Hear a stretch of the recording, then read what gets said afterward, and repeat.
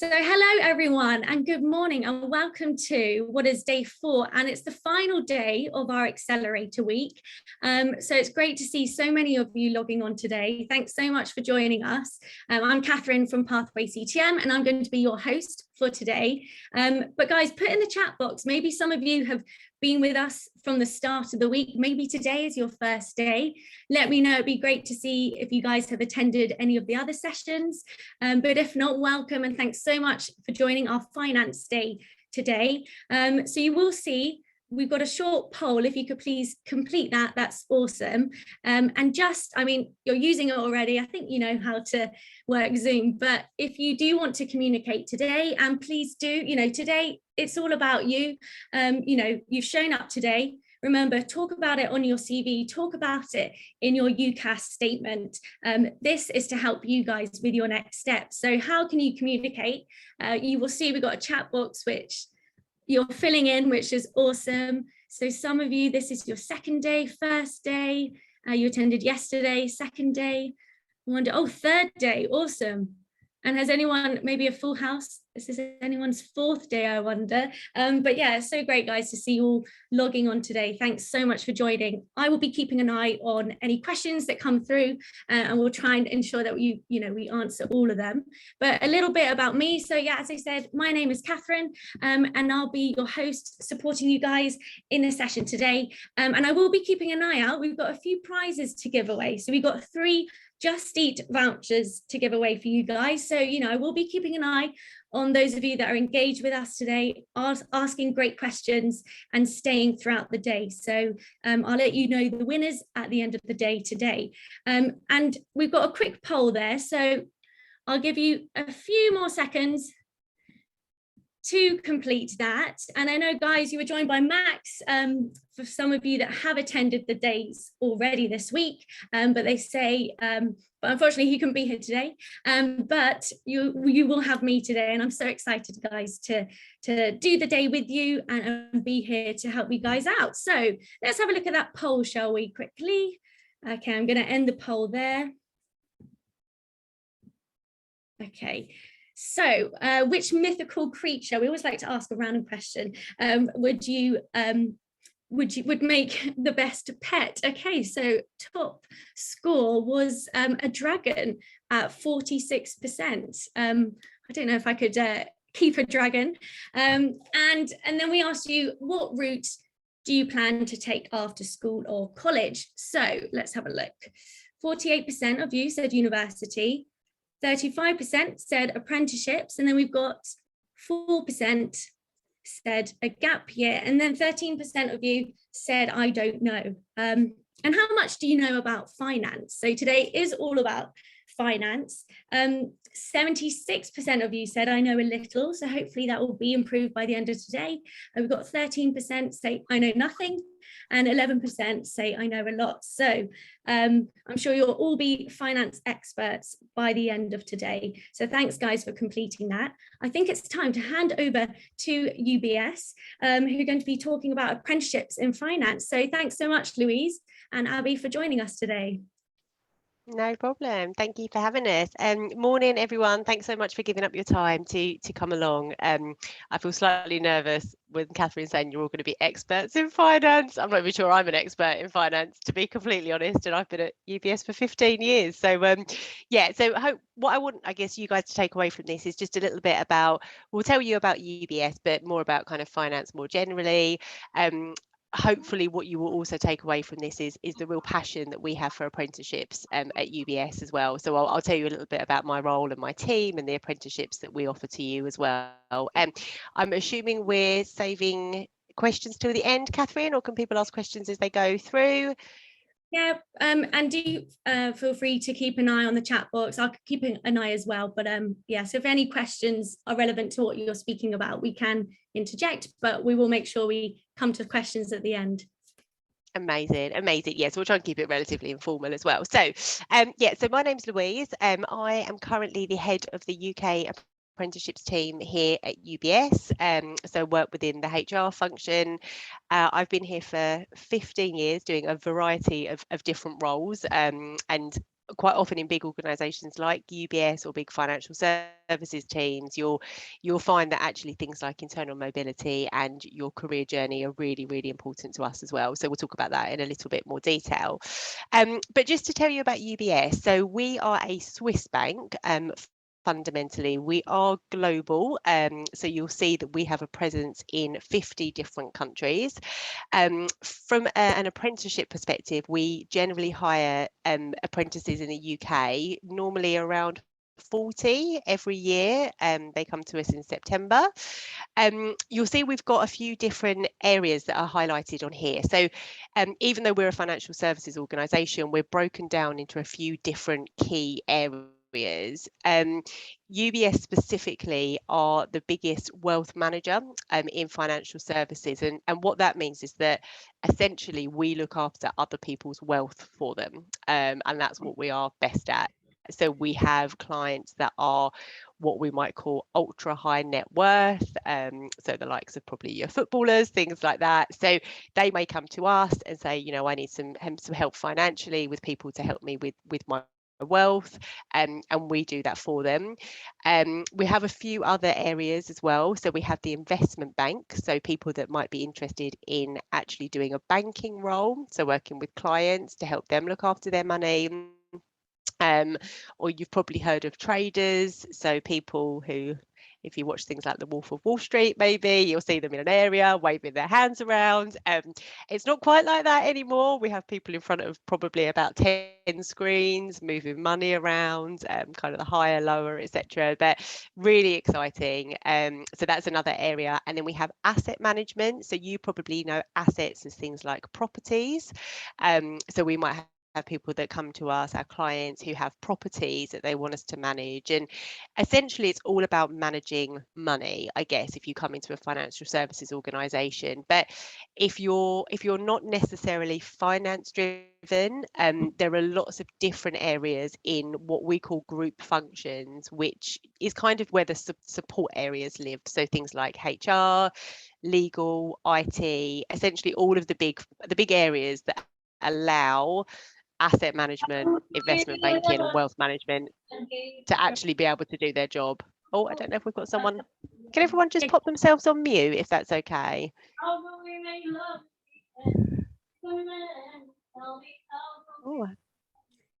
I think I can hear someone singing, which is beautiful. I think we may have, okay, I think everyone might be on mute now. So sorry about that. So that's just a bit, I guess, of background about the organisation. And like we said, we're in 50 different countries, and our teams work across globe as well. So even though you'll be based in the UK, you will absolutely have the opportunity to deal with individuals in different regions. You may also have the opportunity to move to a different region as well, and that happens quite frequently. So if I talk to you maybe a little bit about the apprentice space and what that looks like for us as UBS as well. So if we could jump onto the next slide. Thank you very much. So we offer two different apprenticeship routes here at UBS. So the first one I'll talk about is our advanced apprenticeship program. So when our apprentices come in, they join with us as an employee on day one. So what some organisations do is they'll ask you to complete your apprenticeship and then you have the offer of a job at the end of that. But at UBS, we actually hire you as an apprentice, as an employee from day one, because we are completely invested in your career from the day that you start with us as well. Our apprenticeships, as you'll see here, typically range from kind of 15 to 18 months, and they're what we would call your entry level apprenticeship. So if you were to come in and do, let's say, a role in HR, and Abby will talk about her experience later, but you would come in, you would have a role in HR, and you will do a HR apprenticeship at the same time. And what that allows you to do is to be able to undertake learning, which you can then literally apply to your role from day one. So we are providing you with the skills to be the best you can be in your job from the day that you start with us as well. Once you've completed your entry-level apprenticeship, you can then roll on to do the next level up. So it might be that you come in to do a level 3. You can then go on to do, let's say, the level 5 HRCIPD, and then you could go on to do the level 7 as well. So what's really important to us at UBS is that your learning never stops. Even though you come in and you'll do your entry level, which is, you know, kind of a fundamental part of your employment, you can then continue to learn throughout your journey at UBS as well. You do your apprenticeship actually with a training partner. So even though you're employed by UBS, you would do it with, for example, an organisation that runs the CIPD. If you were doing HR, they give you a professional development coach. So you constantly have somebody outside of UBS who is there to ensure that you are successful in that apprenticeship programme. You'll have lots of different wellbeing support as well. And you also, which is lovely, have the support of a cohort of apprentices that you would have joined with. So like I've said, generally we hire about 40 every year. We do that to try, I guess, and create that university experience for you as well. So you're not coming in on your own as one person. You'll join things like an apprentice net. There's lots of social engagement as well. So yeah, it just tries to create that really nice kind of university experience for you whilst you're in work as well. So the advanced apprenticeships, as you'll see, we offer in finance, global banking through business admin. We do it in CDIO, which is kind of our group technology. So we offer different streams in CDIO depending on what area of tech you might be interested in. And then we do it in HR as well. So if I move on to the degree apprenticeships, so these are the second apprenticeship programs that we offer as well, which we've been doing now, I think, for about 3 years, and which have been really popular. So as you all know, for those of you that are interested in going to university, you can now do an apprenticeship where you get a degree at the end of it as well. So similar to how I said before, you come in, you start as an employee on day one, but then you will then do an apprenticeship for 4 years. And at the end of that, you will get a degree, exactly the same as you would have done had you gone to university, but you'll be working at the same time. And obviously you'll be treated like an employee, exactly the same way as everybody else at UBS as well. So we offer 2 different pathways at the moment. So we do the BSc in Applied Finance. So you'll get the level 6 Financial Services Professional at the end of it, or we do a level 6 in Digital and Technology Solutions as well, which is what you would do if you went into group technology. So again, this is great if you want to get the degree, but actually you're not sure about what you wanted to do at university, and actually you'd really like to come in and work alongside getting that degree. At the moment, they're both through the University of Exeter, which is a Russell Group university, really highly rated. We do constantly review our training providers. So it may be that over the course of a couple of years, we decide to maybe change that university or who you get that degree with, but you will always get a degree at the end of it as well. And exactly the same as I've mentioned before, with the university, you will get a coach, you'll get a mentor. We provide lots of wellbeing support. So you don't come into work and then you're kind of just left to get on with it. You will have lots and lots of support throughout that journey. And fundamentally to us, we want you to be successful. So we will do everything we can to make sure that you get that degree at the end of it. You'll see at the bottom the different business areas that we touch on as well. So probably all the ones that I mentioned previously. Most of our business areas will take an apprentice. So generally we say a minimum of 2. So at least you're coming in with somebody else into the business area that you join.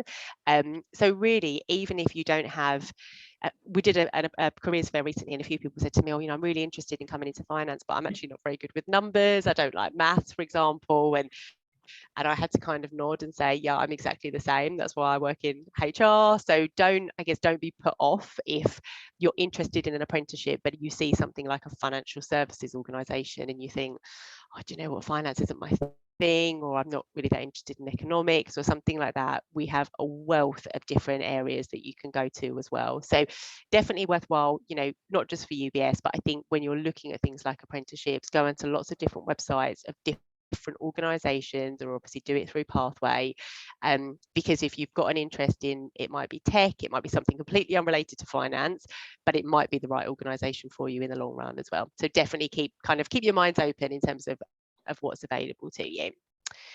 If we go on to the next slide. So what we've created at UBS is what we call learning academies. So what we've really tried to create for apprentices and for our existing employees is that continuous learning, like I spoke about before. So let's say, again, I'll talk about HR because I've got an amazing HR apprentice on the phone with me, but let's say you come into HR, you can see at the bottom in our leadership and People Academy, you would come in to do your level 3 HR support. You might then decide, once you've completed that, to go on to do the HR consultant, which is the level 5. And once you finish that, you might say, actually, I want to go on and do my level 7 as well, and get, in essence, a master's in HR at the end of it. The amazing thing is that they're all treated as an apprenticeship, so they're all free or funded through the government. It's at no cost to you, and it's at no cost to your organisation as well. So we are very, very positive about people going on to continue their learning journey when they're with us. And obviously I talk about HR, but there are, as you can see, we offer a lot of programs, and there's a lot of, you can move around as well. You might decide to come in to do HR and then say, actually in my role I do quite a lot of data work, I want to go on actually and do a level 4 in data analytics instead. So you can absolutely move around academies as well. So lots and lots of opportunities for you there. I think the next slide is for Abby, but maybe if I pause and just see if anybody's got any questions about either apprenticeships or kind of life in finance generally. I did see some popping up on chat, but I couldn't respond to them as they came up. So Catherine, I don't know if you can help with any questions that are on there. Yeah, that's fine.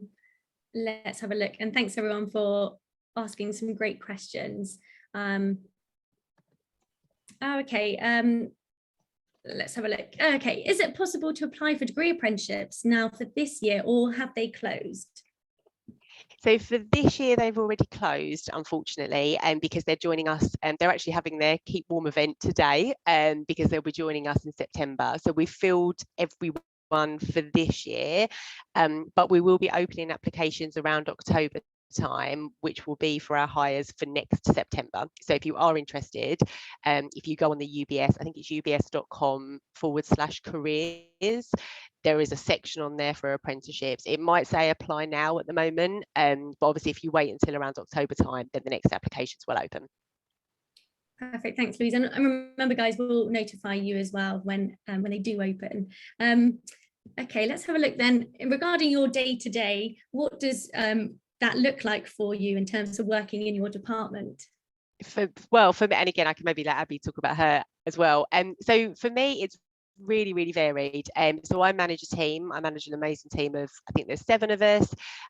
Working in apprenticeships specifically, there's a lot of, I'd say, a lot of stakeholder and relationship building. So that's internally and externally as well. I work with probably all of the different teams within HR, and that can be from HR advisory, employee relations, reward at certain times of the year as well. I would say, and I know a lot of people say this, but no 2 days are the same, because I'm constantly looking after my team, which is amazing. But then I'm having to make sure that we're coming out and doing events like this, which is lovely. I might have meetings with training providers to make sure we're offering the best training to you guys that might potentially be coming in as well. So really varied, I think, is what I would say. Again, not numbers driven. I think if you do come into something like HR, you would want to be very people focused, to make sure you've got that real kind of people engagement side to you. But yeah, I wouldn't say any role at UBS is ever the same day to day, to be honest. I'd say there's a lot of variety.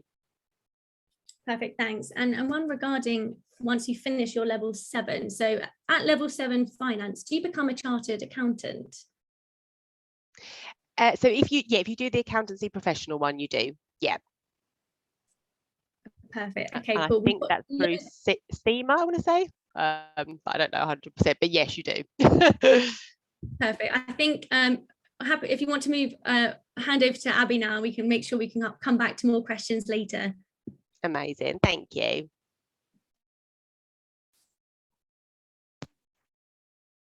Okay, hi everyone. My name's Abby. I've worked at UBS for almost 4 years now, so I've been an apprentice for almost 4 years. And I work in HR, as Louise said. So in case you don't know what HR is, essentially human resources kind of manages the people, and basically every single company has human resources in some kind of way or another. So it's made up of various different areas. So things you might recognise or be familiar with is like recruitment, for example. So we have a big recruitment team. We have Louise's team, as she said, who kind of manages the trainings and things like that at UBS. We've got employee relations, who manages all the grievances and disciplinaries. And then myself, I work in the performance management team. So performance management kind of manages the performance process as a whole at UBS. So, you know, how you're rated by your manager at the end of the year, setting objectives, all those kind of things.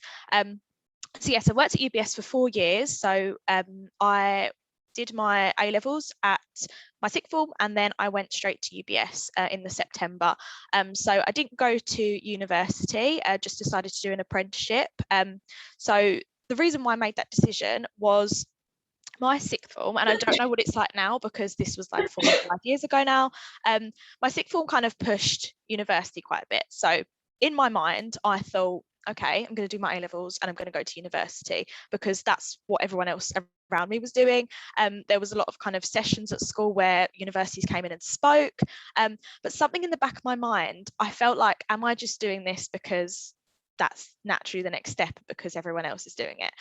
And then we had a careers advisor come into our school and kind of opened my mind to apprenticeships. And back kind of 4 years ago, apprenticeships still weren't massively popular. So looking for apprenticeships, there wasn't actually that many, especially in HR. I honestly think there was about 3 or 4 apprenticeships for HR at the time, but now I know there's a lot more. So the reason I decided to do an apprenticeship was I did obviously a lot of research into it and could see that I could kind of work in a corporate environment but get qualifications at the same time. And that just really appealed to me. And I personally, I think that I would have gone to university, got my degree in probably something like English language or sociology, because that's what I did at A-level, and then looked for a job in HR. So it just made sense for me to do the apprenticeship straight away. And I'm so glad that I did. I've learned so much. I've gained so much confidence working in a corporate environment because I'm speaking to people every day that are, you know, a lot more experienced than me. And kind of having a lot of those professional conversations, which has been really great. I've got my qualifications as well. So when it comes to HR, as Louise mentioned, so you do your level 3. So I got that kind of, I think within the first year and a half of being at UBS. I had kind of a 6-month break, I think. And then I did my level 5. So that's kind of equivalent to a foundation degree. So within 4 years, I've got 2 recognised HR qualifications, and I've got all this experience working in an office in an investment bank, which has been so amazing for me. So a bit more about kind of my actual role. Or kind of my history, I guess, at UBS. So as I said, I've worked here 4 years. The way the HR program works now, kind of compared to when I joined, it's slightly different. So for me, when I joined, I had like a home team essentially. So my home team was employee relations. So as I mentioned, employee relations manage kind of the grievances, the disciplinaries, all that kind of stuff, all the juicy stuff. So I kind of worked in that team for, I believe it was about 2.5 years. But during that time, I was kind of loaned out to different teams for a few weeks or even a couple of months. So I went to Louise's team for about, I think it was about 2 months, Louise. I can't remember now. It was like Christmas last year, which was really good. So I got to kind of get an insight into how all the training programs work at UBS, which was really great. I also went to the junior talent team. So junior talent are actually the team that will hire apprentices, graduates and interns. So if you do decide to do an apprenticeship at UBS, that's the team that will kind of hire you. I went into the advisory team, so I got to sit on the phones and kind of answer in real time HR requests from managers, which was really fun. And then after being in employee relations for 2.5 years, I decided I wanted a bit of a change. And I applied for the role in performance management. So I had to do kind of the whole recruitment process as anyone else would. And I got the job, which is really great. So I've been in performance management for 1 year and 2 months, I think, and I'm really enjoying it. And as I said, the performance management team managed the performance process at UBS. So in my role, I work really closely with the reward team, the employee relations team, lots and lots of different teams within HR, which is really great. And as I said, you know, it really helps to build your network. And even I'm speaking to people outside of HR as well. So I've had the opportunity to kind of jump on our live chats towards year end and speak to employees and managers about the performance process, and it's been a really great experience. So that's kind of my journey within UBS so far. What you need to know, so I would say you need to be prepared for the kind of expectation of doing your essays, exams. Depending on what apprenticeship you do, you might have essays, you might have exams. In my experience, I just had loads of essays to do, so you need to be prepared to kind of work and do the studying alongside. You do get allocated time to study, so don't panic. You're not expected to kind of do it in the evenings. It's early hours of the morning. You do get, and correct me if I'm wrong, Louise, but you get a day. Is it a day every week you get? So you get one day off every week to study. So at home you can log on, do all your studying, do your modules, revising, whatever you need to do. So you do get that allocated time, and your line manager is aware of that. There's a lot of kind of communication between Louise's team and line managers on the expectations.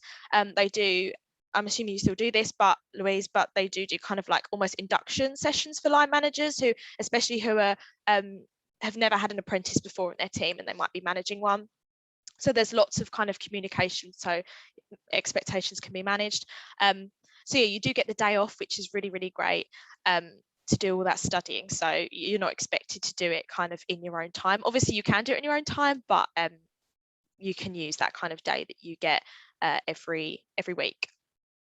What else? So yeah, the kind of, I think the studying and the work is the main thing. It is when you do join a company like UBS straight from your A levels, it is a bit of a shock to the system.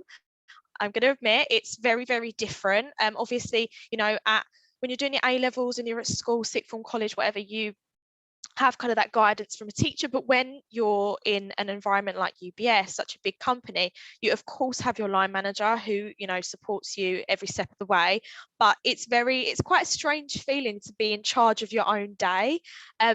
So you might have meetings, but you might not have meetings. So if you don't have meetings, you're in charge of what you do with that time. If you have some work to do, you can do that. You have your own calendar. So I think that was a bit of a shock to me to kind of know and learn how to manage and how to prioritize. So, but again, this all comes from experience and guidance from your line manager as well, and guidance from Louise's team.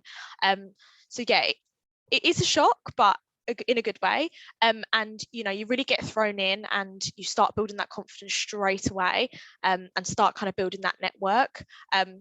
Sorry, my screen's just gone black. Can you all still hear me? Yeah, we can. Okay, I can't see anything anymore, but that's fine. So yeah, so it is a shock, but in a good way, and it will really help you mature, I think, as a person as well. Because when I look back on how I was when I first finished my A levels compared to now, I'm a completely different person, and people actually say that to me as well. So yeah, it really, really helps with your confidence. I can't see any questions in the chat box. I don't know why my screen's gone black. Yeah. Oh, I think I can see it now. So I don't know if anyone has any questions or anything. Sorry, I'm just trying to get. Yeah, no, that's fine. We did have a few questions that came through, and one was, do you feel that you're not missing out of that university life? No, I don't think I am, because as Louise said, I've made lots of friends being on the apprenticeship program anyway. So you have an induction week where you meet everyone. So I've got friends in HR, but I've also got friends that work in the investment bank as well, and they've been my friends since day one at UBS. So 4 years later, we're all still friends. And there's a big social side as well, which is really nice. So we have kind of like a apprenticeship committee almost that organises all the social things. So maybe we'll have like a Christmas party, Christmas get together where you all get to come back together. So there's lots of things like that. So personally, no, I don't feel like I've missed out, because I still feel like I get the social side. Yeah, I would say no, I don't feel like I've missed out. Perfect, thanks. Just see if there are any more questions for Abby. We will have time to get to some more at the end. Sorry, the loads are coming through.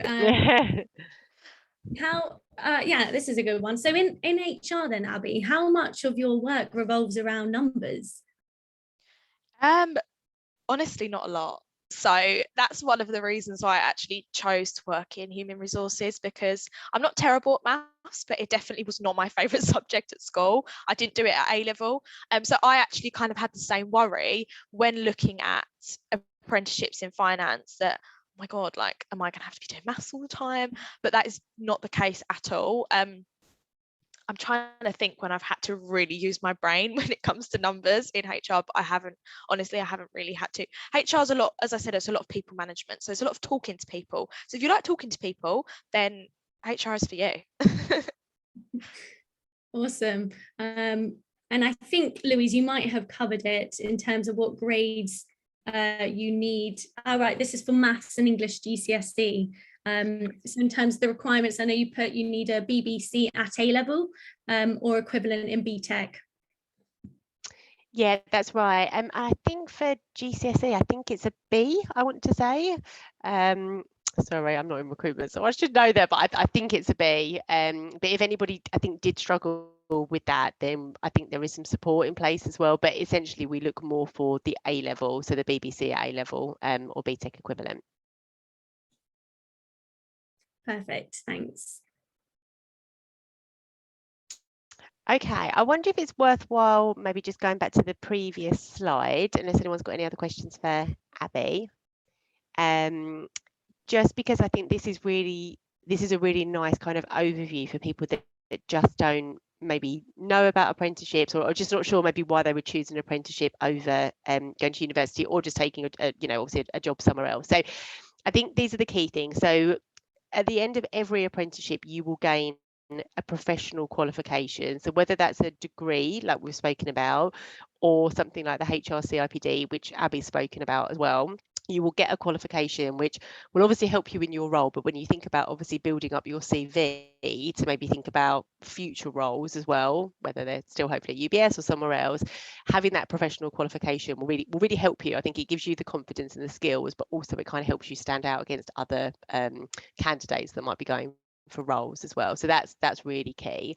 I've mentioned this a few times, but again, one of the things we're really proud of is the fact that we bring you in as a full-time employee from day one. And again, I know a lot of organisations like you to finish that apprenticeship first and then you get offered a role.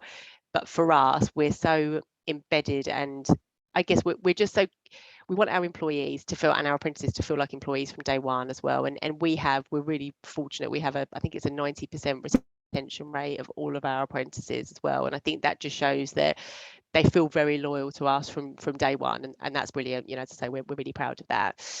There were a few questions that came up about study, about taking some study day. So as part of doing an apprenticeship, there's a government stipulation that you have to spend 20% of your hours dedicated to learning. What we allow you to do in your entry-level apprenticeship is to take that as 1 day a week to study. So you can work with your business area and your line managers to figure out what day that is, but that means that you get a full day to actually kind of switch off from work to an extent and actually put that time into doing your studying as well. We find that's really successful. You do on-the-job learning. So, as Abby said, she's obviously come in, but not just studied. She's got to implement her study in her work as well, and that's enabled her to be better in the job from day one, because everything that she's doing through her apprenticeship, she can then take back and actually apply to her role. And that's something that you wouldn't get if you went just to do a job normally, or obviously if you went to university as well. You'll earn a competitive salary, and I think that's one of the things that we hear most from our apprentices who would have gone maybe to university but have then come to us and said, this is brilliant because I can learn but I can earn at the same time, and I don't have to worry about things like student debt and all of that stuff as well. So it really is, for me, I just think it's the best of both worlds, really. And you have a huge amount of support around you. I can't emphasize that enough. It's not a case of coming in and just being left to your own devices. We train line managers specifically that are bringing in apprentices, because we are very conscious that you're making that move from school straight into work, and you may need some additional kind of support with that. You have the support from someone in my team, so we have a program manager that looks after each of the different programs, so someone there to help you.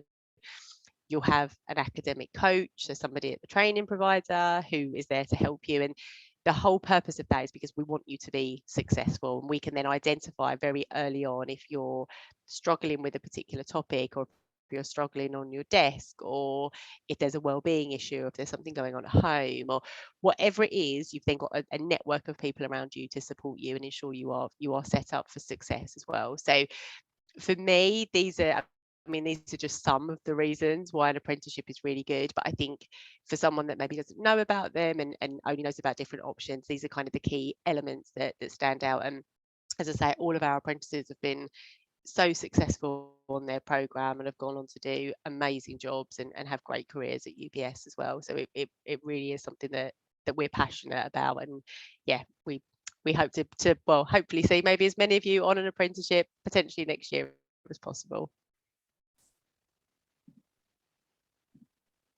Awesome. Yeah, thanks so much, Louise and Abby. And we've got loads of questions, which I appreciate.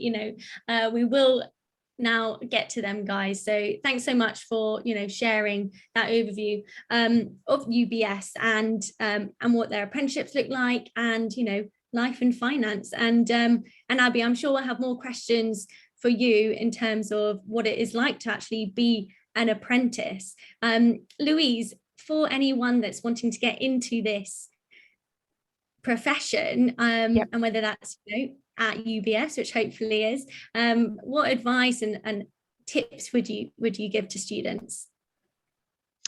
Yeah, I think a lot of people ask me things like, how do I stand out, and what's the kind of recruitment process like? And I was talking to a lot of individuals about career fairs about this. I think we obviously have a lot of applications for people to do apprenticeships, and we know that academically everyone's going to be amazing, but I suppose if you think about the CVs we're going to get through, or things like watching people on video interviews, it's finding those things that make you stand out from other people. And I think for us, it's things like any work experience you might have done, and it doesn't matter what it is. I think it's just the fact that you've committed to something, you turn up, you're on time, you dedicate yourself to doing some sort of work experience, whether that's paid, whether that's in charity or something like that. That's all really useful.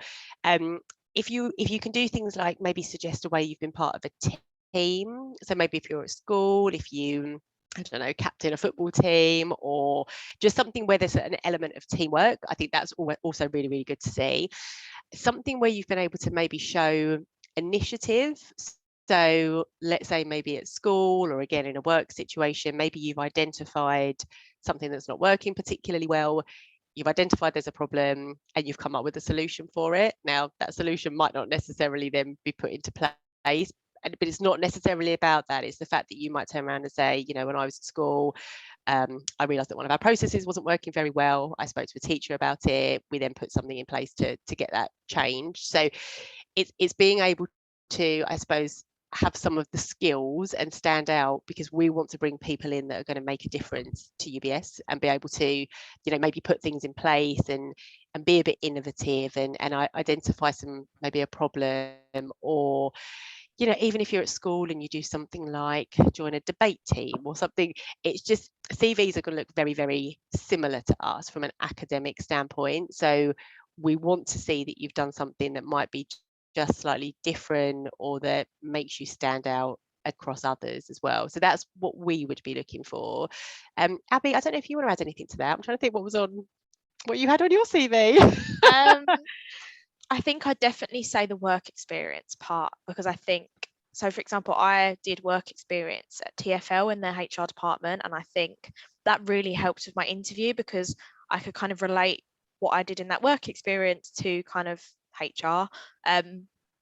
And when I did the careers fair last week, Louise, that was kind of a tip that I said to people: if you can try and get work experience, definitely do it. It doesn't have to be weeks and weeks of work experience, but even if you can, give up a week or something like that to just, do a bit of work experience, gain some experience. And also I think do research on the area you're going into. So, I went into my interview and I had done so much research on what HR was, the qualification as well. So research the qualification that you're going to be doing, just so you kind of have that background knowledge, because you will be asked, like, why do you want to work in HR? Why do you want to work in tech or something like that? So you need to have answers like that prepared as well as, Louise, like you said, experiences. So, tell me about a time when you had to use your initiative, all that kind of stuff. So yeah, I'd say work experience if you can, and definitely research the area and the qualification that you'll be doing as well.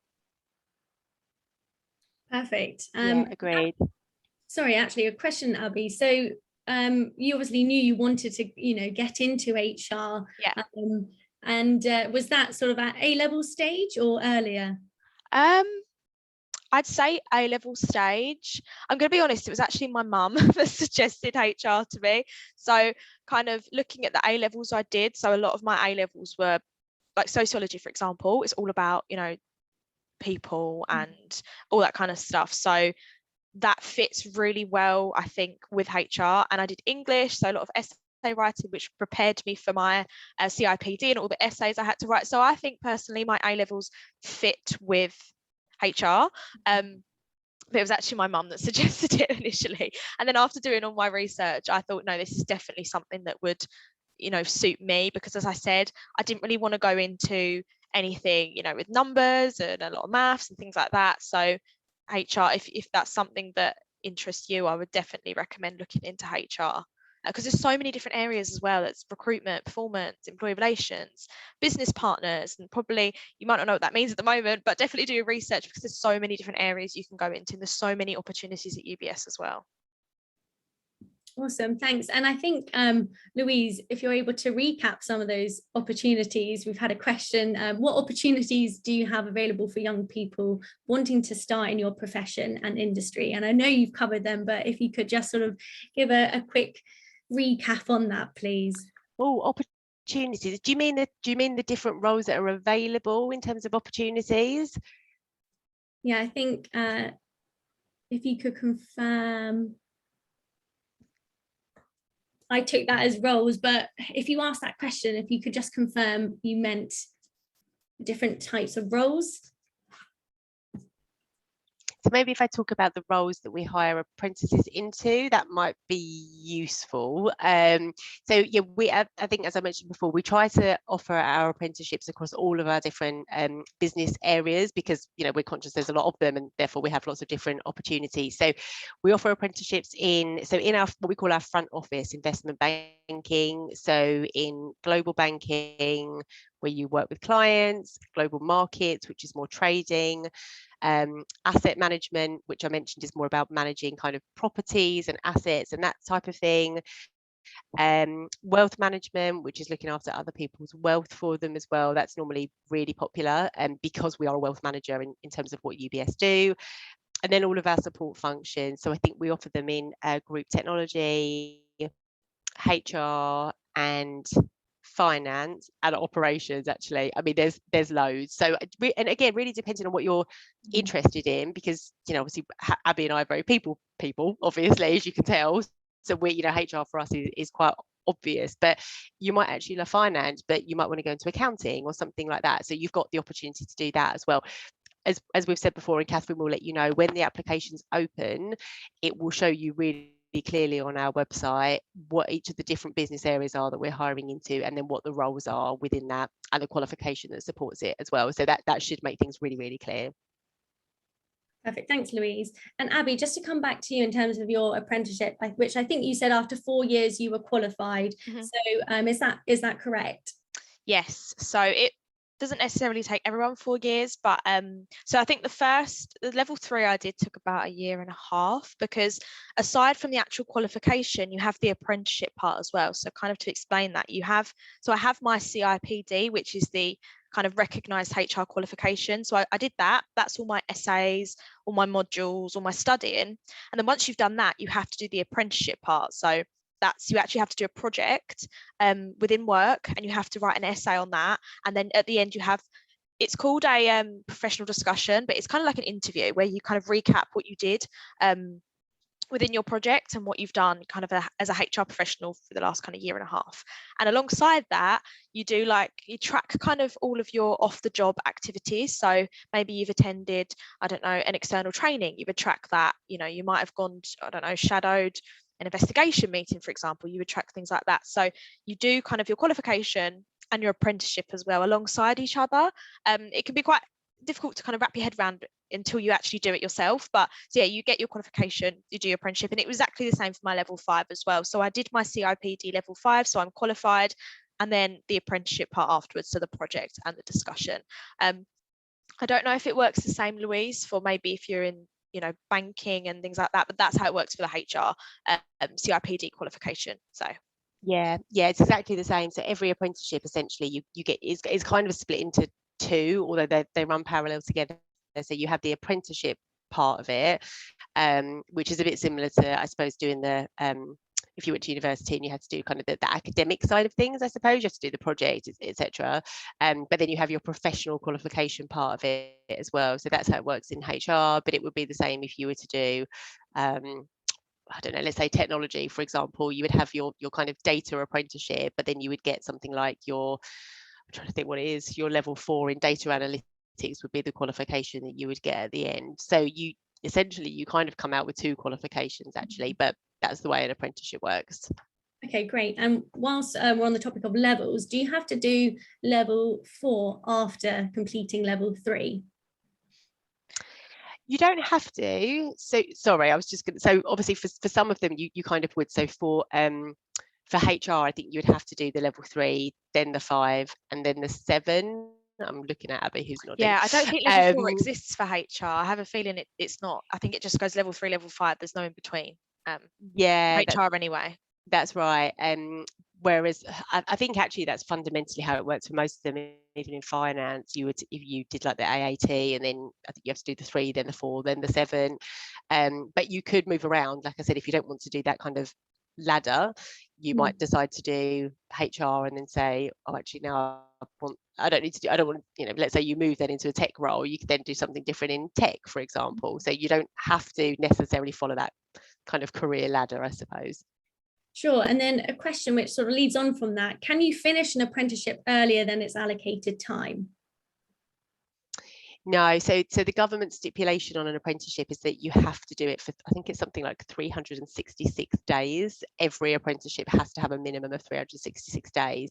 But an apprenticeship is formed of, you kind of have, let's say, 13 months of learning, and then you have something called an endpoint assessment at the end of it, which was what Abby mentioned, where you have like your professional discussion, etc. And that's just to essentially kind of sign you off to say, yep, you've done it and you've completed. It might be that actually you get through the first 13 months really, really quickly, and then your endpoint assessment is slightly shorter. So you couldn't shorten it by like 6 months or anything like that, but if you happen to get through it quite quickly, you might be able to just take maybe a couple of weeks off or something like that. But yeah, essentially it will always be a minimum of about a year. Perfect, thanks, Louise. And Abby, just to confirm, so is your apprenticeship, is it full-time? Yes, it is. Yes, all UBS apprenticeships are full-time. And how does it work with that work-life balance? I know you said earlier that you don't feel like you're missing out from, that university life. How do you find the work-life balance? I mean, sometimes, it depends. I think it depends what role you go into, but I would say for apprentices, you're carefully watched on kind of the hours that you work, because as I said, your line manager knows you're doing your studying, and they know that you're new to an organisation, you've never worked in a corporate environment before, so you're not going to be doing crazy hours. That will be monitored, so don't worry about that. Obviously, because I've been at UBS for 4 years now, it's slightly different. I've got more responsibility, so sometimes if I do have to work extra hours, I definitely will. But it depends kind of how you work your day and how you prioritize your work. But I would say the work-life balance definitely for apprentices is really great, and it's monitored.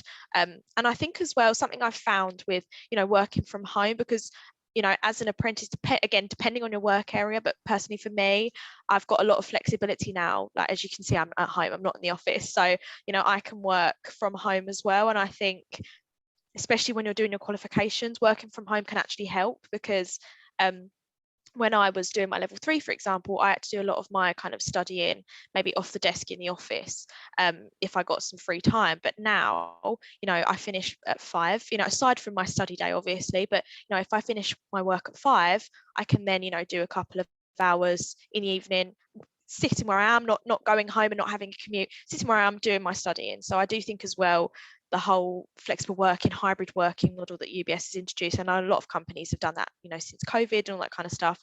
I definitely think that helps to kind of contribute to the work-life balance as well. So personally, I think it's got better.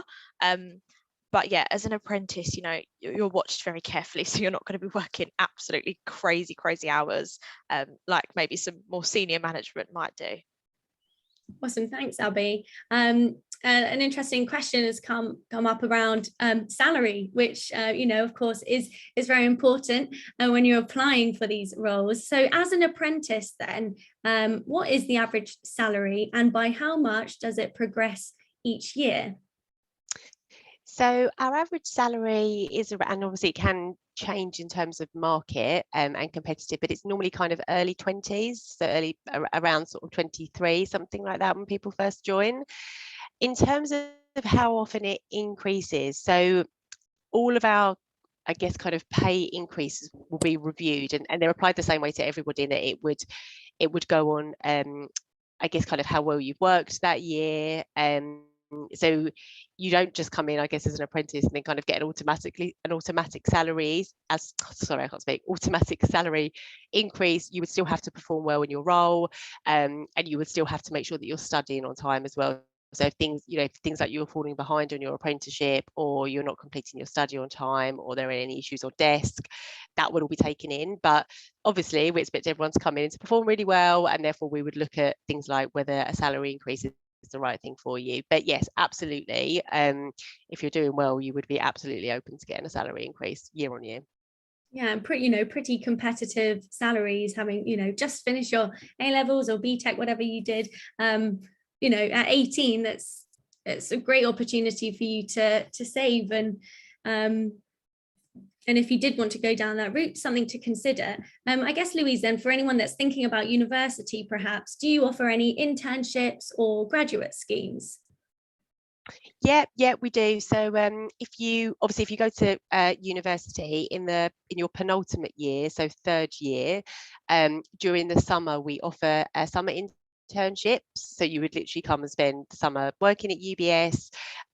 We then also have a graduate training program as well. So what will quite often happen is, if you do an internship, sometimes we offer some of those roles to the grads so they can come and join us. Otherwise you would just apply for one of our graduate programs, and I think you do that again probably in the penultimate year of you finishing university. So obviously we've spoken a lot about apprenticeships, but yes, you can do a summer internship, and we have a graduate training program, and all of the information is on our careers page. Perfect, thank you. And a few questions have come up around work experience, and do you offer any work experience for students?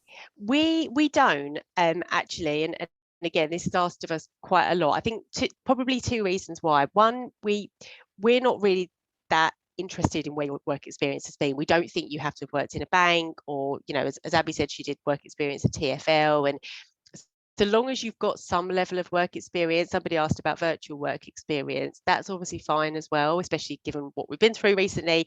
It's just so that you can come along and demonstrate that maybe you've worked in a team, or you've learned skills somewhere else, and that's what you will be bringing to UBS. So we don't really mind where you've had the work experience. I think we used to do work experience at UBS, but the problem we have is, because we're so heavily regulated, we're really limited in actually what we can allow you to do, and we don't think there's any point in you coming in and kind of just sitting around and doing photocopying and stuff like that. It's just not beneficial. So we'd much rather you go and do kind of work experience somewhere else, where you can actually come and bring that experience into UBS with you. Yeah, and definitely, guys, you've attended today, put that on your CV. I know I've seen some people share their certificates that you'll receive, share them on LinkedIn again, so you can do that. It's up to you, but do talk about it if you're applying for university, and have it on your CV as well. Okay, we've just got a few more minutes, so thanks everyone, guys. But thanks, guys, for all your great questions, and I'll just make sure we can answer a few more. Okay, right. In terms of next steps then, for students that are interested, what would you say are the next steps if someone's interested in an apprenticeship at UBS? Yeah, so I guess in terms of the process, obviously, keep an ear out from Pathway around when our applications open. and then just the application process itself, I think it's 3 or 4 steps, but essentially you would submit your CV online and answer some online questions. Then you have to do a video interview, so just to prepare yourself, because no one likes doing video interviews. And then if you're successful, you would come into UBS and you would do an assessment centre, which is essentially an interview with kind of a sort of panel, I guess, that asks lots of different questions. So to Abby's point, whether it's UBS or any other organisation you're going to go into, just make sure you've done loads and loads of research about the role that you want to do, the apprenticeship, and the organisation. I would say is really, really key. The amount of people that come to UBS and actually have done no research on UBS, so make sure you know about UBS. To prepare yourself for that, though, again, like we've said, work experience, if you can join any clubs, teams, anything like that at school, even if there's things that you do kind of separately. I remember interviewing someone last year, and it still stands out in my mind now, where she'd learned, I think, to play like the piano at a really young age, and then because she enjoyed it so much, she taught herself loads of other instruments, which I just thought was amazing. Like, just that kind of innovation and just wanting to do something for yourself as well is the sort of thing that we will be looking out for as well. So I would say take this opportunity to I guess firstly think about whether an apprenticeship is for you, given what we've just spoken about as well. There's loads of information on the government website. I'm sure Pathway, your schools, etc. will give you more information. If it's what you want to do, obviously just look at lots of different organisations to see who's hiring, and then think about the things that are really going to make you stand out when you go through that interview process as well, and just make sure that you're joining somewhere that is the right thing for you. Again, I know loads of people are probably, from the questions that are coming up, things like, is finance the right thing for me? I don't know if I want to go into this. I don't know what I want to do. Think about what your skills are and what you love doing. You know, like Abby said, she was obviously great at English and sociology and stuff, so maybe HR was kind of the natural step for her. So think about what you enjoy at school and where you think your skills will best lend itself to a role. So yeah, just take some time, I'd say, to think about what you really want to do next. Perfect. Yeah, thanks, Louise. And so I guess what, you know, that story of that student who played the piano, and lots of students have been asking, how do you stand out? It's probably then just, you know, just being yourself and sharing those experiences. Yeah, absolutely. Yeah, and that's it. You know, there's probably in what you do already day to day, think about what you do. You know, do you go out to work? Do you do certain things that help out around the house? Do you do charity work? Do you play an instrument? All of these things are the types of things that we will ask you questions about as well. You know, what do you enjoy doing? What do you think you can bring to UBS? So I'm sure you all have lots and lots of that in you already. So yeah, just be prepared to talk about it. Awesome. Well, thanks so much, Louise and Abby, for taking the time today. And thanks, everyone. I can't believe where that hour has gone. So everyone, we're going to be staying on because we're joined by Cancer Research next. But thanks so much, Abby and Louise, for taking the time, and have a great rest of the day. No worries. Thanks. Good luck, everyone. Thank you. Bye. Bye.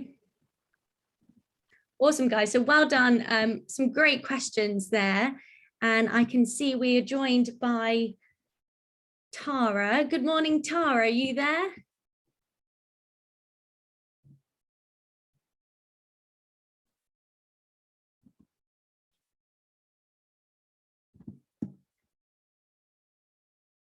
Let's see. Hi, Tara.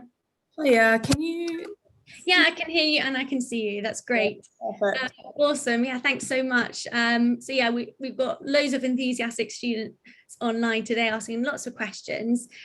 So guys, so we heard from UBS looking at apprenticeships. Now we're going to hear from Cancer Research looking at skills in finance. So you know how to ask questions, you know, keep going with the chat box. I'll ensure that we can get through them all today. And you know who I am. So I'm going to hand over to Tara. Thanks, Tara.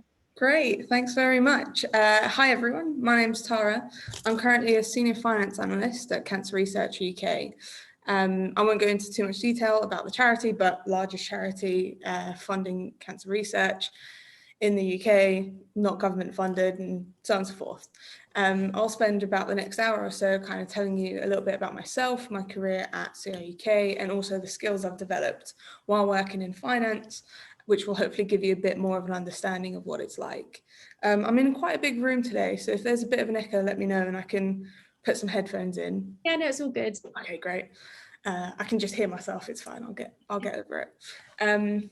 But yeah, so hopefully there'll be plenty of time for questions at the end, but of course, I think you just type any questions you need.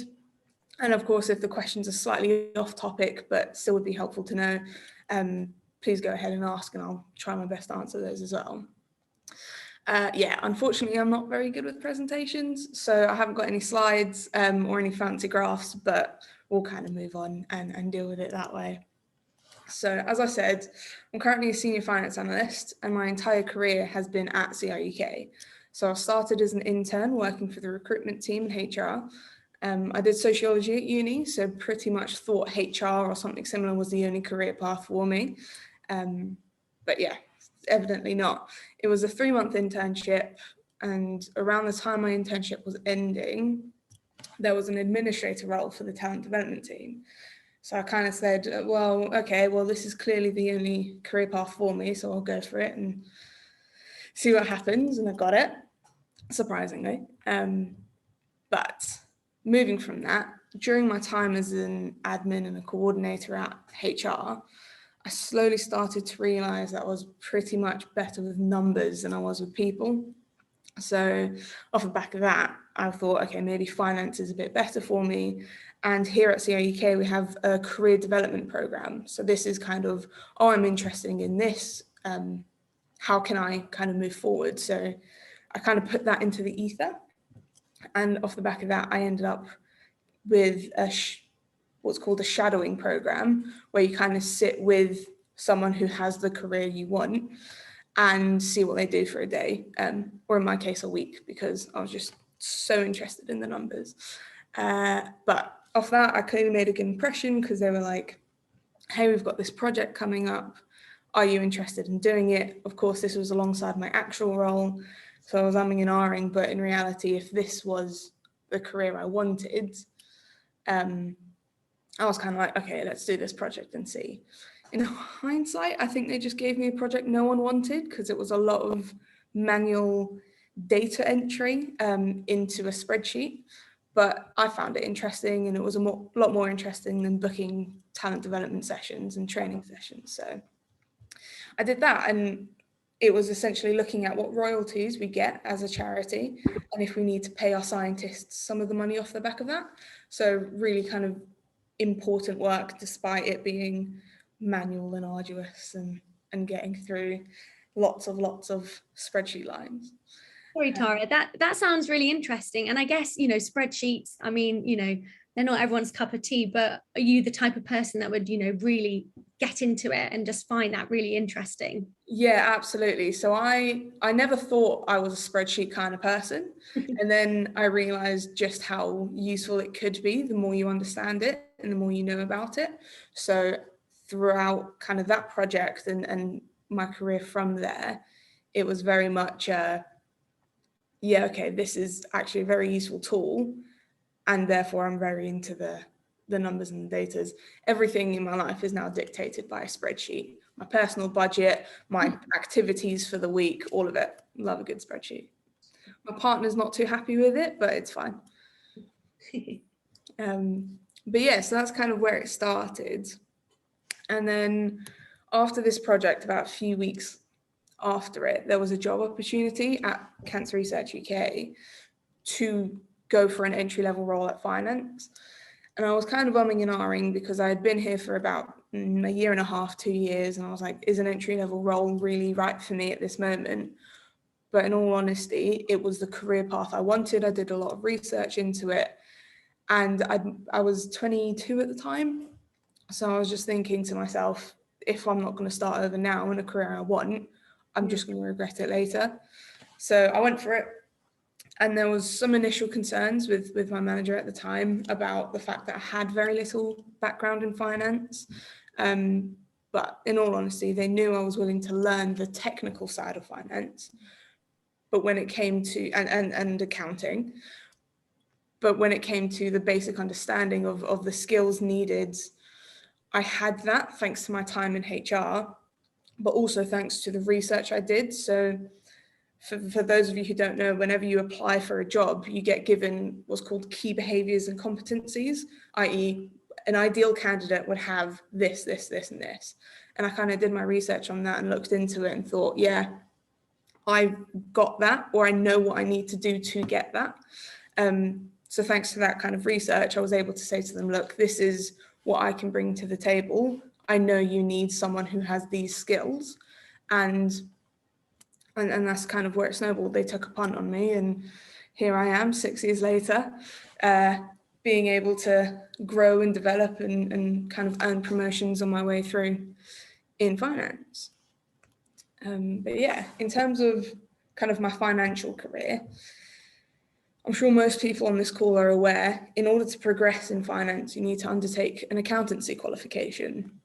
So at CRUK, as I'm sure with pretty much any company, you do this alongside your full-time job, your full-time role. Personally, I did CIMA, but there's so many different accountancy qualifications. There's ACCA, there's ACA, there's also CIPFA, which is CPFA. I'm sure there's more. They're the ones I can think of off the top of my head. But all of these have slightly different specialties and slightly different requirements in order to be fully qualified. So for example, also I should say that some companies only allow you to do a specific one based on those requirements. So I've got a colleague who used to work for the NHS, and he was not forced, but he was heavily persuaded to do CPFA, which is essentially the same skills as CIMA or ACCA, but there is a specific section that focuses on government-run bodies. So you kind of learn about the accounting specifically for a government-run body like the NHS, and how the account should be presented and all of that super fun financial stuff. But like I said, it kind of depends on where you work, what you're interested in, and the specialities there. At CRUK specifically, we offer ACCA and CIMA, and that's just because the others have requirements you won't necessarily be able to fulfill here. And recently we actually launched a finance training academy. So this is something that provides way more support to our students, and it's through a board certified apprenticeship. So this kind of means you have a dedicated, fumbling over my words, a dedicated time carved out for your studies, for your exams. You also have development days booked in to develop these sort of soft skills and stuff like that. And it also means, and helpfully for me, you get first dibs on any vacancies that may be appropriate for your development. So say someone leaves, they come to you and say, hey, group of students, we have this role that for a lot of you would be the next step up. If you think you're ready and you want to go for it, let's have a conversation. If you're the only one going for it, they kind of skill match you and you don't have to go through a recruitment process. If there's more than one of you, there's like an informal recruitment process. So you kind of just have a chat with your manager and your would-be manager in the promotion to see who's almost ready for that level and right for it. Before it kind of goes out to wider recruitment and external people. So really, it's very good for kind of retaining your talent and keeping you a sustainable way of doing your exams alongside your role and progressing as you do, which I found very, very helpful. Yeah, and Tara, how did you, in the previous session, we were joined by UBS and an HR apprentice actually, and talking about that work-life balance and having to fit in that study time. How did you personally find it? And did you have any sort of tips, I guess, from your team and managers that helped you with that? Yeah, definitely. So at times it was a struggle. So there's so many different careers in finance. The part I'm in is very cyclical. So towards the end of the financial year is probably when we're the most busiest, because there's just so much to do. Whereas with the summer months, for example, it's a lot less pressure on you. So I tended to book most of my exams during my off time. Some people don't have that luxury. So ACCA, there are set times throughout the year you can do your exam. But with the Finance Training Academy we have here, 20% of our time has to be towards our learning. So I just took that time to do our studying. So this was an hour a day. sometimes I just took a full day off and kind of banked my hours, but an hour a day dedicated to learning. And that's literally me sitting with a textbook or with a video going through the content, or if it's coming up to an exam, revising. There are times where you're kind of like, I have no social life because I have to study. I personally just finished my exams a few months ago, so I'm fully qualified as of May. Oh, wow.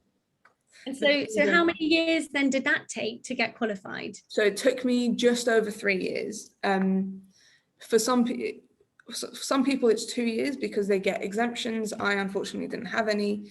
You get exemptions through previous work and qualifications such as university, or if you've done AAT, which is like a precursor, just for context. But yeah, I did all 16 exams, and the pandemic didn't necessarily help because all the test centres were closed, so that pushed me a little bit. But yeah, I found 3 years was kind of the perfect tempo for me. And there was never a real push to get through my exams here. I know a lot of companies are like, you have to sit a certain amount of exams within a certain time period. Here, they give you a recommendation of 4 exams a year. I think I averaged on 5. But again, it was just whatever you're comfortable with. I also had a very supportive partner who kind of did all the cooking and cleaning for me. So I was very lucky in that sense. Now that I've finished the exams, I have to pull my weight a bit, but it's okay. We'll deal with it. But yeah, it can be tough. I know a few of my colleagues have been able to do it in 2 years, but there was no way I was able to give up certain parts of my life for that. The other thing is, at CRUK at least, and some charities, because I'll be very honest here, because the pay is not necessarily comparable to a private sector, they do everything they can to make up for that. So the one thing I found is the work-life balance here is unparalleled by anyone else. It's very much, you're here to work 9 to 5. If you haven't got it done, we'll support you and move on and see what we can do. Of course, in the busier months, you tend to work a little bit later, but then in the quieter months, you can take that back. And that's what I took advantage of. But yeah, it's a bit tough, but with the right employer, you do get that support and you do feel like you can get through it. And once you're kind of progressing through your career and seeing the benefit of it, which I am now, it's just so much better. And it's so much very much worth it. Yeah, and Tara, sorry, you might come to this in your, but what made you then, you wanted to pursue finance. What made you then choose the charity Cancer Research, and did you think about any other companies, I wonder? Yeah, absolutely. So like I said, I kind of started in HR. Yeah. There was an internship available and I was at university at the time, but I did sociology. So the way I basically didn't like exams for sociology. So I front loaded all of my coursework. So I had a bit of time and I was able to do an internship alongside it. And essentially I just loved the culture here through the 3 months of my internship. I really enjoyed the team I was working in, but also like the values and the fact that even though I'm working in finance and I'm not a scientist doing the research, or I was working in HR at the time, you can still kind of see that you're working towards a really good goal. There's a bit of a running joke here in the sense that everyone's working to make ourselves redundant because we want to cure cancer, right? So we're not going to have the cancer charity once that's done. But that's almost a very good thing. And I don't want to kind of belittle other companies and stuff, but I have a friend who used to work for Philip Morris, who's a tobacco company, and she'd have to work long hours. And I'm like, well, you're in the fight against cancer, you're on the side of cancer. So I feel better about myself and I'm able to sleep at night and all of that stuff. And of course, there's so many pros and cons for different places. You've got work-life balance, you've got culture. Here at CRUK, it's so far in my career, it's fit and it's worked. And I'm able to develop the way I need to. And my managers and my senior leadership team very much want to keep the talent they've recruited. If you look at it from their point of view, they've just paid for 3 years of my education, Yes. paid for my exams, of course they want to keep me. Yeah. And that for me is something that I've not necessarily seen in other companies. But when I did kind of make the decision to move to finance, of course I looked at specifically the big four, I think they're called, so KPMG, EY, because they're the best of the best. But the culture, based on what I could see online, so I think Glassdoor, is that the right company, where you can see what people say about it anonymously and stuff. For me, it just was never going to be the right fit. I valued my time a bit too much to work. Also, there's a bit of and I know this now because a few of my colleagues used to work there, but there's an understanding that if you don't pass your exam first time, you're kind of almost, there's a red tick next to your name. And if you don't pass the second time, unfortunately, your job is gone. There's nothing like that here. If you don't pass the first time, you have a conversation with your manager and your tutor, if you're on the apprenticeship scheme, and they say, okay, what support do you need? Do you need a bit less time? Do you need more time to study? Do you need us to sit you down and say, hey, it's time for you to study now? What do you need? And I don't think you're going to get that outside of the charity sector. Could be wrong based on what I've been told, though. That's the truth. Yeah, no, I do know we have some apprentices who are working sort of, you know, in that area. And I think, you know, the support there for the apprentices is there. But I guess, you know, Tara, it just shows, doesn't it? And students on the line, perhaps you would never look at cancer research, would you? And think, you know, hey, I'm interested in finance. You wouldn't really associate cancer research with finance opportunities. So, you know, hopefully after today, guys, this will help with your research into where you want to go. Yeah, definitely. And of course, your first thought is to go to a finance company. That's a natural conclusion for many people to come to. But every company has a finance team. So you don't have to limit yourself to the select few companies. And also, like I said, the culture here is just something that is definitely close to my heart. I cannot fault it. And that's the same for pretty much any not-for-profit or charity sector. They're going to have a finance team. It's going to work the same way. Sometimes it's outsourced. Most of the time it's in-house. It's easier and quicker. So that's, kind of where I've landed anyway. Awesome. So kind of moving on then. Let's kind of go into some of the skills that obviously this session is about. So I'm just going to have a sip of water. And we've got a few comments that have come through, you know, really insightful and some questions which we'll come to later. Yeah, definitely. So just to kind of go into the skills, there are a few ways you can look at the types of skills needed to have a successful career in finance. And it will often depend on the type of role you're interested in. I think there's a session later about careers in finance, so I'll leave them to kind of go into the details, but there are so many niche careers within finance, and therefore you need very niche skills to succeed. However, I've kind of compiled a list that underpins everything in finance based on my experience. And of course, the more specific skills you need for a finance analyst is going to be very different to a specialist role such as a tax accountant or financial control. But at the beginning of your career, there's going to be very similar skill set, and as you develop, the more niche skills will come, and interests as well, of course. So for this session, I've gone through a few entry-level roles at CRUK and other charity sectors and summarised the key skills and behaviours. And they will only become more important as you progress. So the first one, and I think this is something that resonates across so many industries, is communication and relationship management. Not many people think you need it in finance, but there are so many different ways in which communication is the key to a successful project or budget cycle or even strategy. So the numbers are important and you need to be good at that. But if you aren't able to effectively communicate the right story as to what these numbers are showing you, unfortunately, you might not get the right outcome or decision needed. So most of the time you see like excellent communication skills in writing and face-to-face and by telephone, but also you need to be aware of effective communication across the type of stakeholders you have. So this is going to range from directors to colleagues to administrators and customers, suppliers, depending on what industry you're with. And how you communicate with a director is going to be very different to how you communicate with a close colleague or a friend. So it's just being mindful of that.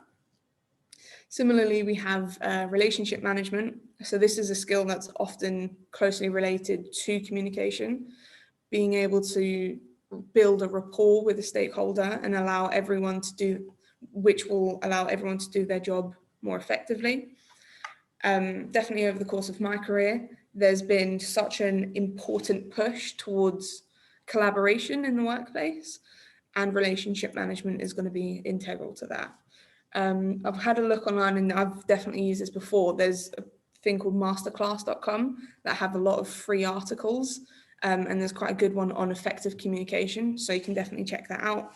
I'm sure there's so many more resources online. Masterclass.com is definitely one I've looked to a few times. But yeah, that's definitely kind of top skill there. Moving on, the next skill is, what did I write in my notes? Analytical mindset, yes. So this is essentially the ability to analyze information, identify problems and trends in data, and of course come up with solutions off the back of this. So the best way to kind of describe this is to just always be curious. Always try to delve into the details a bit deeper, see what that might mean for the long term, see what that means in terms of historical analysis, how this has been done differently, why there's a difference. And this will not only help you understand the work you're doing a bit better, but will also help you answer any queries or questions you have from other people. And that might get thrown your way. More often than not, I've pretty much been asked to provide a historical analysis on a budget, for example. And by having this analytical mindset, I'm ready to kind of quickly pull that together and provide support on the upcoming decision or strategy that's happening. And of course, the further you progress in your career, the more important this becomes, purely because it's seen as what's called a value add activity. So this is something where,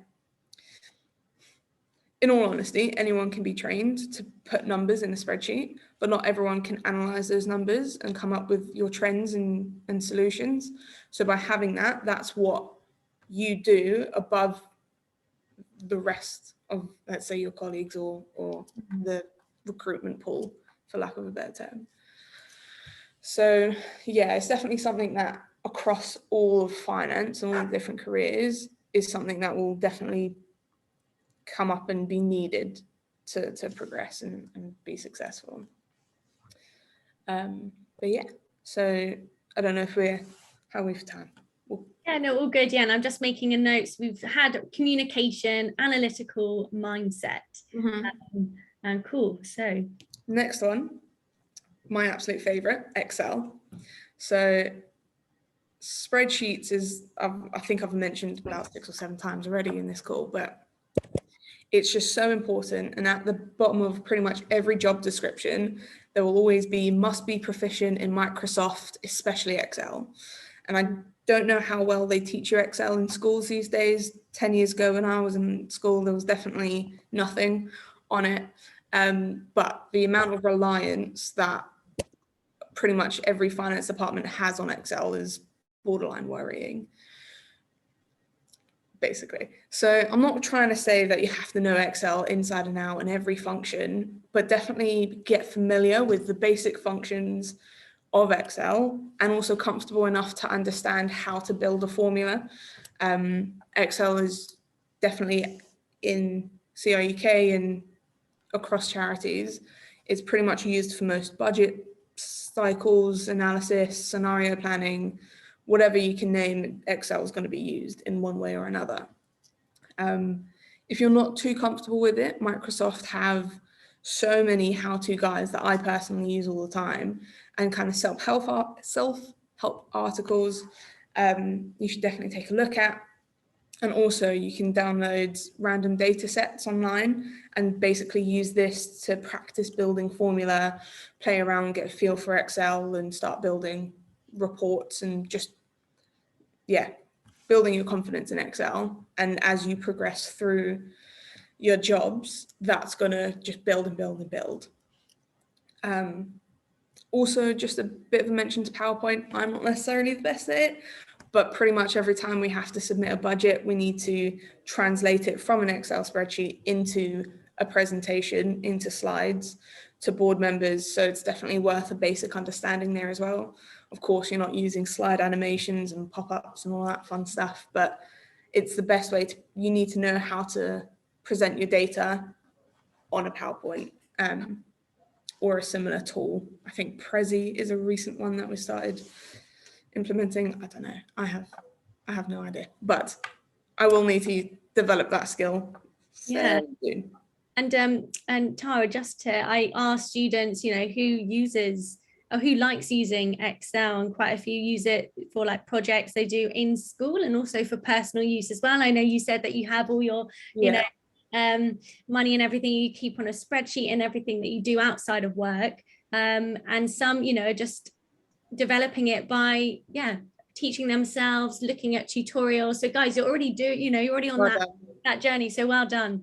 It's great to see you. Thanks. Very, very good. Yeah.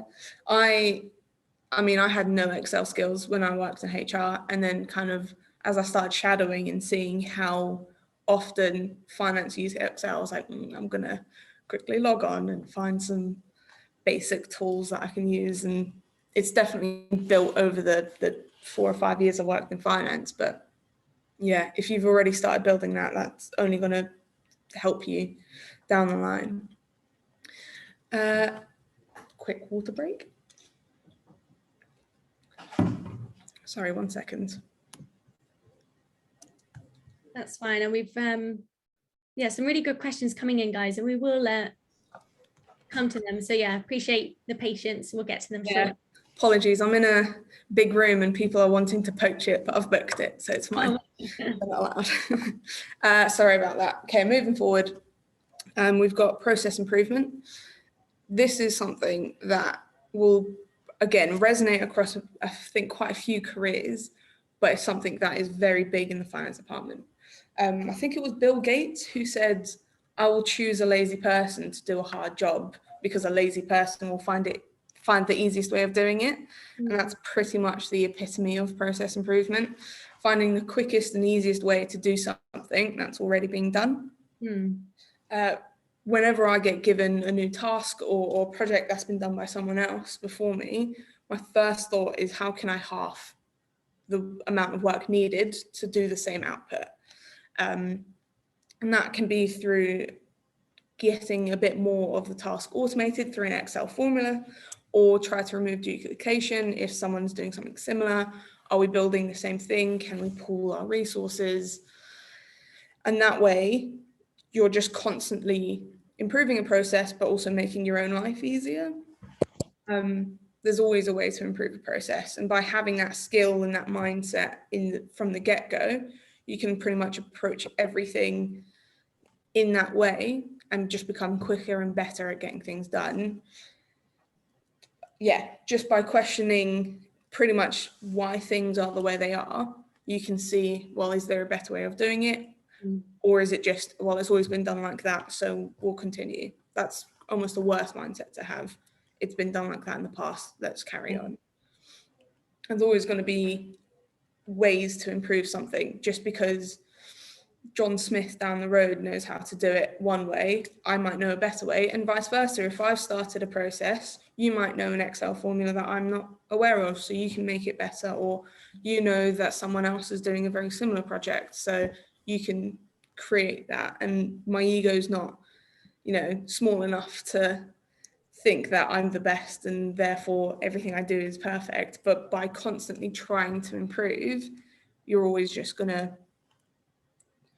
the process improvement piece is just going to be more and more important as we go forward. So yeah, that's another skill I think is quite important to have. And then the last one I kind of mentioned here is time management and prioritization. So pretty much every finance role there is output driven rather than activity driven. So what I mean by this is that there'll be deadlines to produce a certain report or complete certain tasks, whereas some jobs and careers that are more activity driven, essentially you show up, you do the same task or similar tasks every day, and whatever you get done in your 9 to 5 job is what you get done. With my, well, in my experience anyway, we get given an output to deliver by a certain time. So, and it's up to you how it gets done. So for example, I need to submit a budget by the end of the financial quarter. I could technically start now, work purely on that and get it done in a week. However, I also need director input and he's away for a week, or I need exec director input and she's gone for 2 weeks. So I need to think, okay, here's all my deadlines, here's all the people that need to be brought in on this and spoken to about it. And I will use my time management skills to determine, okay, these are the pressing deadlines, these are the people I need to collaborate with, these are the ones I should prioritize, and so on and so forth. And just by kind of having that basic understanding and knowledge, because there will constantly be conflicting deadlines, you're almost putting yourself best foot forward. Is that the right saying? You're not going to be almost overwhelmed by everything because you'll be able to kind of work your way through it and work your way around it. Of course, there are times where the best people with the best time management skills are still going to struggle.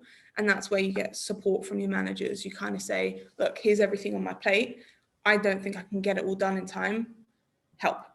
And they'll support you with that. But if they trust that you already have done your best to get it done and still can't do it, then they won't bother questioning, are you sure you've tried your hardest? They'll be like, okay, I know you're good at this. Let's take this off your plate, or let's push this back. And that's definitely helped me because I technically have 2 managers. So they're constantly saying, oh, Tara, do this, Tara, do that. And I'm like, why don't we have a conversation, all of us, and decide what's the best way of doing it? Because they trust I know how to prioritize my work. So if there was a way to do it, I would have done it by now. Yeah. So yeah, they're the kind of like top 5 or 6 skills I think are most important to have, or at least have a basic understanding of in order to have a successful career. I'm not saying you have to be perfect in all of these things before you even start, but yeah, definitely a basic understanding, and starting to develop these skills now will help you get your foot in the door, and then you can only thrive from there, really. Definitely. So yeah, I don't know if you kind of want to go through questions now or... Yeah, no, that'd be great. And I asked students, wonder if from the skills that we've spoken about, any ones that stand out to you in terms of you think, actually, yeah, I know I'm great at communication, or, or perhaps time management I need to work on. I think someone said they're great at all of them, which is awesome. Right. And I guess, Tara, how did you... Well, out of those skills then, sort of you think back to before you started your qualification, were there any in which you had to improve on? Yeah, definitely. So Excel I've mentioned was something that I wasn't too great at, but I've definitely become much better at. But process improvement for me was kind of the toughest one, because the way I saw it, definitely a few years ago, well, it's been done correctly so far, I don't want to ruin it. I don't want to mess it up. And I don't want to do all this work to make it better and then it fails. But I think that's just completely the wrong mindset to have. If you try to make it better and it fails, that's a good thing. That means you've done all you can. This is now the perfect process for the time being, of course. And it's something where it's very difficult to practice process improvement until you have something in front of you to improve. But I wouldn't necessarily call myself lazy, but I do like getting things done as quickly as possible, as efficiently as possible. And it's something that I struggled with right at the beginning of my career, where my knowledge wasn't too great on finance. So how can I improve a financial process? But kind of just by questioning it and talking to my colleagues or my manager saying, hey, I notice you do it this way. I don't necessarily understand why you do it that way. Can you explain it to me? And they almost are forced to look at it themselves, because they're like, right, well, we do it this way because, and then they don't have an answer. It's like, right, well, maybe we should look at this. Or we do it this way because of X, Y, and Z. And it's like, okay, well, clearly you've thought about it, and until my knowledge is built up, we'll do it this way. There are so many things I can think of 3-4 years ago now that I was like, oh, I should have done it this way, or this would have been so much better. But my knowledge wasn't great then, so I wouldn't have been able to do it at the time. But yeah, definitely. And also, I guess then encouraging, you know, like ask those questions and do question your colleagues as well, because then you can both learn from it and put those better processes. Yeah, indeed. And it is just a case of being curious and understanding, well, why is it being done this way? And if they don't have an answer, then something's wrong. And it's something you can talk about together or with a more experienced colleague, for example.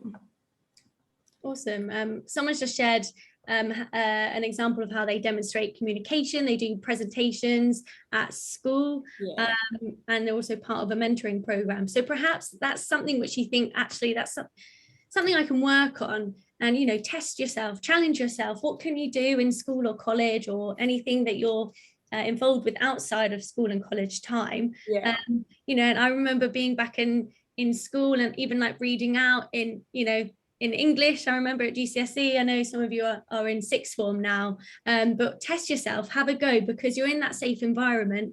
Do it in school and college, and that will really help you excel, you know, with your next step, whatever that might be.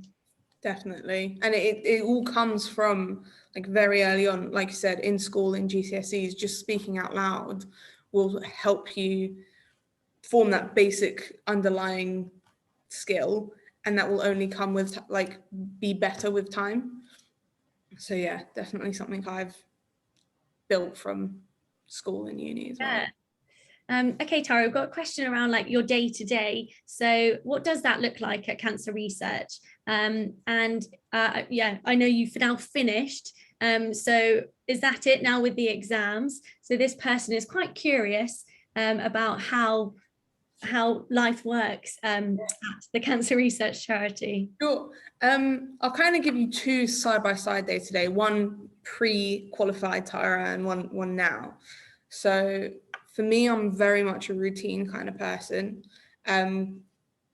We have a very flexible way of working here. So we have something called core hours. So 10 to 4, you have to be working and you have to do your 8 hours a day. But you could technically do 8 to 4 or 10 to 6. It doesn't any time in between that, as long as you're working those core hours. So the way I did it was woke up, had a coffee. There's no way I'm surviving without it. And then I studied for an hour in the morning and just kind of got it out the way. The way I studied was through our apprenticeship tutor called Kaplan. They've got something called Live on Demand, which is essentially videos going through the content. I know a lot of people are, well, definitely my colleagues are very much just sit in front of a book and read it until they cry kind of thing. I was not very good at that. I need to be told. So yeah, did an hour of learning, then start the day at 9, checking emails, understanding what the pressing deadlines might be coming up and working towards those. For a lot of my career, it's very much ad hoc. So I kind of don't know what the day is going to look like outside of the harsh deadlines of budget and forecasting. So it's kind of either my manager or a stakeholder saying, oh, I need this done. Do you mind helping? And it's up to me to say, yes, I've got time now, I'll do it. Or actually, I have this deadline I'm working towards, I cannot, and working within that way. And yeah, very structured day in terms of very much dictated by the deadlines I have. And then I would finish at 5 o'clock, either commute home when I was in the office. I work from home quite a lot of the time, so pretty much just log off and change straight back into some comfy pants. But yeah, that's kind of it. I very much front loaded my studying that way. Towards an exam, I would then log off and start revision because I needed to have that fresh in my head. And that was pretty much it. Post-exam life, I sleep a lot more. It's great. And also I have a bit more responsibility now that I'm fully qualified. So it's a bit less ad hoc, I would say, given the responsibility level. So right now we're working through what's called a long-term model, which has taken up my entire work life. So this is a forward look of 10 years. If we were to receive this much in fundraising, what would that mean for my areas? If we were to receive less, what does that mean for research, and so forth? So a lot of scenario planning at the moment, a lot of work with spreadsheets. But yeah, same structured day, starting at, I do an 8 to 4 these days, just to try and get out and a bit more sunlight. But starting at 8, finishing at 4, and yeah, having a lot of emails as well. Yeah. Yeah, no, definitely. And that's great then that you finished now. Do you see yourself moving to any other department? Are there any other areas within finance that you could go into? Yeah, so there's quite a lot, to be fair. Within COUK, we've got 2 teams that are very similar, your management accountants and your finance analysts. Now, the differences between them is the management accountants look at your actuals. They see what you've actually spent. Was it in budget? Is it coded correctly according to accounting standards?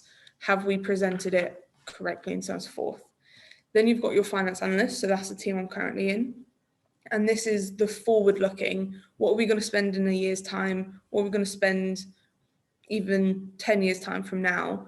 How does what we do now, so working with our management accounting team, what we're doing now that might impact future views?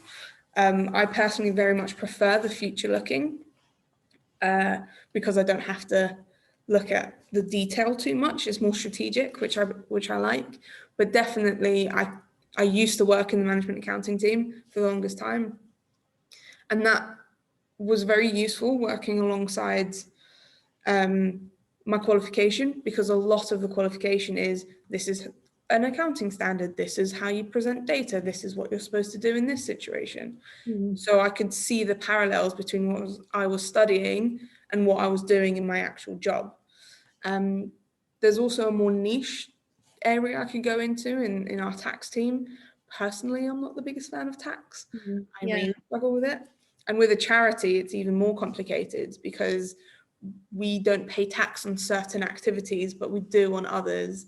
And sometimes we can recover some of our VAT for VAT, and sometimes we can't. And you kind of have to know that. And I'm just like, oh, that is a lot. I'd rather not do that. But yeah, you very much here at COUK, if I was interested in another team, you kind of start the conversation, say, hey, look, I want to move into it. Can I start with a project, for example? Or even there's a job opportunity. Can I go into it and be trained into it? Very, like I said earlier, they're very much into trying to retain their talent. So there are so many different ways I can do it. I'm quite happy where I am at the moment. I could change my mind in a year's time and hope there's an opportunity for me there, or of course, move charity, move role if I needed to. In terms of exams and stuff, I'm done, that's it. But there is something called CPD, Continual Professional Development, which you have to do in order to be a chartered accountant. So this is essentially making sure your knowledge is kept up to date and being aware of any changes that might happen in accounting standards and stuff like that. So here at COUK, we've partnered with accountancy professionals Gartner. So they essentially send an email saying, hey, this new standard has come out, join our workshop, for free, but we pay a subscription. And you have to do that every year and make sure you're hitting your professional development requirements. So no exams, but still development and training and stuff like that. Yeah, no, that's great. So yeah, your learning never stops. It's that lifelong. Never stops, yeah. Which I guess is the same for most careers, but obviously we have a specific requirement being an accountant, a chartered accountant at that, to do it and almost prove, so I did SEMA, they could at any time come to me and say, hey, you need to prove you're doing your CPD, or we have reason to believe you're not doing it. You need to do it. And it could just be attending a workshop. It could be trying a new project in a different team, literally anything. Yeah, that's great. I know we've spoken about skills in finance, but I wonder then what skills and qualities do cancer research look when hiring people? Yeah, it's a good question. And I think a lot comes down to compassion. So more often than not, we want someone who will drive forward our vision in whatever capacity that is. Like I said earlier, we don't necessarily pay the highest salaries in the world, but we have a vision to cure cancer. There's no better vision, in my opinion. So yeah, compassion is definitely one thing. And also similar to kind of process improvement, wanting to drive forward the department and wanting to move forward in whatever capacity you have. On the bottom of pretty much all of our job descriptions, it is to push forward CRUK's vision, mission and strategy in so many words. And that's something that and I'm assuming all charities want for someone. But yeah, it's definitely more specific in a charity, I guess, compared to a company, because you can't exactly write, we want you to make us more money on the bottom of I'm sure someone will say, no, that's not what we do, but yeah, that's my opinion on it. But yeah, definitely that. Awesome, thanks. And going back to then when you were doing your exams and everything and training for that qualification, what were some of the most difficult tasks you had to overcome, and then what were some of the easier tasks? In terms of qualification alone? Yes. So in terms of difficulty, in SEMA at least, we have 4 different pillars or 3 different pillars. And the one I found the most was financial control and operations. This is your very technical, theoretical side of things, which is funny because I am an accountant, so surely I would love that stuff. But having to remember the specific standards of how to account for research, or knowing exactly how to present your accounts at year end, I really struggled with. It was very technical and theoretical, and you either know it or you don't. There's no working it out. I was much better with the calculations of things. So if we were to spend this much, what does that mean in terms of elasticity of demand, which is a term we use in economics and stuff. Or if we were to submit a new proposal, what would that mean for future costs? I was so much better at that, and I found that just so much easier because it was to do with my job at the time. Whereas the financial control side of things, having to learn international financing standards 17 relates to assets and God knows what else. I really struggled with that part. And yeah, it was one of those things where I was like, before I started my qualification, I hadn't done exams for about 3 years because I actively chose not to do them at university. So I was like, how do I revise? I have no idea what's best for me. And it took me a few tries, but essentially for the stuff where you either know it or don't, it was just flashcards, remember it day in, day out, getting my partner to refer, like almost quiz me. And they were going through it and reading it, being like, I have no idea what this means. I was like, it's okay, I know it, just read the card, it's fine. Yeah. But in terms of the like calculations and stuff, it was just past questions, constantly going through past questions. I found that was the easiest way of doing it. And yeah, as you kind of progress, the exams get harder and harder, but I actually found the more recent exams I did, so the hardest exams, almost easier because I had 2 years of knowledge behind me. So it was just building on the knowledge I already had. Whereas the first set of exams, I was learning fresh information. So it took me a lot longer to feel comfortable to do the exam. So yeah, it was just harder to kind of start and get through it. Yeah, no, of course. And I wonder then, Tara, back in when you were at school or college, did you do maths at A level? Absolutely not. In fact, my maths pretty terrible. not that great at it. I always get given the bill in a restaurant by my friends to work out a split, and I'm like, I have no idea, give me a calculator. Yeah. Absolutely no idea. At A levels, I did biology, sociology, and economics. So I did economics, which helps a little. Definitely the kind of the A level stuff I did was reflected in the earlier exams, but not necessarily a lot of crossover. I know if you do economics at university, based on the fact that my colleague did economics at uni, he found a lot more crossover than I would have at A levels, but I didn't necessarily need it. Yeah. So yeah, some companies require an accountancy related degree. At CRUK we don't.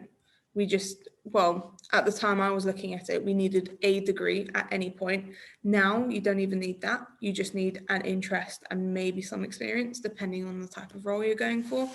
So it's a lot more inclusive and a lot more ways into the charity, aside from here's a generic degree and let's move on.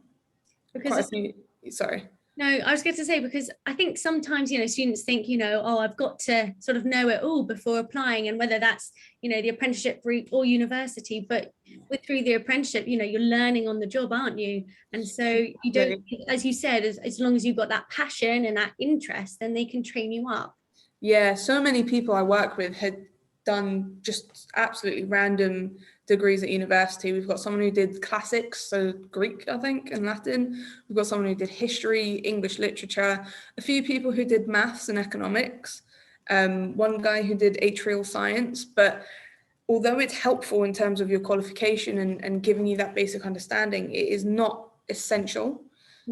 And that, for me, I was completely shocked at when I was like, oh, I want to go into finance, but have I shot myself in the foot for doing sociology at uni? No, not at all. So yeah, it's at CRUK, it's very fluid. As long as you, like you said, you have the drive and passion, know what you want to do, you'll be able to be successful. You don't have to have it all figured out at 16, 17. Because I definitely didn't have it figured out at 16, 17. So yeah, and even university, of course, it's a great way to further your studies and stuff, but it's no longer necessary to get into CRUK, but a financial career. But yeah, like I said, some companies ask for it, not everyone though. Yeah, so definitely, if there are, perhaps you guys, I think we've got a mixture of, year groups. I know majority of you are in year 12, and so you're thinking about that next step. Keep the options open, but something which Tara's picked up on and Abby and Louise spoke about earlier is that research. Do the research. If you do want to go to university, what courses do you want to do, and what's best for you? But if you do want to apply for apprenticeships, so remember, you can apply for both. Pathways UTM can help you with that. Keep the options open, but yeah, research is key. And I wonder, Tara, if you were, a student now, sort of thinking about your next steps, would that route be different to the route that you did take? It would be, in the sense that I probably wouldn't have gone to university, purely because definitely in the school I was in, you either did a vocational career in hairdressing or engineering, or you went to uni. There were your only options. Now it's a very different world to when I was at school, and university isn't necessarily the be all and end all. Of course, I got a lot out of it. I made so many good friends. I had a great social life, and it gave me a bit of a buffer because I didn't know what I wanted to do. Had I known dead on, this is exactly what I want, I probably would have gone into it a bit more straight away. But yeah, I mean, I can't complain. I've definitely got the career I wanted out of all the decisions I've made. So yeah, I probably would have kind of skipped the uni thing, gone straight into finance, because my manager actually did that. She keeps bragging about how from the age of 7, she knew she wanted to be an accountant. And I'm like, okay, let's move on. But as soon as she left school at 16, she got a finance officer role, and she's just progressed ever since. And now she's ahead at one of the biggest charities, Yeah. but you know, not all of us do know what we want to do, and it's absolutely fine. It's like joining days like today to learn more about different industries. Tara, we've just got a few more minutes, so I don't know if you've got any top tips and, you know, words of wisdom to leave our students today. Yeah, I mean, the one thing is kind of to say don't panic. You don't need to know everything right now. You can change your career so many times. If you are certain, like you said earlier, just do your research. Look into different career paths. Make sure you're choosing the one that's right for you, whether that's a generic finance role to begin with, and then you become more specialized. If you want to go straight into a specialized or a niche role, great. Do your research on that. Also, do your research into what qualification you want to do. If you know that off the bat, then it really helps kind of launch your career a little bit. I kind of ummed and ahed for a little bit, so it took me about 3 months to decide what I wanted to do. And then that was almost 3 months wasted. I could have been studying by then and progressed a bit quicker. So since you know you are interested in finance now, look at what career you want and what qualification you want to do. It might not necessarily matter, but if you're in that mindset already, it will only put your best foot forward. So yeah, also check out CRUK's internship and apprenticeship scheme if you're interested, and a grad scheme as well. Yeah, lots of opportunities, whether you know, go after school or college, or throughout university, perhaps with the internships, or after uni once you've graduated. Yeah, and our internships are paid as well, so it means that you can kind of, you don't have to sacrifice as much because of it. And it's if you can get an internship anywhere, not necessarily CAK, but anywhere that you might be interested in, it just gives you a very good idea of the culture there. And it means that you can think, okay, this is somewhere I see myself progressing and where I want to work for at least another 3 years, because that's on average how long it takes to do your qualification. So I can't recommend that enough. Awesome. Well, thanks so much, Tara, for sharing an insight into what you do at Cancer Research and those top skills and tips for a career in finance. Thanks, everyone, for some great questions in the chat box. We've now got our lunch break, so you've got an hour to have a bit of a stretch, get some fresh air, get some food and drink ready for when we are back at 1 o'clock, and we're joined by the NHS looking at careers in finance. So thanks again, Tara, for taking the time today. Thanks, guys, for joining. You can stay logged on, just switch your camera off, mute yourself, no need to sign out, and we'll see you back at 1. Thanks, everyone. Thanks, Tara. Have a good rest of the day.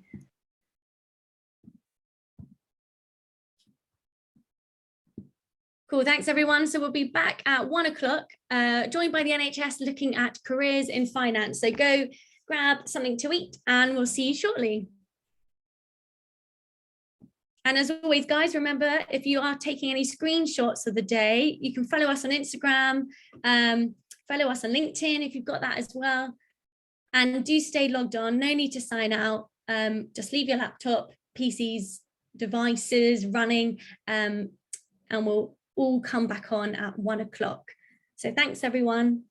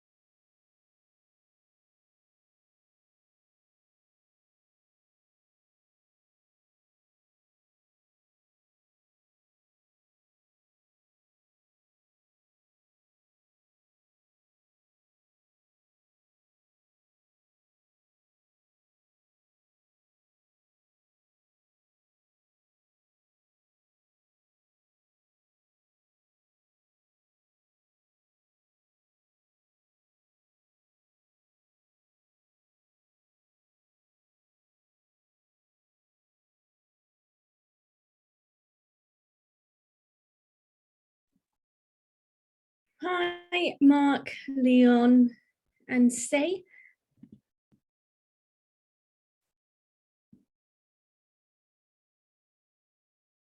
Hi, it's Sai. Hi. Hi. Hi, there we are. Sorry, I thought you It's changed all the name.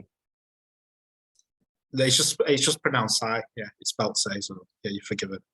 Okay, cool. Yeah. How are you? Yeah, not bad, not bad. Mark's actually in the same building as me, but he's going to be on another computer. I think he's waiting to be accessed. I don't know if he's been let in yet. Mark got in, yeah. He says waiting for host to let in. He said, "Oh, I got in, no problem." Okay.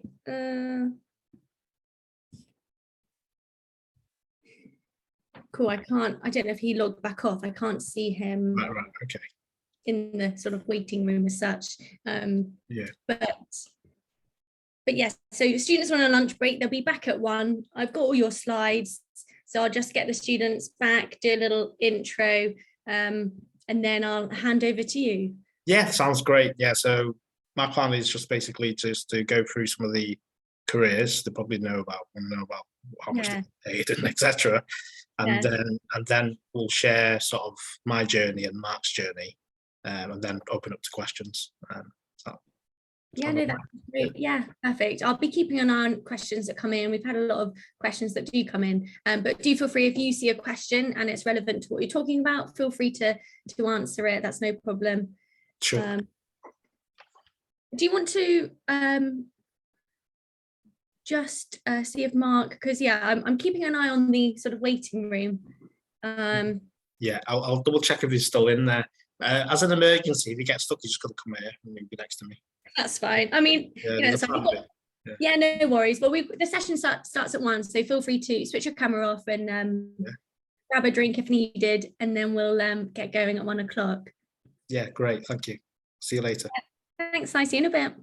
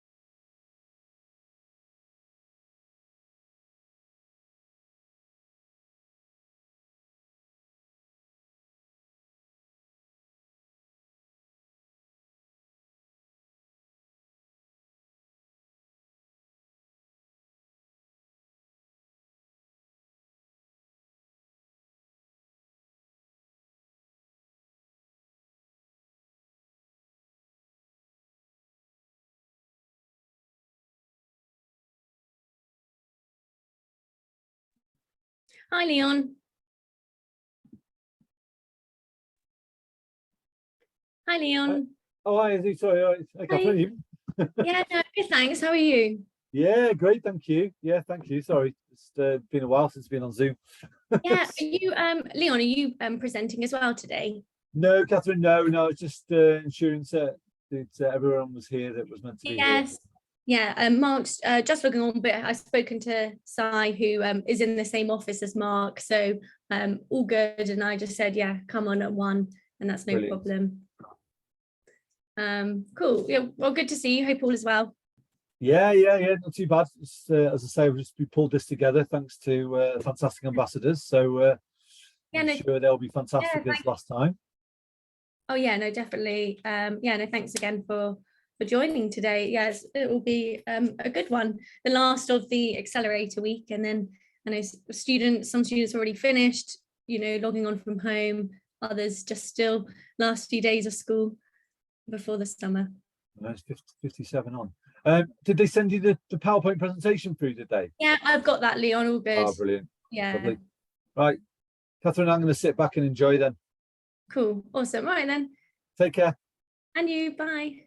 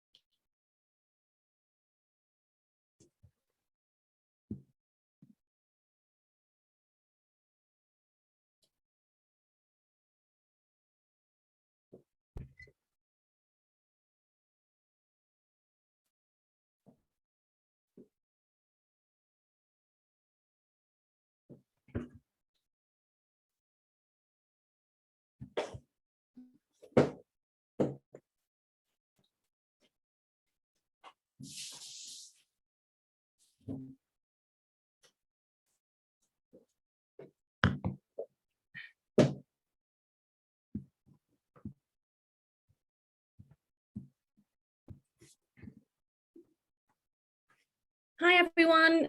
I know some of you are logging back in after your lunch break. So do drop me a hello in the chat box. So I know that everyone is back. I know we've got a few more minutes. So I hope everyone is feeling energized and ready for the afternoon sessions.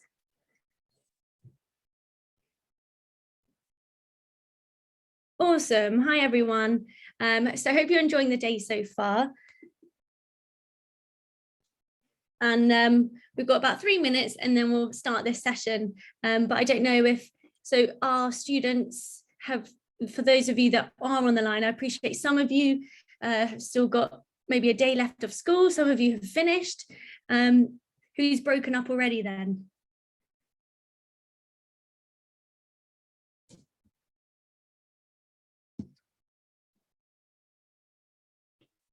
Cool, yeah, so some of you have already broken up. Some break up tomorrow. Some finished yesterday. Awesome. Well, it's great you guys are joining. on what is, for some of you, your first day of your summer holidays. So well done again for showing up today. Cool, so we get started in a couple of minutes. If anyone's got any sort of key takeaways from the morning sessions, I'd love to hear them, whether that's around the skills that we spoke about with cancer research with Tara, or about some of the apprenticeships that Louise and Abby mentioned with UBS. And hopefully you guys are making notes throughout the day to jot down those key takeaways and sort of next steps and actions for you. But of course, the session is being recorded, so we'll be able to share that with you afterwards. Hi, Si, I'm just still waiting on Mark to join. I think he's in now. You give me the thumbs up. He is? Yeah. Okay.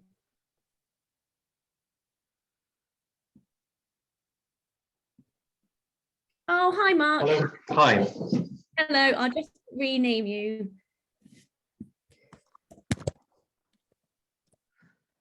Yeah, my name's not Leon. Yeah, no, I think that's what confused me. Hi, Mark. I'm Catherine, so I'll be facilitating the session today, keeping an eye on any questions from the students. So they've just had a lunch break. We'll get going in about a minute or so, just to allow for students to log back on. And we had cancer research and UBS this morning. So yeah, which students found interesting, which is awesome.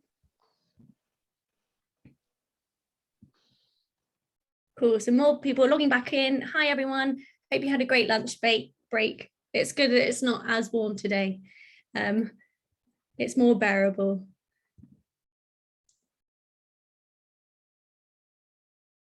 Awesome, so I'll just admit a few people and we get going in a few seconds, but those of you that have just joined, do give us a hello in the chat box. I'm Catherine and I'm going to be hosting this session today. So we've got a couple more hours left of our final day as part of the Accelerator week. So today is obviously all about careers in finance. We've heard from UBS and cancer research. We've got a great session now with the NHS. It has hit 1 o'clock, so I'm just going to remind you guys how you can communicate, which some of you are already doing, which is great to see. So I will be keeping an eye on any questions that come into the chat box that you have today for the NHS. So please do let me know. You know who I am. If you've got any questions for me, you can again pop them in the chat box. But I think we shall hand over now to our special guests. So we're joined by Si and Mark from the NHS, who are going to be talking all things careers in finance. So I'll hand over to you guys. Thanks so much for joining. Thank you, Catherine. Thanks everybody for attending. It's a real pleasure to be here. So I'm here today to talk about careers in finance in NHS. I've worked in NHS for 16 years now, and I'd like to say I've made some bad decisions in my life, and the really good decision I've made is a career in NHS. So, I'm delighted to talk about it. So today I'm going to answer. We're going to have time to answer questions at the end. I'm going to go through the different types of careers in the NHS finance, and also what it entails. I'll also give you, my journey, if you like, in the NHS to date, and also Mark's. Mark is coincidentally is my boss, so he's probably keeping an eye on me right now, just like probably teachers keep an eye on you. So, so without further ado, yeah. So go to the next slide, please. Yeah. So, so this map essentially is to show you the ways you can get into the NHS. So, for example, after you finish GCSEs, you had a talk earlier on apprenticeship, so I won't go too much into that. You can join a scheme. You start at a certain level, you get trained, or if you choose to do your A levels or go on to doing a degree, you can equally continue your journey with that, and then come in either as a apply on nhsjobs.com. So there's www.jobs.nhs.uk where you can go to it and apply for any job in the NHS. It's one website that allows you to apply for the jobs on there. So you can go to that, or you can apply for the graduate trainee scheme after you've done your degree, or you can just work in the industry like I did, and then apply for a job afterwards. So there's no set route, but in terms of career path, you could join at any point after your GCSEs, after A level, after your degree, after you graduated, after you've worked, and I suppose that will determine the level you will enter in terms of your career, where you start. So there's such thing as qualified and unqualified. What we mean by that is if you completed a professional accountancy qualification, you're classed as qualified, and you can do that while you're working. You can do that before you work. You can do that partly before you work. There's no right or wrong combination. It's just what suits your needs and what's best for you at the time. So hopefully this mapping, all this information is available on onehsfinance.nhs.uk. So if you went to that website, you'd see so much information on the NHS Finance, where to apply, what more information on things I'm talking about today. So do keep that as a reference point. Shall we go to the next slide, please? So this one's about qualified jobs. So you were probably all interested in what kind of money will you earn if you become qualified. So for a band 7, so in NHS we have things called banding. So the banding determines the grade, your salary grade, and also usually the level of responsibility you have as well. So if you, presumably if you have more experience and more qualifications, you will be a higher band. So being qualified, a lot of jobs in NHS for you to attain in NHS Finance, for you to attain a band 7, you need to have a professional, you need to be qualified.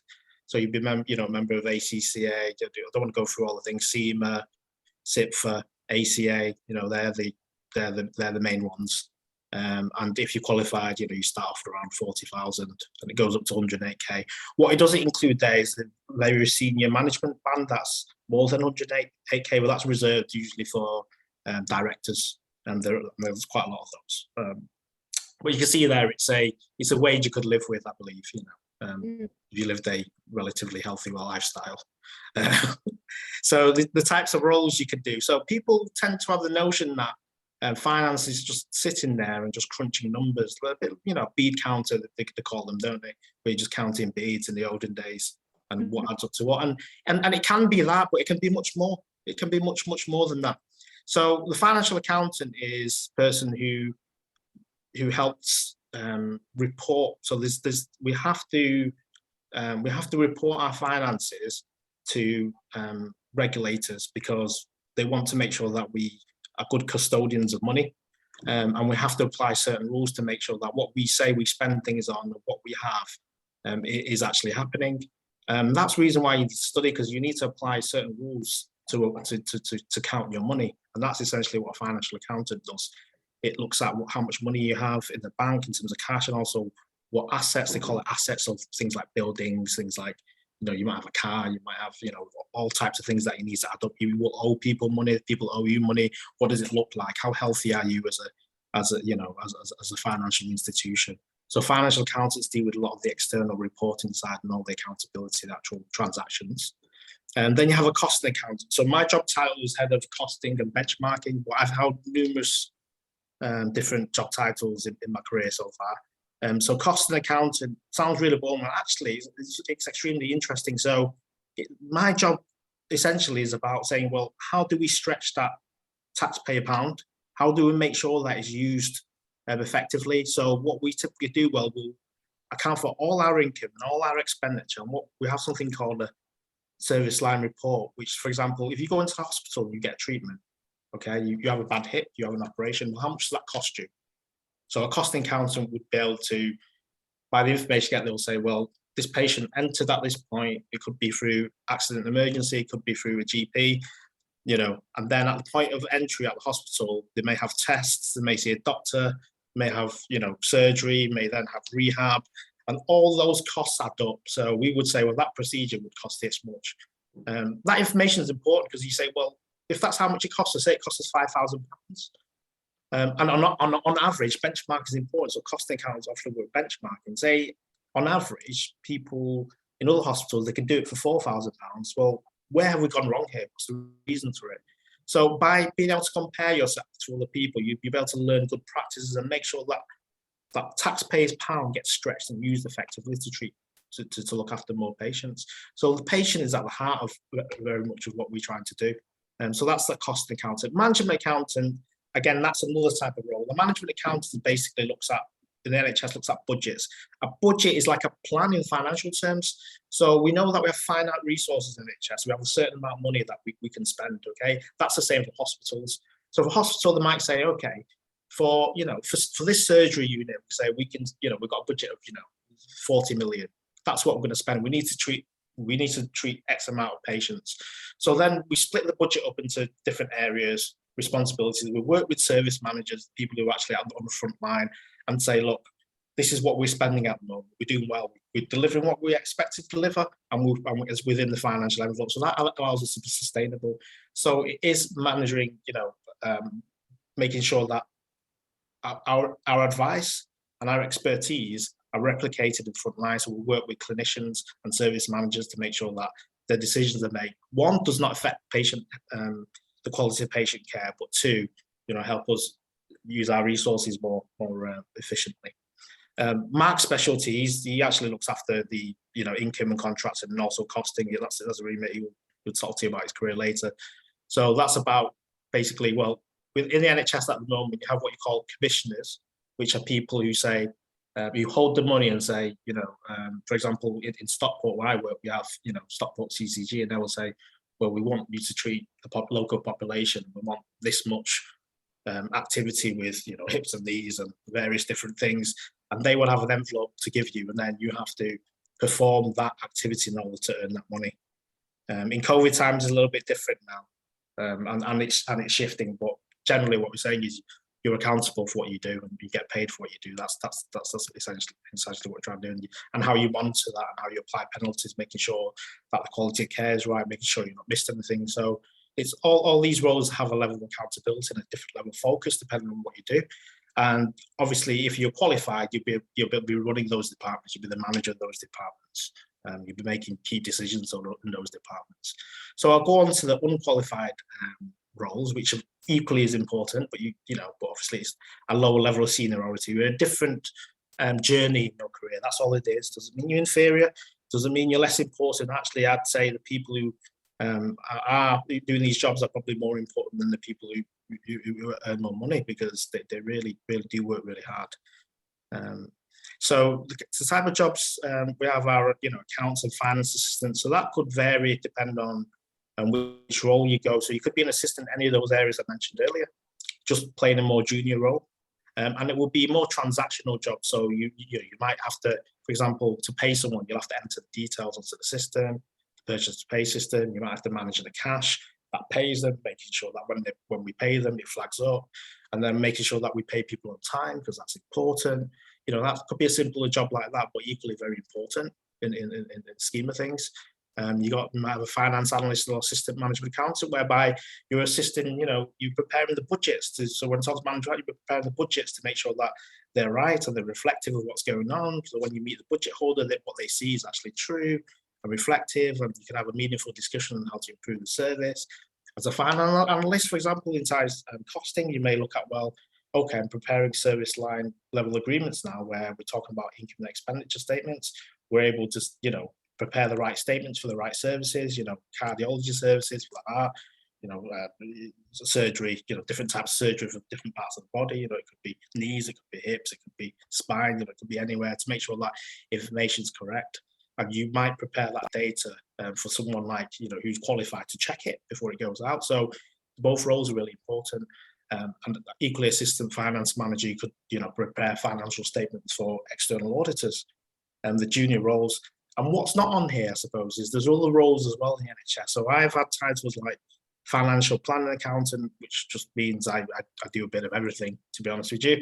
I've had strategic accountant title, which means I investigate certain areas and see what that looks like. And, it involves working with service managers a lot more.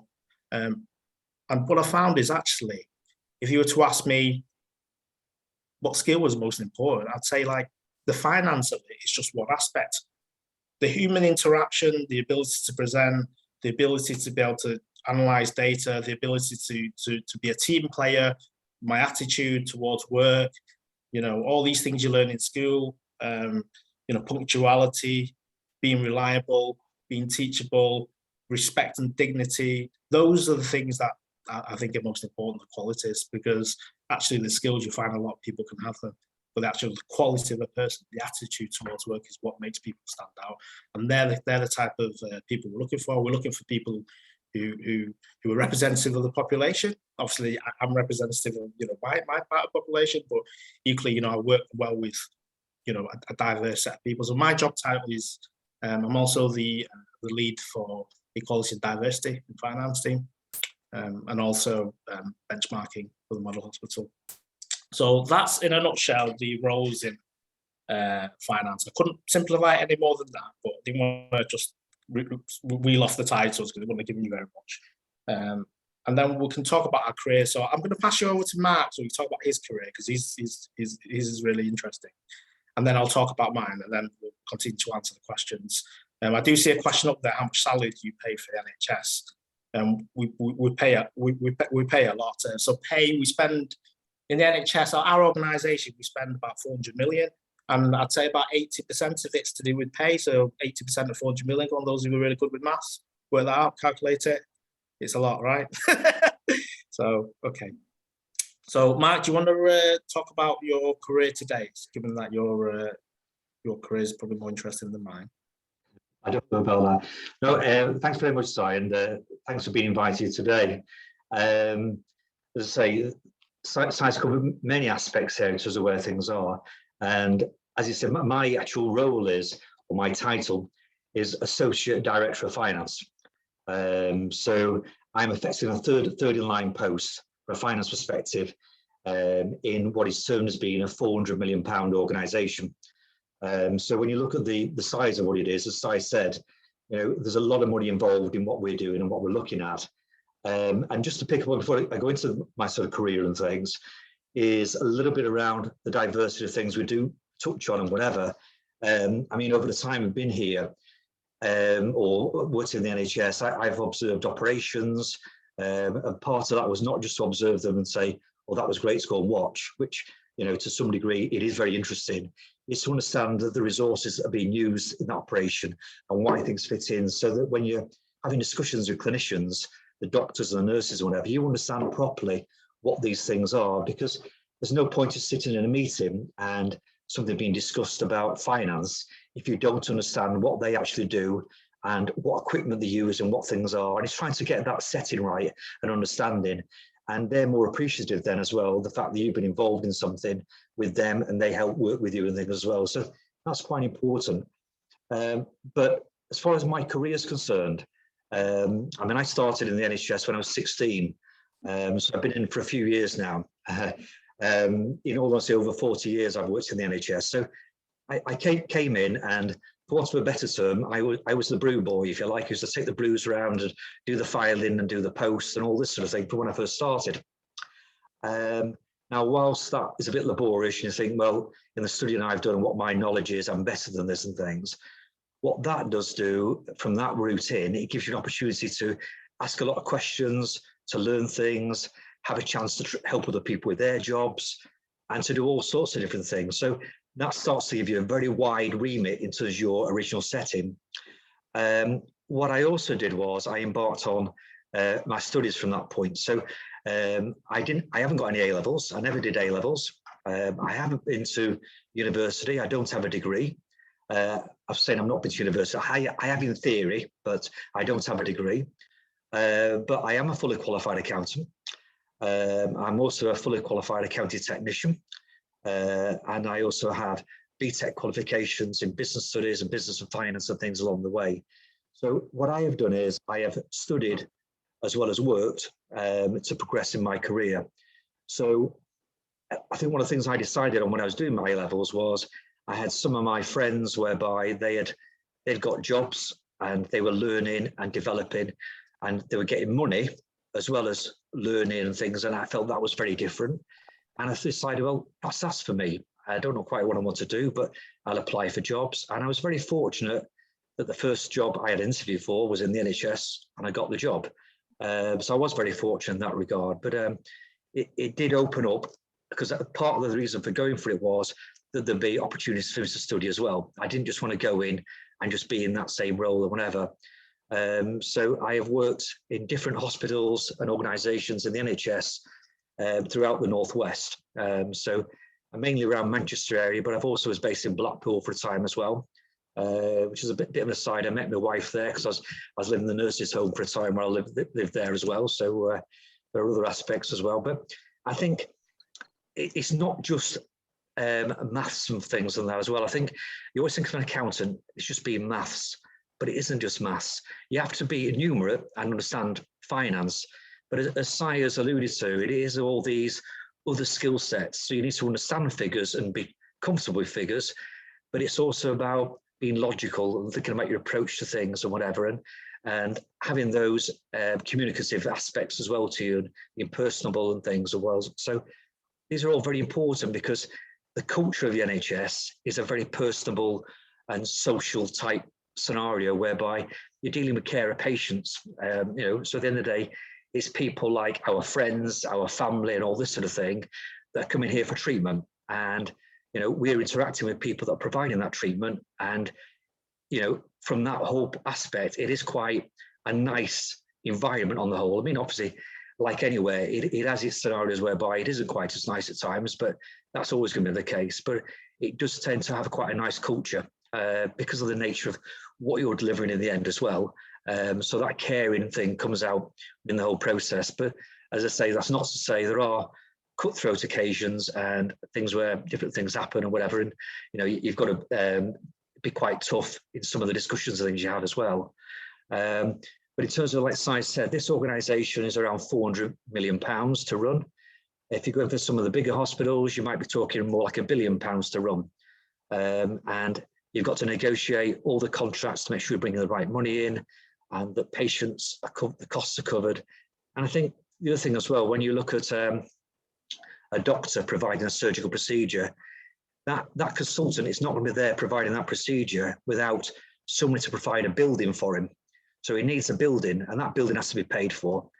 That surgeon also needs some clothes to be wearing. He's got to wear a surgical gown and gloves and things. Again, those have got to be paid for. He needs nursing and other doctors in support of him. He needs a pathology department, and all these things are costing money and whatever. And so the main thing is that the surgeon isn't going to do anything unless he gets paid. He might enjoy looking after patients, but he's not doing it just for the fun of it. So all these aspects come into the financial aspects in terms of where things are. So it's appreciating that and having those relationships and sort of working through everything that way. So I think I've covered in terms of my career and some of the other aspects that fit in as well, that fit in very much with what Si has already said, really. So I'll pass back to Si for the time being so that Si can talk through his route, really. Thanks, Mark. Thanks. Yeah, that's very interesting. You've worked in NHS since you're 16, haven't you, Mark? That's longer than I have, let's say. So my career route, as alluded to, so I actually didn't go to university right away. I did A-levels and I went and I worked. I did some different jobs because I just felt like I needed a break from studying. I worked, but then I realised actually I do miss studying. So I went to university and did a finance degree. Then after I finished the finance degree, I worked in various organisations. I worked at the Co-op, I worked at the Royal Bank of Scotland, I worked at the BBC at one stage, and they're all good places to work. As an ethnic minority, if you like, with obviously my name and the way I look, even though I was brought up in the UK, I feel the UK is generally a very fair place to work, and it's good. But in the NHS was the place where I really found I had a career. I really felt I had a clear career path. I'm very thankful to the organisations I worked who were not in the NHS. So I'm not going to say anything bad about them. It's just I felt a real sense of belonging in the NHS. I always felt that because it's such a large organisation with opportunities. So, just put things in perspective, there's around 219 NHS trusts up and down the country. And just for our department, we have about 60 finance people that we employ. So we multiply that at 219, just over 13,000 employees just for finance. And we're not counting CCGs there, which are those commissioning organisations. So we're talking a lot of people that we need to work for the NHS. So the NHS is classed as one organisation, even though we've got different hospitals. And your service is counted as one service. So I've worked for a number of hospitals in different areas, and I see myself as a servant to NHS in the sense that I'm serving the people, local population. So that's where I found a liking, because I don't know, I was brought up to work hard and find an honest career, work an honest living. And you know, the NHS provides careers, opportunities, lots of different grades. So it was clear because I had different grades. So if I wanted to get to the next grade, I'd look up the job website and see what was available for that grade, what I needed to do. And when I was ready, I'd apply for it, and then I'd continue until, you know, I've got to where I've got to. And, you know, I can continue that journey should I wish to. And also I've been trained in the NHS. So the skills that I had at the start are very different from the skills I got now. The NHS is about developing people and giving them the skills to do their job. So while I've been in the NHS, I've been obviously qualified. I'm a fully qualified accountant. I'm also a fellow, which you have to be qualified for 5 years afterwards and done all your work experience, and then you call the fellow in your professional qualification. I've done things like Prince training, so that's program management training. I've done Aqua training, which is to do with quality of care. I've also done healthcare leadership training, healthcare, a certificate of healthcare leadership training from Manchester University. So, you know, I've been given the skills to develop my career, and the NHS has helped me and supported. We also have things like sponsorship programs and also coaching programs that help coach and nurture talent. So I'm not understating when I say the NHS is a great place to work and it's fair. You know, it's about equality and diversity. It's about treating patients. You know, it's about compassion. So that's my career. So I'd like to now answer questions. There's a lot of questions on there, so I just scroll up and answer. There's no such thing as a super question, but there are some funny ones. So Mark is a baller. It makes more sense to go to university than an apprenticeship. If doing so require a lot of knowledge, what do you think? I think each to their own. You could, if you want to work and you enjoy working, you want to work, and you want to earn money, and you want to study while you're earning, it's right for you. That's right for you. For somebody else, it might not be. For somebody else, they might want to go to university. So each to their own. There's no wrong or right answer here. There's successful careers. They're both equally successful. You know, it's what you want to do, most importantly, as an individual and your own circumstances. What are some of the best perks you get in NHS? Yeah, the light blue card is fantastic. You get lots of discounts. Other perks are, you know, even if you don't have the light blue card, NHS card will give you discounts. There's a local fish and chip shop in Manchester. I go to, they give 10%. So when I go to the park, they give 50%. I go to the park, I order everything, and then give me 50%, which is fantastic. But the biggest perk is the people I work with and what it stands for. I get to do something to serve my community, and I get respected for it. My parents like it as well, because they think, oh, my son's doing something useful with his life. You know, that's usually quite a good perk, isn't it? When your family members are happy with you and you're doing something for society and you have a career. So they're the best perks, I think, the ones that are sort of very obvious. What are some of the things you can do at the NHS? So, as I mentioned earlier, there's lots of different roles you can do in NHS. And if there's other roles as well, I mean, there's presentations previously in that there's performance, there's finance people who've gone into performance and operational roles. So it's not just finance roles. The main thing is they're looking for people with skill sets and who can learn, who are teachable and can pick things up. So the mindset at school, for example, where you're willing to learn, you're willing to work hard, you have the right attitude, they're all transferable skills. You'll be surprised how important those are. For me, for example, Mark and I recruited someone recently, and the difference between the two was their attitude. None of the attitudes were bad, but one of them just felt like they were more willing to do that bit more and not just say, this is all I'm going to do. And that made a difference. So your attitude and the impression you give, how you work with others is really important. How would you describe the work environment at NHS? I'd like to think my general work environment is fantastic in finance. We're sort of like, we have in finance, they have like levels of, they call them so we're level 3 with sort of finance accreditations, which is the highest level. So depending on the level, you have to do certain things like, are people developed, are people studying, do they feel part of the team, you do surveys, are they inclusive, these kind of things. So that we have standards as well. We try to promote really good practices. The environment I work in is fantastic. It's really good. I worked here for 16 years. I can't, if there was something bad, trust me, I'll tell you about it. I wouldn't be here. So, yeah, but don't get me wrong. With a sample of a population of that many people work with, there are times where you think attitudes could be a little bit better. But that's why you're here. You try to help each other. You try to eliminate it. Like anything else, there's always occasions where it could be better, but generally speaking, it's fantastic. Sorry, Yeah. can I just expand on that reference you made about the 2 candidates that you were interviewing, and one really, they sort of stood out in terms of their attitude and willingness to learn. Was that just down to, the face-to-face interview that you saw that? And I guess sort of trying to think from like a student's point of view, how do they show that, that they are, they've got the right attitude? How do they show that in an interview situation? Sure. So the NHS interview is very fair. So we had the equality and diversity lead in the interview as well. The trust wants to make sure that we treat everybody equally. And that's just something that NHS finance is pushing for. So that's give you, we're a very fair organisation to work for. So to answer that question, how do we know? So we have a set of questions that we ask, the same questions to the same set of candidates. So when we talked about, give an example how you solved the problem. So they were explaining to themselves what they did, how they were proactive, how they approached the problem and what they actually did.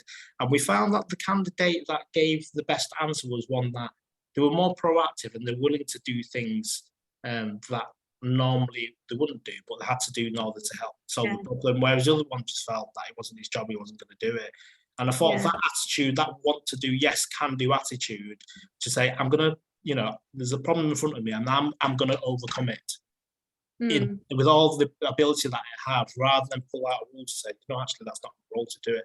Sometimes, as with life, you have to stretch yourself a little bit in order to achieve something. Just as we study, sometimes we don't want to sit there and study. We're tired, but we've got an exam and we need to learn this. And we discipline ourselves to push that a little bit harder because we want to be successful. It's no different in an NHS organisation. So whilst the person didn't say anything that was wrong, we felt that the answer that they gave was worth a little bit more. Does that make sense?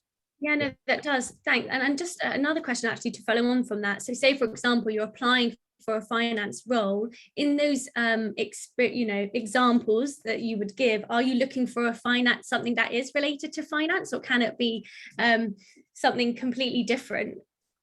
Yeah, sure. So I think the most important thing is with a role that you're applying for, ask for a job spec. So they expect you to be able to say you can do your job based on the experience.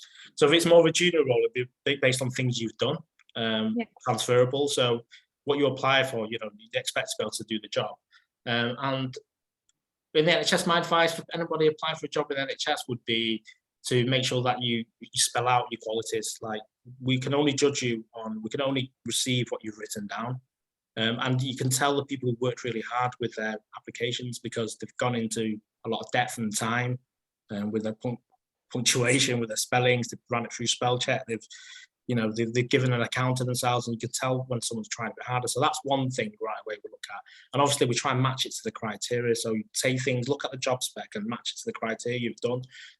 Beyond that, I'd say, well, what other things do we look at? Well, like I say, for me, it's about someone's values and behaviours and their attitude. So within my application, I invite people to say something they've done that promotes team working or equality, diversity and inclusion, or something very positive and what it means to them. So, because I think ultimately, we know that you can do the job based on what you've written down, and assuming we've asked those questions, you've answered them to a reasonable level. Then, what separates you from the pack is, like you say, your attitude, your ability to influence other people, to fit in to what we want to be as an NHS organisation.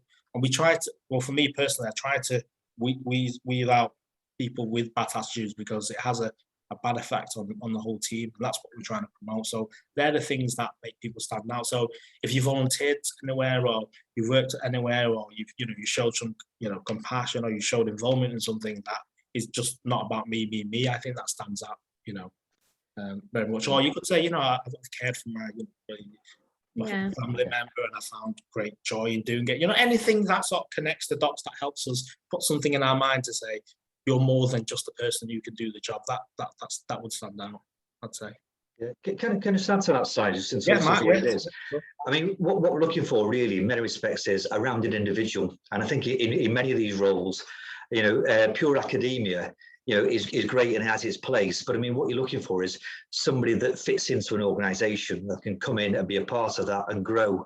And so if there's other skills whereby you've been involved in things or whatever, have done things, that is nice. You've actually done something else rather than, I mean, the scenarios I've been aware of in the past whereby somebody's got a first degree from Cambridge, and on the face of it, it's fantastic, but they didn't have any interpersonal skills and struggle with other things as well. So, you know, their route might be a different type of role in what they're looking for. So, you know, it is that more rounded and something to fit in. You know, you're a team player at the end of the day, and that's what we're trying to find. And, you know, sort of going back, if somebody said, I was going to be an accountant when I was at school, I would have laughed back and said, no way am I going to be an accountant, sort of thing. I had no thoughts of it being so. And I think when you think of accountants, you always think of in a pinstripe suit and working in this office doing people's accounts. And obviously that's got its place, and there's people like that. But there are different facets to finance and accountancy. And I think in the NHS and the culture, it's a very different type of role, really. Yeah, thanks, Mark. That's a really good point. Yeah, so hopefully we'll answer those questions.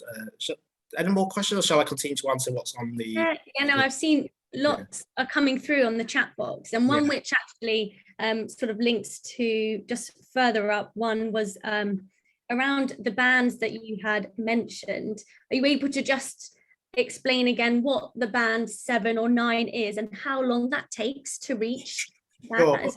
Sure. So, like I say, to be qualified, you usually, to apply for a qualification banding from 7 upwards for a band 7, you know, you have to think about, well, you need the experience and you also need the qualification. So depending on what you studied or you haven't studied, typically if you started from 0, you take, I'd say, at least 3 years to study to qualify. It could be quicker depending on, you know, the rigor of how much time you put into your studies, or it could be longer, you know.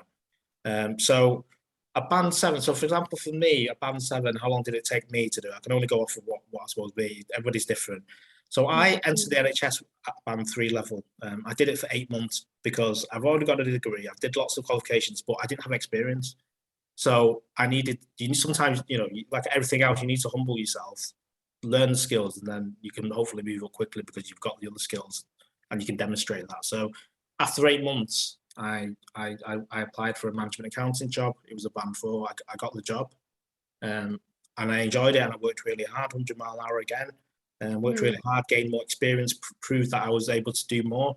And then I applied for a band 6 job, and I got that because of how hard I worked. I think it was recognised. It was in another organisation, so that I did that for a year. It sounds like I'm just hopping around, but it's just that I felt I entered at a point where, with a bit of experience, that I could do more. And also I had industry experience as well. So I did that for just over a year, and then I got a band 7. So I felt that was really quick, actually. That took how many years is that? 1, 2, maybe 3 years, just under 3 years from when I entered that band 3. But I'd say that's relatively quick. But but there's no right or wrong answer. You could do your band 3 job or band 4 job and be really happy with it and stay. Sometimes it's not about what you get paid. It's like, and the opportunity might come internally or it might not. So it's up to you. But the NHS, because I say there's lots of opportunities on there, it's up to you to be proactive, to apply for those roles and then contest it and get the job. So how quickly you're successful in interviews, or how you apply for it, how you demonstrated that you've learned and you're able to excel and you're ready for the next banding. So that's up to you personally. But I'd say, for each banding, it'll take a few years. Like, for example, I'm at a banding now, and I've been on the same banding for 6.5 years. So it does slow down eventually, but am I happy? Yeah, I'm happy. Would I like a higher banding? Yes and no. Yes, because it's a higher banding and it pays you more. But no, because I enjoy my job, and I lose something perhaps if I get a high banding. I might join a different team that I'm not as happy with, and my work-life balance might not be where it wants to be. So it's not all about money, it's all personal, and it all depends on what your interpretation is. But certainly I'd say from when you enter to when you study, all things being well, I think it'll take you 3 years to do your professional qualifications. It'll probably take you about 3 years to get to band 7 as well. And okay, that's great. So as you said, you kind of you sort of went quite fast paced, but it's down to you as the individual. That's what I got from that. Yeah, but I slowed down later on. It wasn't always like no. Yeah, can I just add to that as well, that there is this aspect about, as I said, progressing your career and going on with things, but there are points in it whereby you might not want to move on as much or quickly and things like that, because if you move on and get to the next level up and then you're really struggling, then you think, actually, I'm not as keen on this. I prefer the job I did beforehand. And that can be, you want to get all the experience you can do quite often before you move up, because as you move up and you get paid more money, obviously, coming with that pay comes the pressure and things as well. So you don't get paid more money without having a lot of hassle and problems. So as Si alluded to as well, it is that work-life balance. And everybody would like to be millionaires and whatever and have all sorts of things, but it's trying to get that balance in life. And I think as you progress through your career, you might get to a certain point, I think I'm quite happy with this for the time being, or I might want to change now or whatever. And it is different for different people, but it's also being mindful that if you start progressing too quickly, it can start to become a problem for yourself as well, that you think, I wish I'd learned a bit more about this before and things. So it's trying to, everybody's different, everybody works at their own pace and their own way. And as I say, like I've said, there's different routes into it, and there's different ways of fulfilling a career as you're working here as well. Yeah, no, that's great. A question just popped up in around working your way up the bands, and they asked, do you have to network in order to move up the bands? Yeah, so that one's actually quite close to my heart. So the answer is, I think you do, absolutely. Because whilst you've got lots of opportunities, perhaps maybe at the start, before you qualified, when you get to the sort of the 8B level, 8C levels, when you get towards the challenging for the, trying to get up the ladder, 8. So there's bandings, it goes 7, and then it goes 8A, 8B, 8C, 8D, 9, and then very senior management. So as you're going from the 8 bands upwards, it becomes a lot more competitive, and it becomes like people know each other. So if they don't know you, so what you would generally have is in friendships or people who know each other is you get the benefit of doubt because they know who you are. Because when you're judged, when they meet you for the first time and they have to give you the responsibility of 2 or 3 different divisions or departments to look after, and it's the first time they met you, even with the best will in the world, even if you perform really well at the interview, they're still going to have doubts because they don't know you, whereas they know you beforehand. They'll give you the benefit of the doubt. And for me personally, I felt that's probably one of the reasons why I probably stayed at this banding for so long, because I've always felt if I worked really hard, I let my work do the talking, but actually network is important. And that's not anybody's fault. That's just, if you ask me that question, what would I have done differently in my career?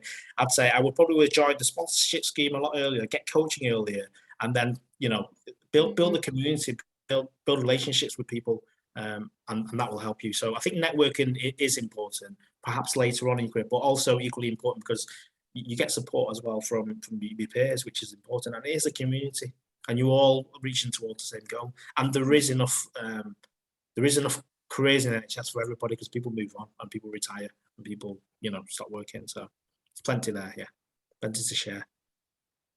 Yeah, no, that's great. Mark, I'd love to ask you, because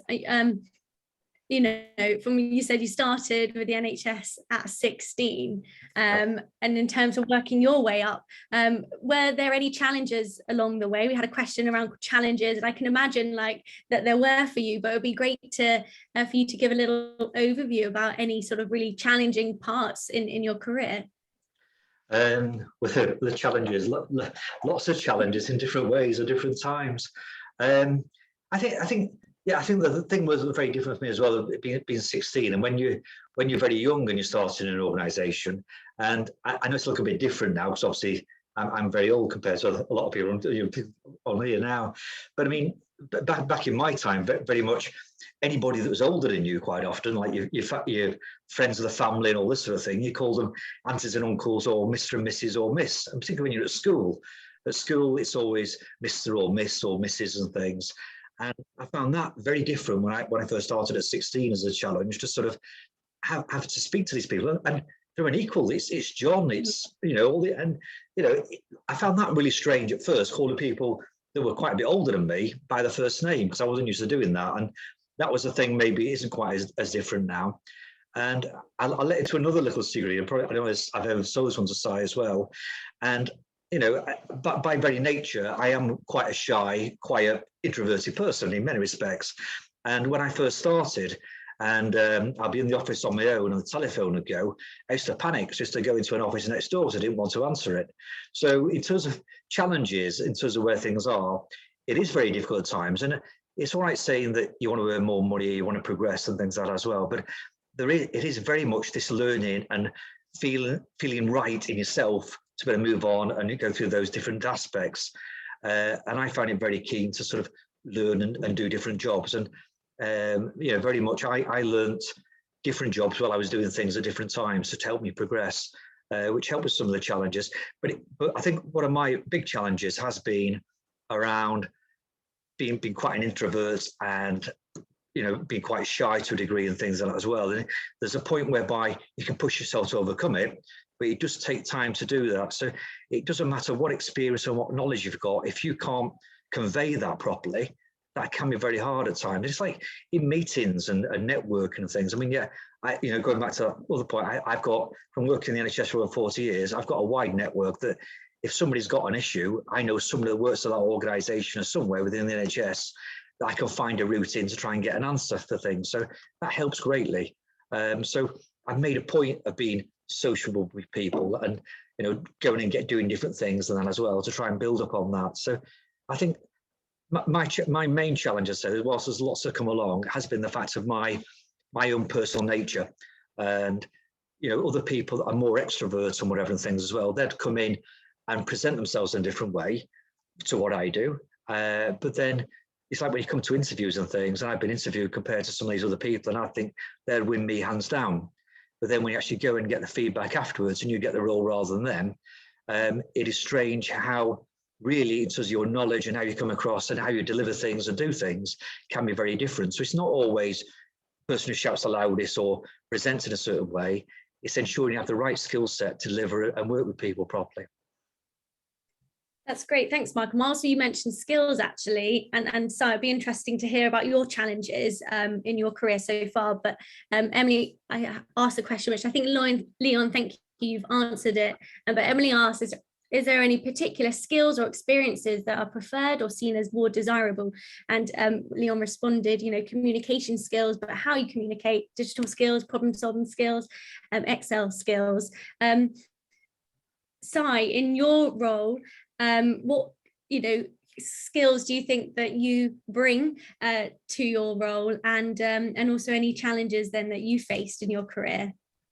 Yeah, I mean, it feels, I don't know, I've not worked in the NHS as long as Mark, obviously, but for 16 years, I feel like I've grown from like a very young man into a lot more of a mature sort of person, and I feel I feel I'm more of a guardian now. I want to help younger people realize their dreams and have careers, and tell them what I didn't know when I was younger. So what I didn't know was what the NHS was younger. I knew it was a hospital that I went to that I needed to be treated, but I didn't know that I could have a career out of it. And if I'd known, I probably would have got in a lot earlier.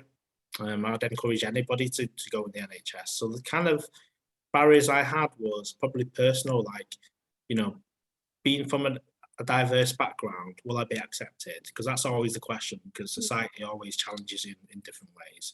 You meet nice people, you meet bad people. The nice people think, it makes you think you are accepted, and the bad people think you're not accepted. So what I'll say is NHS, when you work in NHS long enough, you would feel you're accepted, I'd say. Yeah, absolutely. And because that's what the values, what we stand for. So the challenges for me was, one was mental, that I felt I had a fair chance in NHS, and there was careers available for me, and I had a clear career path in terms of what I wanted to do. So my clear career path was to say, I'm starting here.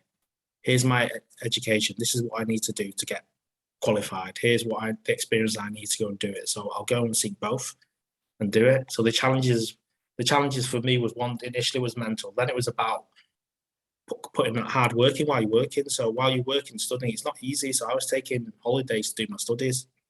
You've got great things now with, like I say, with the apprenticeship levy, the apprenticeships where they put time aside for you to study. So, I take it if you can do that. If they allow you to put time aside for studying, take it. Otherwise, you'll be taking out your holidays.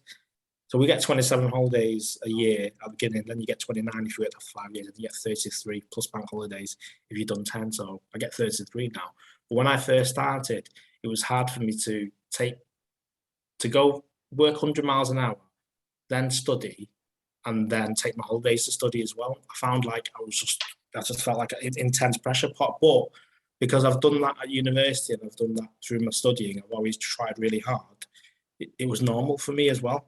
So those skills were transferable in my job. So you can't beat hard work sometimes. Hard work and the right attitude and willing to try different things and not be afraid and be confident. They're important. So I found it difficult, a bit like Mark. I found it a bit difficult to have that, but because I've been successful with my study and I felt I can do it there, I can do it here.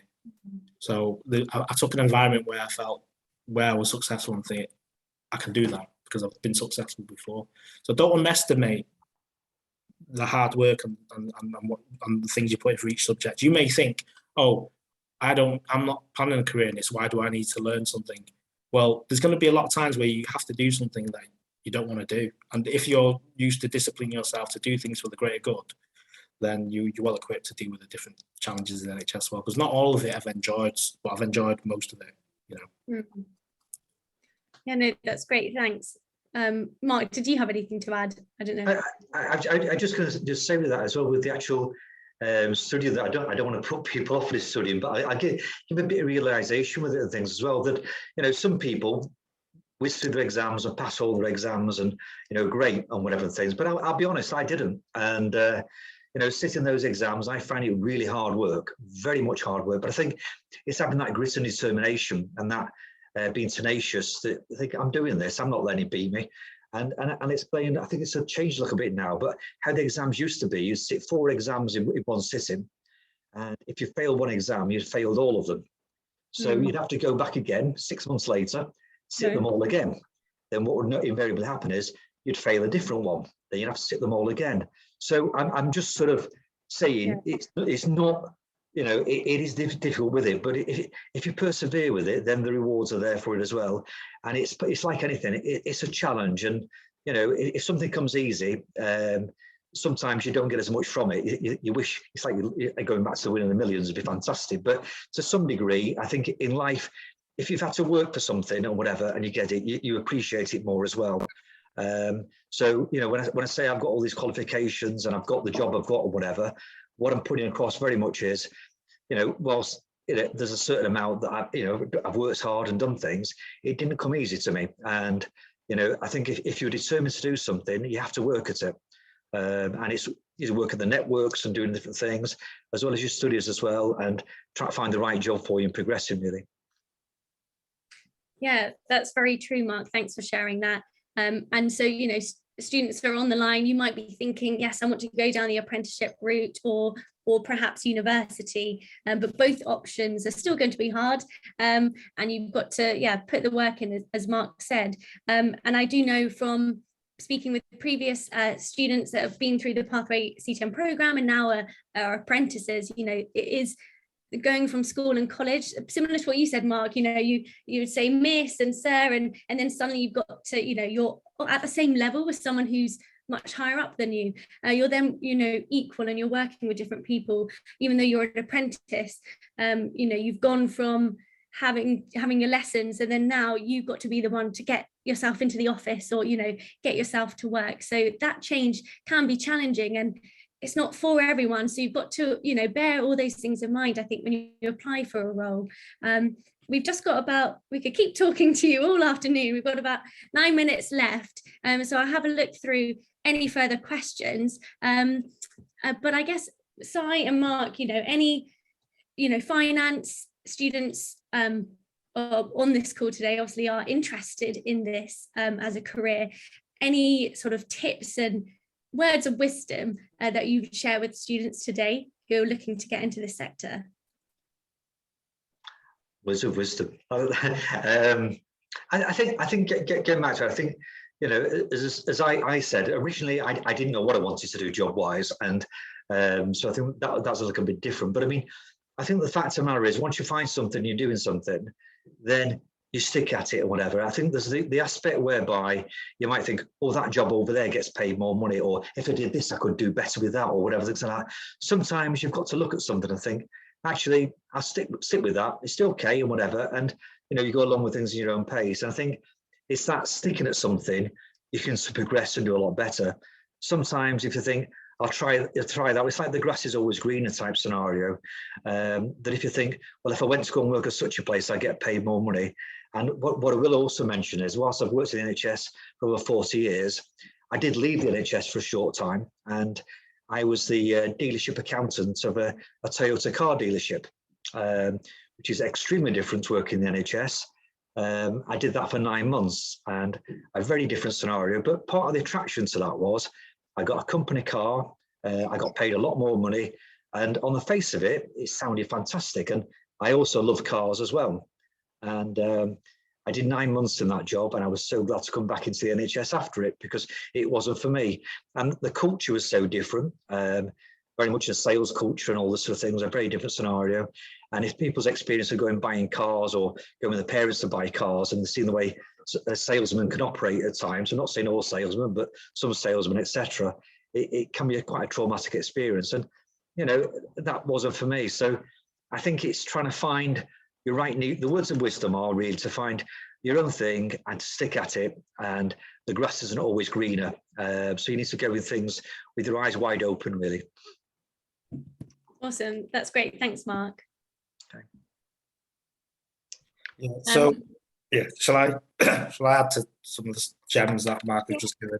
Yeah, so for a person, I'd say the advice would be like, you know, understand the rules of engagement. So you apply for a job in the NHS, you got an application form to fill in. You're going to need to put examples there that separate you from the pack. So, you know, obviously you have school examples and projects and things like that, but things like volunteering to say, you know, you work somewhere, so then you have an idea what the actual work is. So you basically, it's not an illusion what you're applying for. You kind of, you know, you have a feel for what it is, and you tried it before, and that's what you want to do. So, you know, anything that shows the initiative, but also you have to think the application form. So the NHS, what it is you do an application form, it saves it.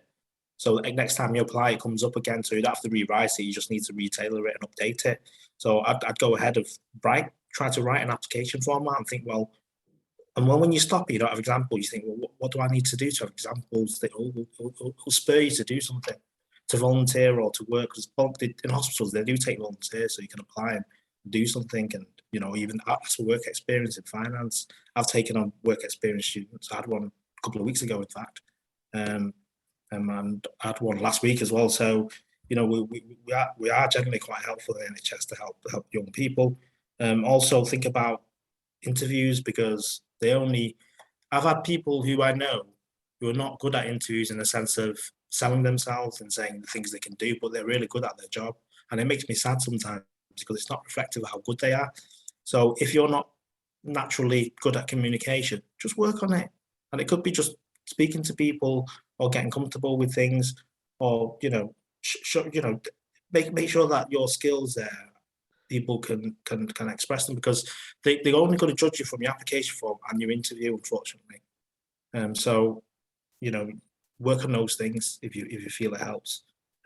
As you know, previous sort of people who mentioned about skills, they talked about, you know, Excel skills and any initiative to show that you spent some time in Microsoft Office. You know, you bought the book and you've gone through some formulas. That's a really good thing. That's something you don't need anybody else to do. You say, you know, I bought a book and I went through things because that's the career I wanted. That's like, wow, that's impressive. That's the kind of attitude we're looking for. So, yeah. Yeah, that's great. And you mentioned, Si, work experience. We've had quite a few questions around work experience in finance. So how would students go about finding this with the NHS?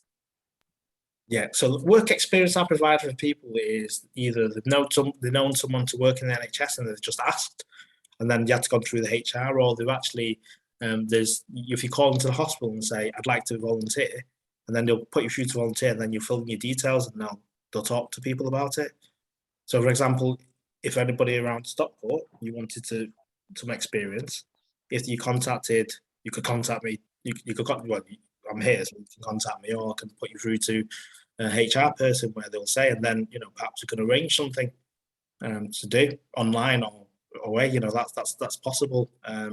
We're always looking to engage with young people to share NHS careers. So yeah, so a number of ways. So just you can do it yourself, or if you know someone, contact somebody. But certainly just call in, just find a number, call in, ask where the volunteer department is, or how can I volunteer, and then do it from there. Yeah. Yeah, that's awesome. So ask the question, guys. And actually, you mentioned someone mentioned LinkedIn earlier. I don't know if either of you have a LinkedIn account. Some of the students have asked if they're able to connect with you on LinkedIn. Yes.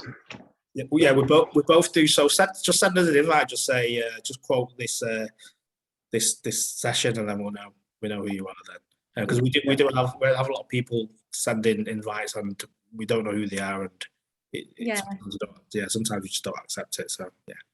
But if it's reference to this talk today, then that's fine. We'll pick up on it from there.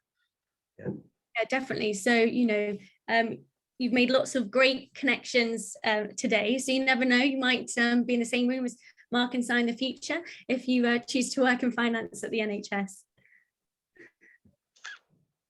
Awesome. So I think, sorry if I didn't answer your question. There was a lot to get through, but hopefully we've covered everything that you guys have asked.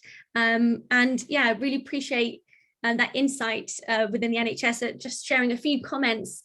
Some of the students weren't aware that finance, was an option in the NHS. So I think you both have done your job today. And yeah, I really appreciate you taking the time to speak with us today.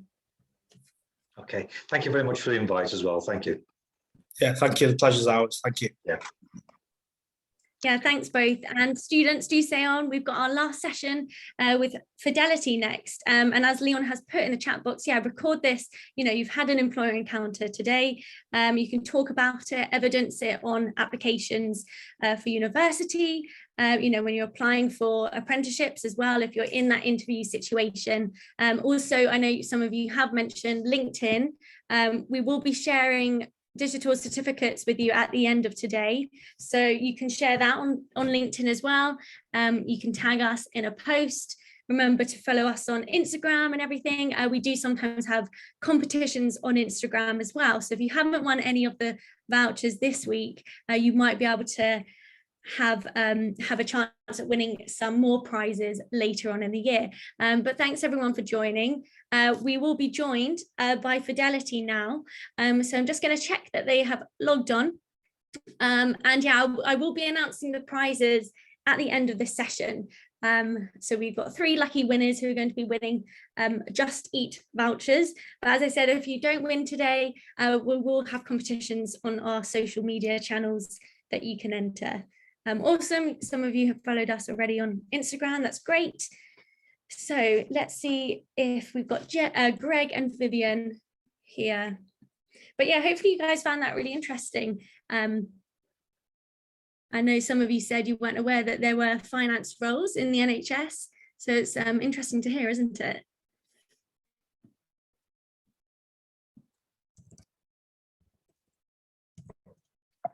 Great. So I think we've got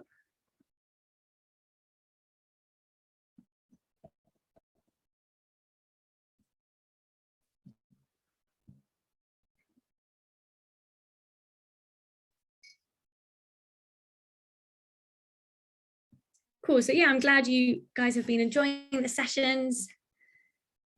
And I think we've got Greg here. Hi, Greg, it's Catherine. Hello, Catherine, how are you? Yeah, I'm great, thank you. How are you? Good, I'm getting there. I'm just gonna try and pull up my slides. Just bear with me for 30 seconds. I've got your slides, Greg. Oh, nice, okay, perfect. All right, great. So where are we? Have we just been for lunch, or what's so we've just we came back from lunch at 1 o'clock, and we just heard from the NHS talking about careers in finance, and now we've got you guys for the last part of the day. So yeah, really good engagement, lots of questions to get through. So I'll be keeping an eye for any questions that come through throughout your session, and if relevant to any content, again, like Greg, do feel free to answer them, but we will make sure we come to questions at the end as well. Yeah, nice. Okay, well that makes sense. Thank you so much. And yeah, absolutely a pleasure to meet everybody. Yeah, as Catherine said, I'm going to take you through some slides that I've prepared to talk to you about kind of careers in finance. And so yeah, I work in like an investment management firm, so a kind of typical City of London firm. where we manage money, I suppose, for private individuals and also large corporations. And so there are lots of different kind of career options available within us, and also just the wider industry. And yeah, I've kind of 10 minutes aside at the end. Awesome. Just to run through some Q&A, but I'm also really, really happy just to take questions as I go through. So just bear with me 1 second. I think I have a couple of people coming to join me. Oh yeah, I'm keeping an eye out for, I think, Vivian. I'll keep an eye out on those joining in. But thanks, students. Appreciate the comments in the chat box. Yeah, you're enjoying the day so far. Yeah, I'm glad, you're learning lots, and hopefully this will help you think about, if you are wanting to pursue finance as a career, you've got a lot to think about and take away from today. Perfect. So I think, do you want me to just get into it? I think that the plan is, so I'm going to speak for about 20-25 minutes or so, just about different careers and give you some kind of helpful hints and tips about assessment processes and CVs and stuff. And hopefully it's not too repetitive. I hope you haven't heard too much about that already today. So no, that would be great, Greg. Yeah, looking forward to it. Perfect. So yeah, in terms of my own background, you probably tell from my accent, I'm not from here. I grew up in Ireland and did all of my schooling in Ireland. I did go to university. I chose to go to university and studied psychology, and so I've kind of worked in a couple of different roles, some of them in consulting. I've worked for a couple of banks and I now work for Fidelity. So I joined Fidelity back in February, and my role in Fidelity is all about, I suppose, helping Fidelity bring in young people into the organization, and they can kind of come in across a variety of different roles. So apprentice roles, summer internship roles, graduate roles, industrial placement roles, and just about providing people with an insight into what a career might look like with Fidelity. So that can involve me attending events like this. I go into some schools and we do talks. We invite different schools into Fidelity. And then as students go to university, they choose to go to university, we also go out to talk to the students on campus and visit some of the careers fairs and things like that. So yeah, if you can flick to my next slide, please. Oh, and maybe the next one after that. Yeah. So yeah, I suppose the first thing I wanted to kind of just talk to you about was, there are many different career options at Fidelity International, but also just in the City of London. And this will be true of many different firms, whether it's, us or some of the banks or some of the law firms. There are a variety of different career options. And as I said, I chose to go to university. That was not yesterday. It was quite a few years ago now. And so I'll be honest and say that the kind of career landscape has changed, and so when I was growing up, everyone, a lot of people did choose to go to university, but there's a lot more options available now, and so yeah, you should absolutely choose. There's no one right path, and you should absolutely choose the one that is right for you. Yeah, our apprenticeships tend to be 2 years in duration. In terms of the profile of people that start, we do get people who start with us after doing a university degree, but predominantly, and the majority of people who start with us on an apprenticeship program tend to do so like after doing their A-levels. Okay, so they finish their time in college and they decide, I maybe don't want to go to university, I want to get straight into the workplace. And so we offer people an opportunity to do that. And typically the way it works is you would do 4 days of working and 1 day of studying. And as you work towards a qualification in financial services, you're absolutely 100% paid whilst you do that, and you're paid quite well. And so, yeah, it's a really valid and absolutely valuable alternative to choosing to go to university. And yeah, a lot of our apprentices start out in our Kingswood office, which is out kind of near kind of Sutton area, and so we get lots of students coming in from like Reigate and Woking and yeah, the wider Surrey area to do apprenticeships with us. This year we've hired about 50 apprentices into our Kingswood office. So yeah, we're a big employer of apprentices in the area. But also because we are big, it means a lot of the students start in groups, and there's a big class of people like you would be if you're at university, and you all train together, and there's a really nice kind of community feel to that. And it absolutely is a start of a long-term career with Fidelity. It's a first step in the door. You do a qualification in financial services. Some people choose to stay in the teams that they've joined, but other people move within the organization and maybe move sideways and work at a different team, or maybe decide to do an additional course and retrain and then work in a different department. So there's lots of options, and I think long gone are the days where what you start on day one is what you're doing 20 or 30 years later. People move lots of times in their careers, and so yeah, there absolutely is that flexibility at Fidelity. And then the summer internship and graduate roles, I think, Catherine, correct me if I'm wrong, I think most people here are year 12. Yes, that's right. Yeah. Yeah. So you guys may be thinking about, your futures and what you guys want to do. And as I said, apprenticeships are absolutely an option, but also if you choose to go to university, we'd also be really, really interested in you. And we offer summer internship and graduate roles to people who choose to attend university. Summer internship tends to be a 10-week program, and we would offer that in the summer of your second year. So the summer between your second year and your final year, if you do a 3-year program. And then the graduate roles usually start this September. So you might graduate in July, and then you start with us in September.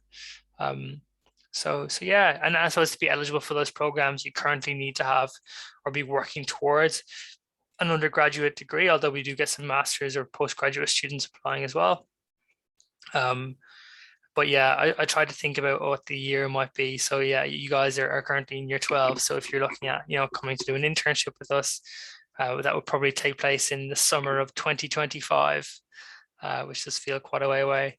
And maybe start as a graduate with us in 2026. But now is absolutely the time to be thinking about this, and that's why these types of events are so useful.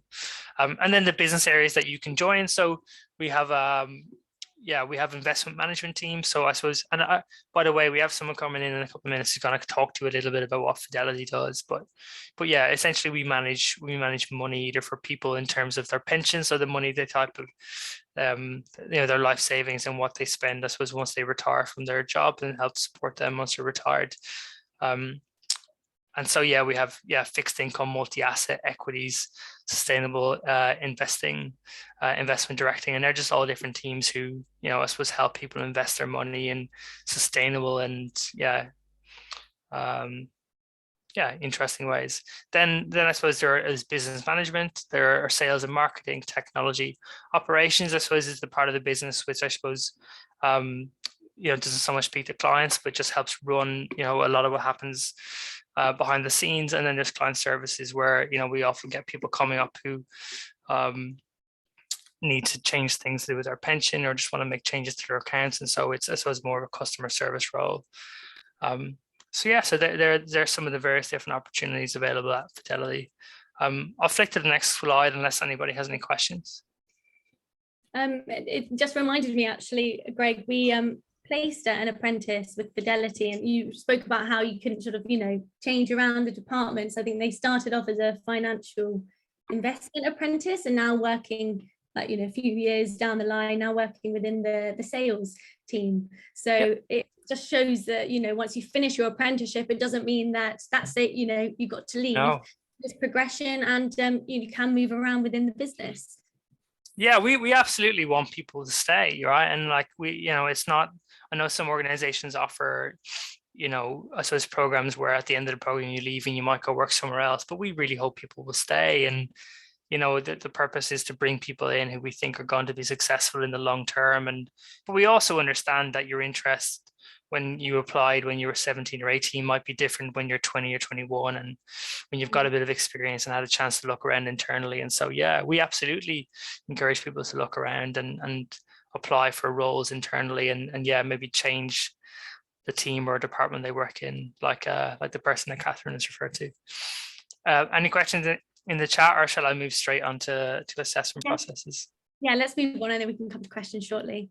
Okay, perfect.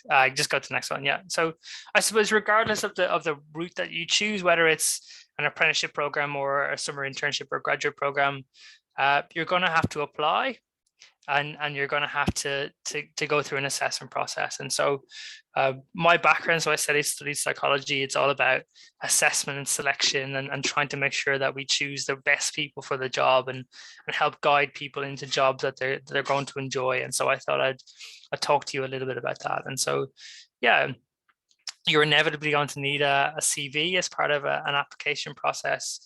I think you might not always need a CV, depending on the job you're looking for. If you're looking to go work in a shop, or in a coffee shop or something in your local area, sometimes walking in and saying, I'm looking for a job, they might have something in the window, might be absolutely fine. But for a kind of bigger organization like us, you are going to need a CV. And yeah, a CV is just a document that gets you in the door. It gets someone like me or the people you're going to meet today interested to have a conversation with you, but it's you that we would hire, not the CV. And so it's just it's different for everybody. Everyone has a different CV, and it's really just an opportunity for you to highlight the things that you've done in your background. So whether it's volunteering or sports or education or work experience, if you've got some of that, a chance for you to kind of talk about not just what you did, but how you do it and what you learned from it. And yeah, but yeah, it's not the only thing that's going to get you a job, and that's what I'm going to talk about in the next few sections. So if you flick to the next page, I think I've just got an example of a CV. So yeah, I think this is a recorded session, so you guys can come back and look at this. But yeah, I know every recruiter will give you a different piece of advice around what a CV should look like. But I think there are some kind of broad principles that you guys can stick to. So yeah, usually it will be like your name at the top, and then your email address and your phone number.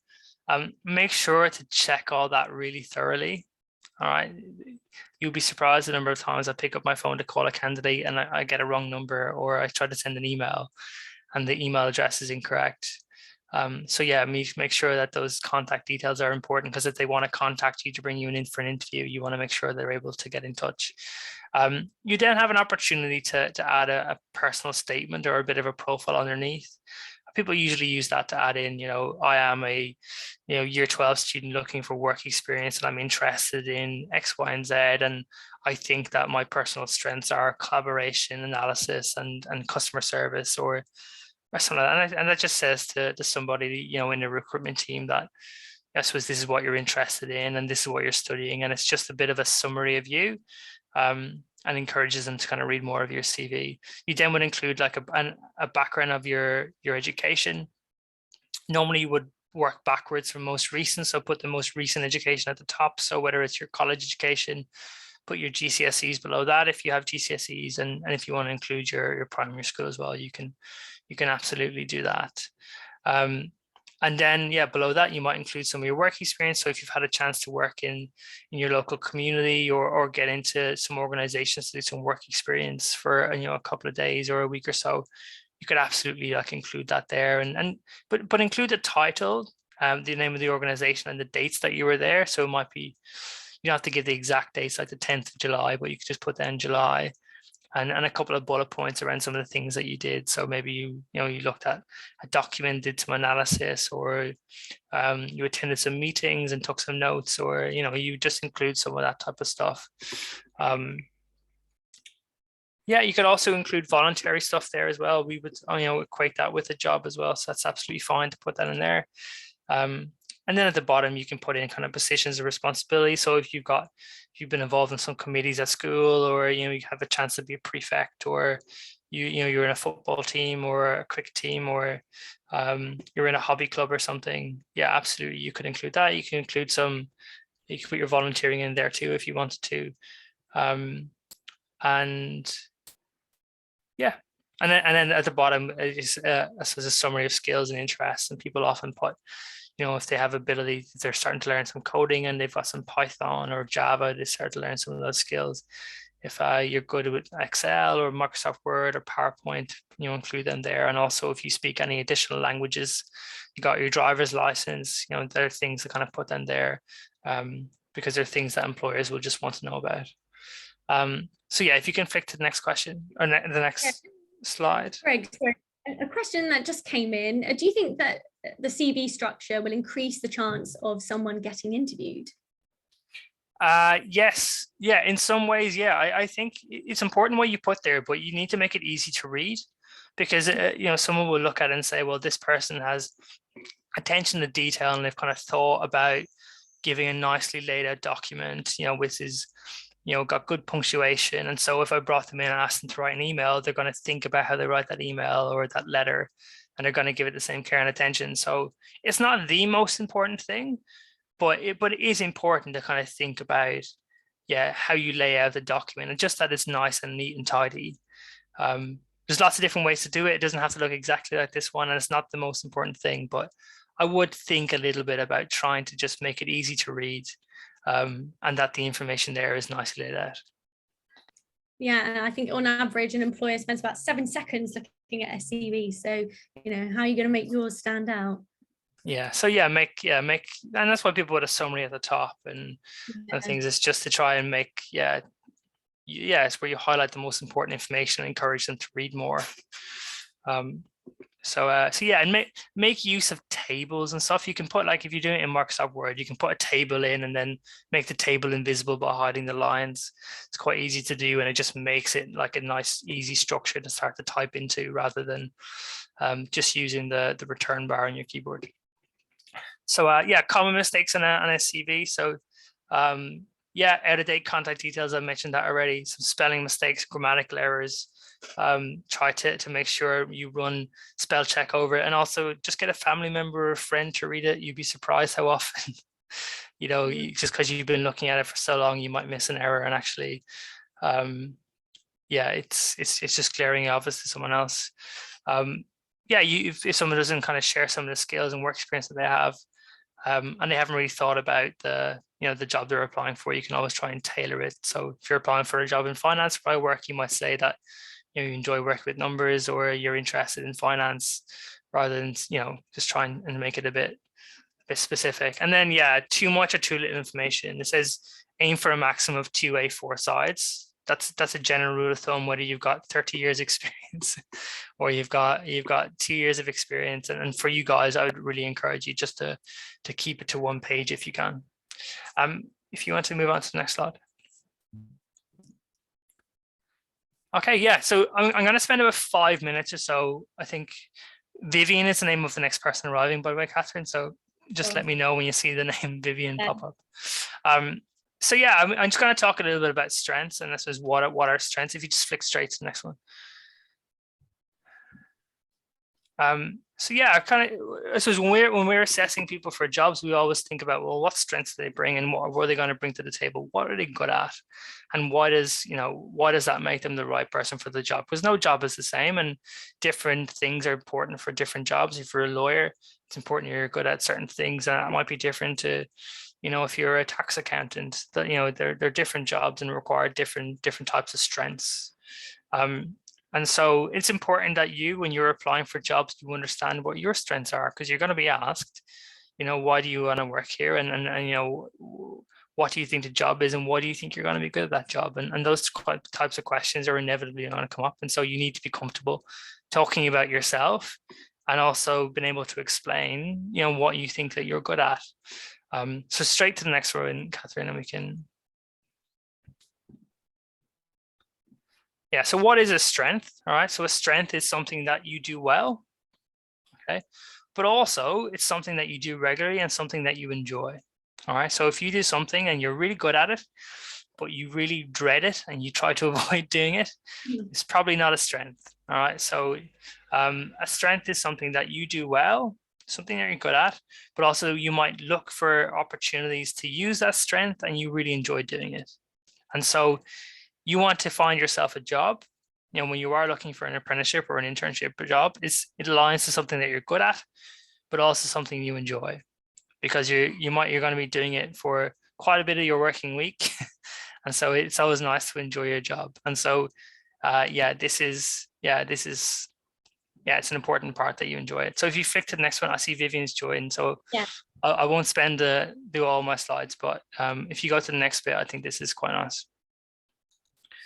So yeah, just for 1 minute, I was hoping that people would just get your pen and paper and jot down 3 to 4 things that you would find challenging or de-energizing. Okay, and they might be tasks that you don't enjoy, or tasks that you avoid, maybe you procrastinate about. And then write down 3 to 4 things that you would find fun and energizing for 1 minute. All right, so things you love to do, things you enjoy, and just try to be specific. So don't just write down, I hate doing homework, or maybe I don't enjoy sports. Try to think about, working with numbers, analyzing or solving a problem, working with others, helping customers, writing an essay. Try to be a little bit specific. All right, so maybe we'll give people until, what time is it? 23 past at the moment. Yeah, so we'll give about 60 seconds. Vivian, I reckon we can get going with you at about 27 minutes past, if that's all right. Cool. Yeah, all good. Yeah, whatever. Thank you. I know earlier we were looking at, skills in finance, talking about Excel spreadsheets, which most of the students did enjoy, but, maybe there are some parts to that you don't enjoy doing and they de-energize you. Yeah, absolutely. But the thing is about a big organization like us is that there were lots of us who, are not work in finance, but aren't bankers, or we're not investment managers. I come from a psychology background, so I like talking to people. But so yeah, there's absolutely a career for absolutely everyone here. It's not just, you don't have to be an Excel whiz. Yeah, so I guess you play to your strengths. We've got some students who've put pivot tables in Excel. Yeah, good to be good at pivot tables, yeah. I see Vivian's nodding, she finds them useful. I love a pivot table, yeah, oh yeah. Very useful. Some conditional formatting. Sad what you get excited about, isn't it? All right, I think we can leave it there. So if you flick to the next slide.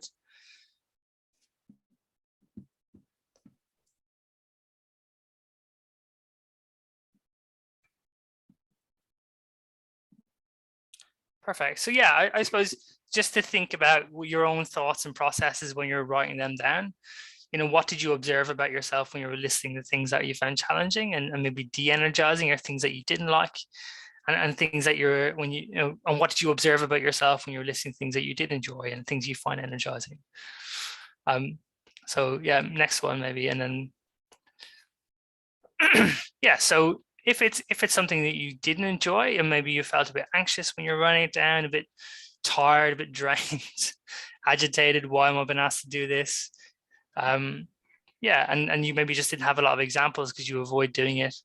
And if it was something you enjoy, I'm sure you felt a bit more enthusiastic about it. I'm sure you felt authentic, passionate. You're able to give more examples because it's something that you seek out and you enjoy doing. So when you are thinking about preparing for an interview or preparing for an assessment process and thinking about, okay, well, what am I good at?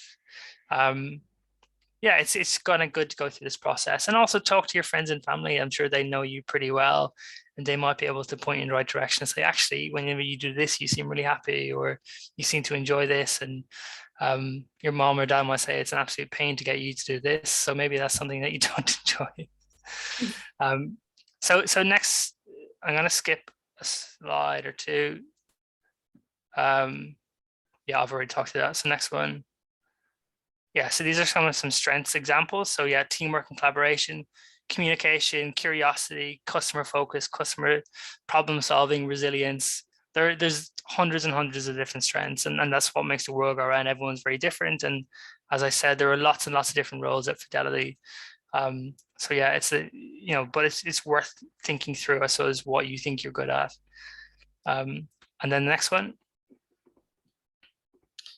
And then just trying to reframe some of the negatives. So these are some words you might have heard in terms of feedback from your teachers or parents, or something that maybe you know, you're too demanding, or you're dramatic, or you're fussy, or well, those things can be good too in the right situation. If you're fussy, well, actually, maybe that just means you're really detail orientated, and your CV will be lovely and really nicely laid out. Or you're stubborn, it actually means that you're persistent and you're really determined and you want to see things through. Or if you're dramatic, maybe it just means you're quite passionate and expressive, and in the right job, those things can absolutely be strengths. And so it's worth kind of thinking through those things, and absolutely they can really be strengths, and it might be absolutely something that we're looking for. So at that point, I'm going to hand over to Vivian. I'm not sure, you might have to flick through a couple of slides, but you'll get to a title slide with Vivian's name on it and you'll know you're there. Awesome. Thanks so much, Greg. Cheers. Cool. Okay. Well, just to introduce myself, so I'm Vivian Slegg. I work obviously within Fidelity, within our personal investing area, which I'll kind of elaborate on. I've been here for about 15 years, so it was kind of my first job out of uni. I was meant to kind of do 3 months and then just never left. So I'm here to talk about, like, what does Fidelity do, which is a really good, useful question to try and answer. So if you can just go on to the next slide. Yeah. So I've very poorly tried to visualize and articulate what is Fidelity. I think for me, it's what we do in Fidelity is just try to make people's money work harder. That's how I see it. So we have 2 sides of our business. We have our investment management side, which is you know, we've been running since like the 70s. It's very established. And we have our workplace and personal financial health, we call it WPFH, side of the business as well. So the ISS, investment management side of the business, what they do is they create kind of investment vehicles, funds, to, again, kind of make money kind of work harder for people.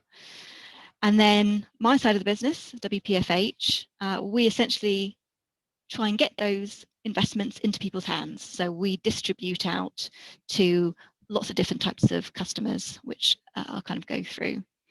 And then with any company, of course, you have, I think we call them corporate enablers, but basically shared kind of services.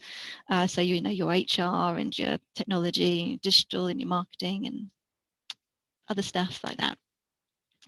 And yeah, so these work together to essentially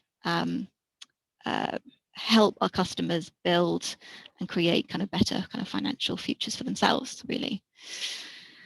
So going on to the next slide, starting with the investment management side, which is probably the more exciting. You know, you have pictures of kind of Wall Street and traders.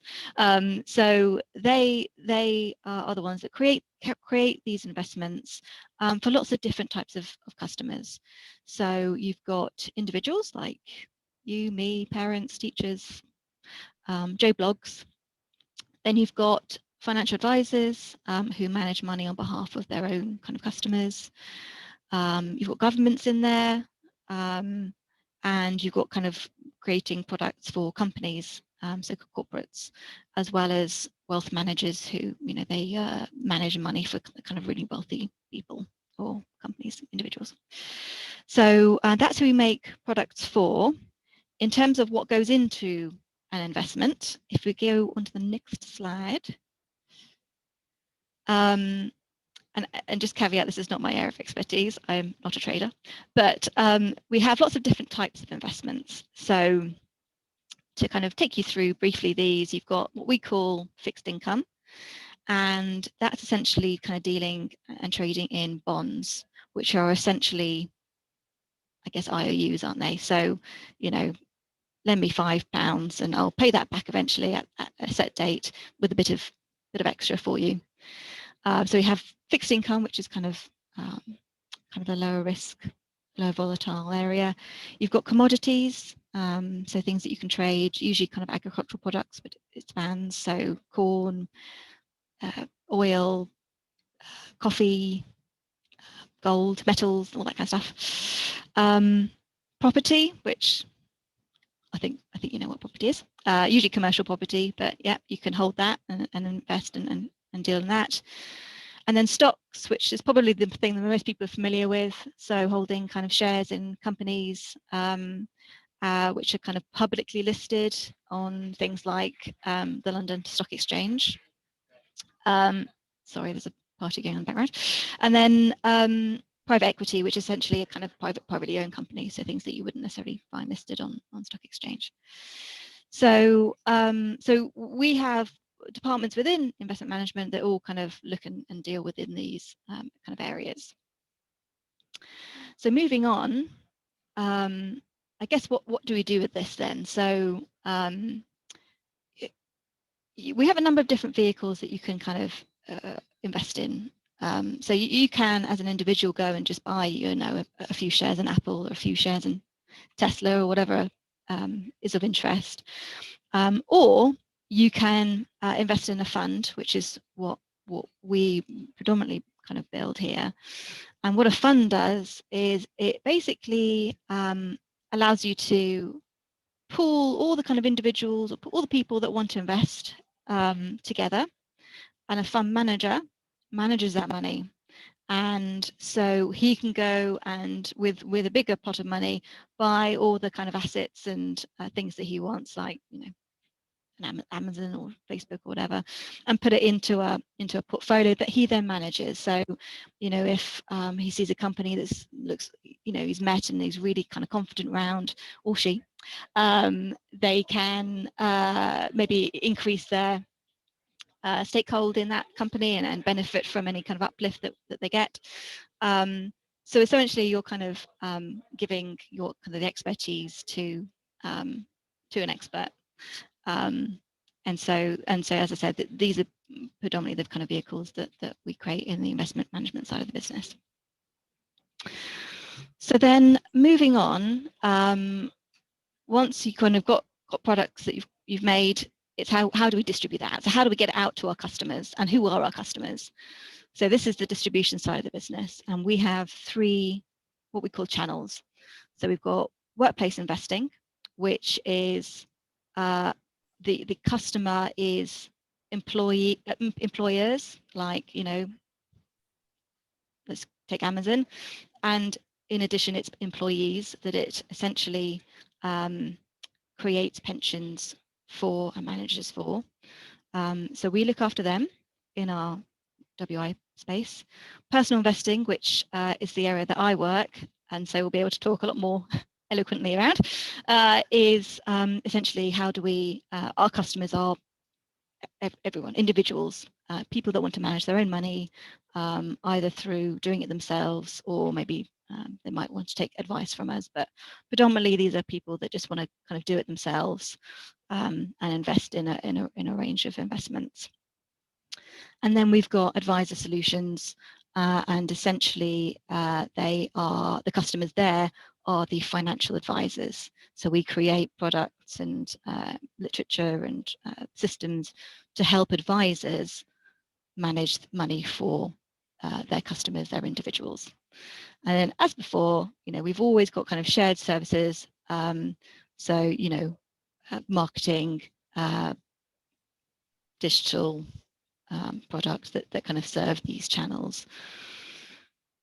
So to go into more details around these channels, so I think the first one on the next slide is workplace investing. So I don't know if you all maybe know what a pension is or not, but essentially, obviously, at some point, we all do want to stop working.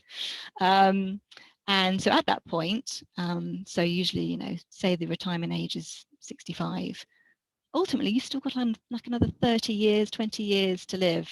And it's like, what do you live on? And this is where pensions play a really important role, because it's something that you can invest into. You can't touch whilst you're not retired, so there's no temptation there. And when you're retired, you get this pot of money that you can kind of basically turn into a bit of a salary for yourself. And some workplaces, like Fidelity, for example, you know, you'll get the benefit of a salary, you'll get benefit of free coffee machines and maybe a gym, but also you get the benefit of having a pension and getting your company to pay into that pension. And so this is that side of the business. So it's all about looking after yourself in retirement. How do you talk about kind of financial wellness and make sure people are really preparing themselves for that kind of fairly significant moment? Because ultimately we don't want to be just, I mean, I'd love to just sit and watch TV all day, but also you want to do all the exciting things like travel and go and see your friends and go out to eat. And so you need the money to do that. So it's a big portion of our business. It's global. So we have workplace investing in kind of UK, Germany, Hong Kong, Luxembourg and Japan. And in terms of size, we look after 41 billion pounds worth of money. So AUA is assets under management. So essentially, that's the kind of pot that's managed under WI. So then moving on to the next side of the business, which is personal investing. And you could be a customer of both. So I have a workplace pension, but I also have my own investments as an individual. And PI, we basically help, like I said at the beginning, we help them money work harder for them. So rather than putting under your pillow and it being nice, safe and secure, but not really doing much, we can help people to invest that money in things that are kind of suitable for them. And you can do that being guided. So we can give you support. We don't just sell Fidelity funds. So we sell, I mean, we've got like 3,000 types of investments on our platform. And so we sell funds from other kind of asset managers like Vanguard's a popular one, JP Morgan, and they range from some of those themes we looked at earlier, like fixed income and equity, but also you've got kind of sustainable investments, things that are trying to invest in companies that are worried about the environment and climate change, or maybe it's technology, like technology funds, and customers can build their own portfolio of funds, or we also have the capability for customers to just invest in individual shares. So if you want to buy a bit of Apple, then you can do. And do that yourself through our digital app. Our customers are very varied in terms of age and experience, but we do a lot of content and guidance to help people learn as they go, because it can be quite a kind of daunting thing. So we have 550,000 customers, and the assets are 33 billion. So again, pretty substantial. And we have PI businesses, again, still globally. So obviously UK, Germany, Hong Kong, Taiwan, and Japan. And obviously they have different products because those audiences are quite different. But it's all about the customer and enabling them to kind of shape the life they want, whether that's, to save for a house or to save for retirement, or just kind of save for a rainy day. But yeah, there's lots of kind of content and guidance that we do around that, and how we kind of engage with different customers differently as well. So one initiative, for example, at the moment is how do we engage with the younger generation, because many of them, aren't too familiar with the idea of particularly funds. So that's PI.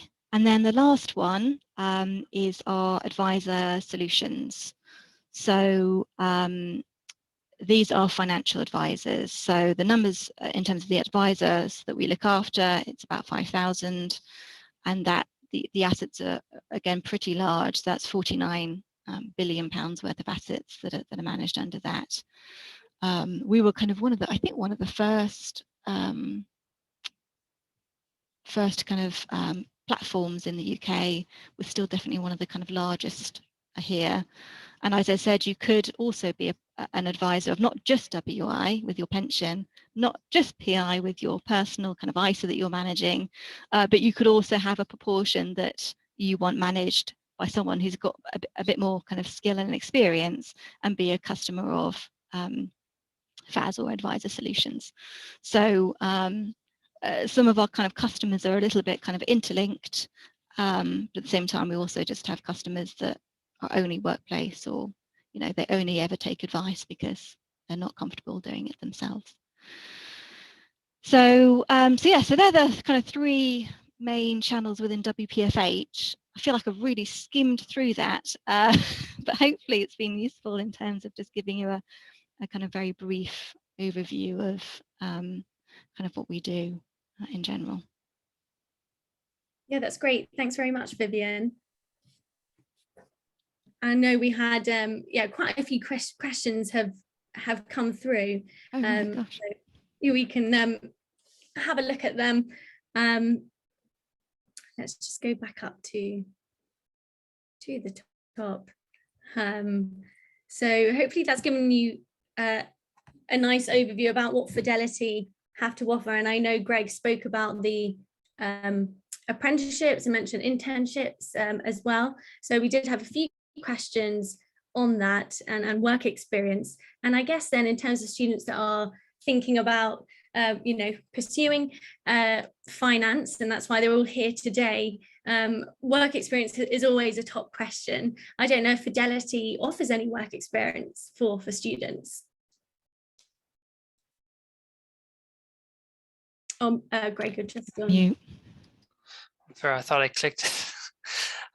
Yeah, it's absolutely something we're working towards, and I think we do have students in at all levels, but yeah, we're working to expand our work experience policy this year. So I would expect that we should be able to offer work experience to some of you guys if you're interested next year. And yeah, that'd be great. But I guess then, Greg, those students, if they're not able to find work experience in, the sector that they're wanting to go into, what would you say? What can students be? How can students demonstrate that they're really passionate about this sector, even though despite not having any work experience in it?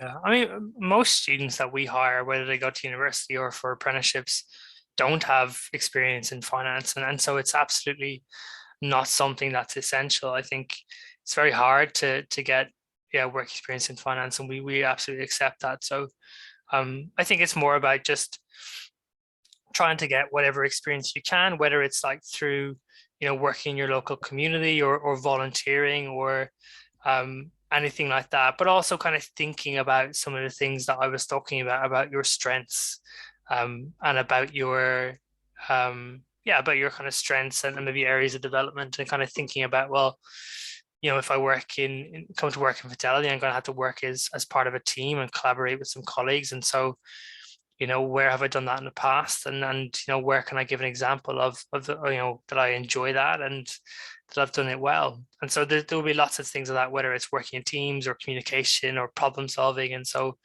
all work experience is relevant. I think if you're interested in working in finance specifically, and maybe some of the areas that Vivian's talking about, or some of the investment managers more on the equity or fixed income side, there's absolutely a huge amount of resources online and things that you can read about things that are happening in financial markets. I'm sure a lot of people are reading about crypto and things like that as well. So Vivian, I don't know if you want to maybe take over that part of the question about where people can kind of things that they can maybe read about or start to get access to information, whether it's through the BBC or to start to try and think about things they might want to learn about in finance or the world of finance. Yeah, I think there's definitely more opportunities now to access information. So, I mean, I know lots of investment companies are doing a lot more, for example, on social media to kind of talk about a bit more what they do, like Fidelity. I know that's something that we're moving into. Yes, like independent sources like BBC and there's quite a few financial blogs, and maybe blogs is a bit old school, but websites that also talk about kind of the investments and the kind of the industry as a whole, and what are the different kind of routes in. I can't think of any currently, but I'm sure there are some that probably we could dig out for you. But I definitely think, I mean, I guess it depends on what area you are, but I mean, I didn't even know who Fidelity were when I joined. I did archaeology and history for a degree. I was horrible at maths. I hate numbers. and yet I've got commercial in my title. So I think it's there's definitely lots of opportunities to do stuff around investments, but also if that's not necessarily your interest, there are lots of different opportunities around kind of marketing and other areas, I guess. Yeah, I mean, there are loads of podcasts on Spotify that you can listen to about like the money markets and about financial markets, and it will explain, well, why is the Bank of England raising their interest rates, or what's happening with the European Central Bank at the minute. You can just pick up the newspaper if you're able to get the Financial Times, but if you're not, there are lots of free newspapers that you can just pick up from your local train station, which CDAM will include lots of information about like the same type of thing. And so, as Vivian said, there are resources that you can buy, on Spotify or whatever, but there are also lots of free resources out there that you can read.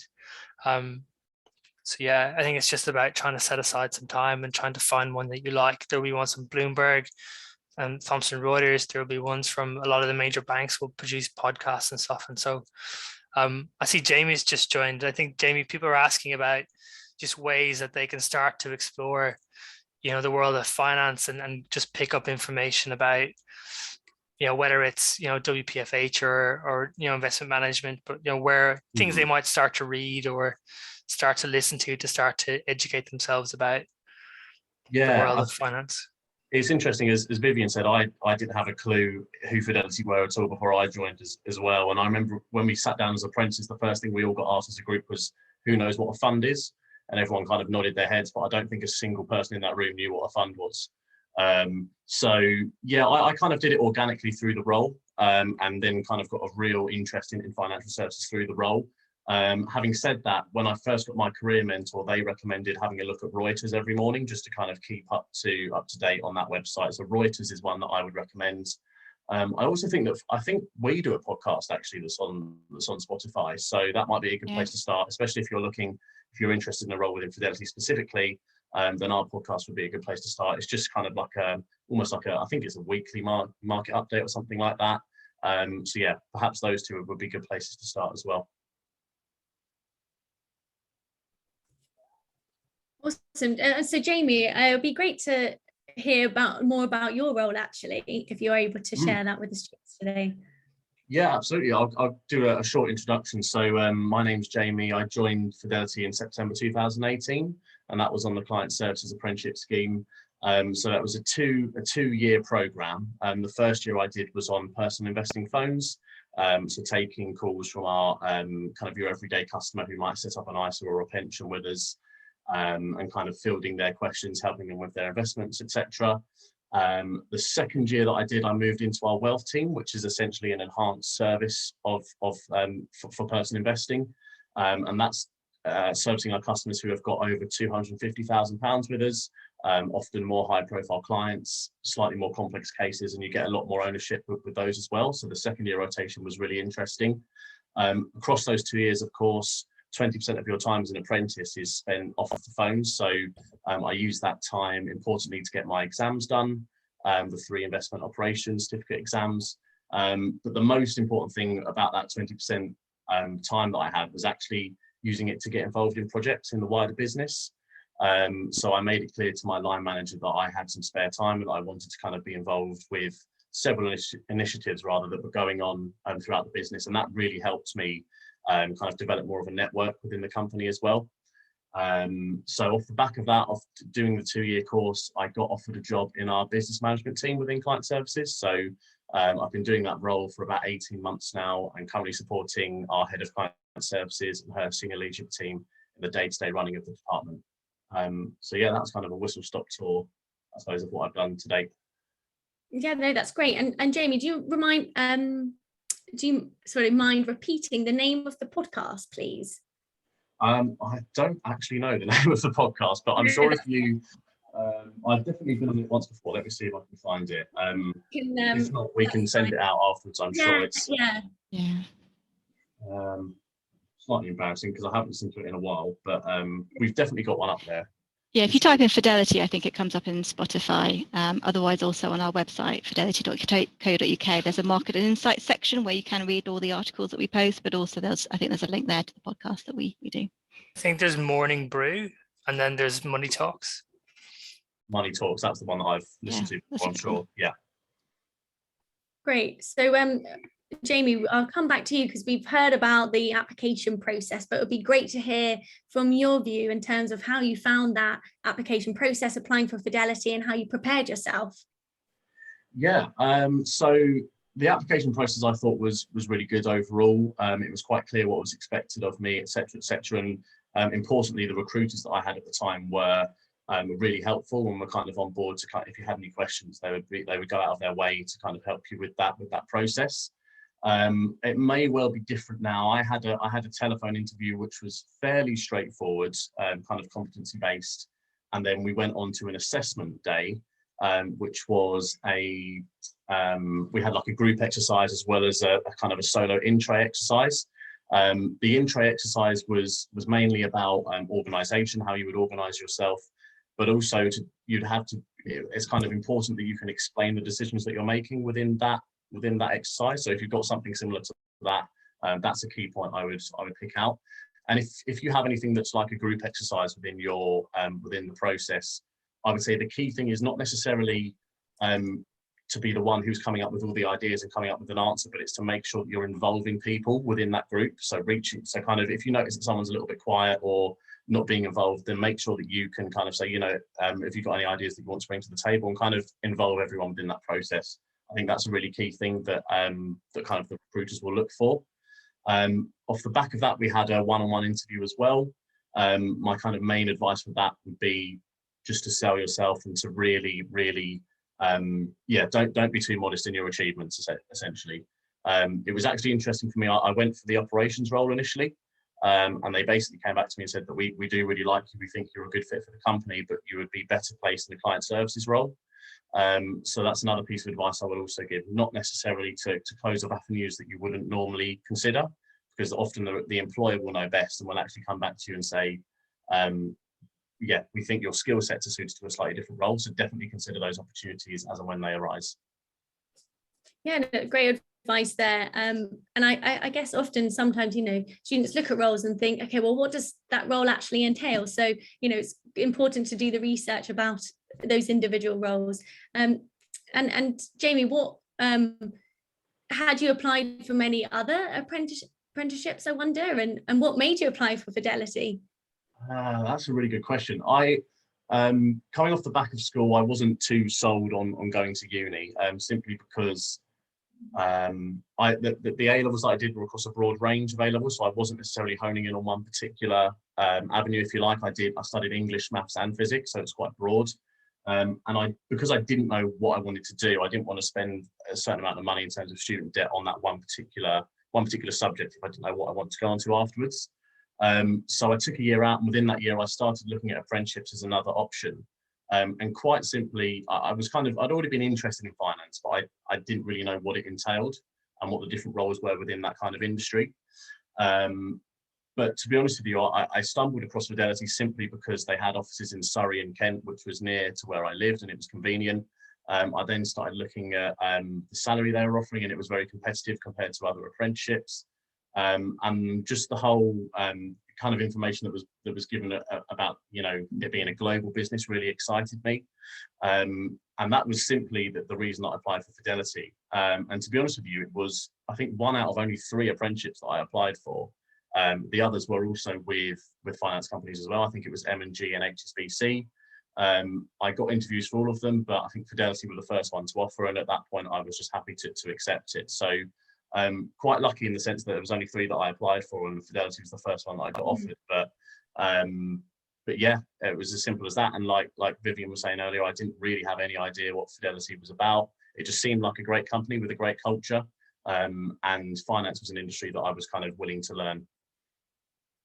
Yeah, that's great. Thanks, Jamie. We've got a question that has come in. So you say now you're more involved in the business management side. So what does that consist of? That's a very good question. I think business management, in terms of a role, will vary greatly depending on what industry you work in, I mean, even from department to department within Fidelity, that the roles are quite different. Essentially, the way I would summarize it is you're providing support to the head of a department and their senior leadership team in the overall management of that department. So my day-to-day role there will always be something different that crops up because there's loads of ad hoc queries that come up.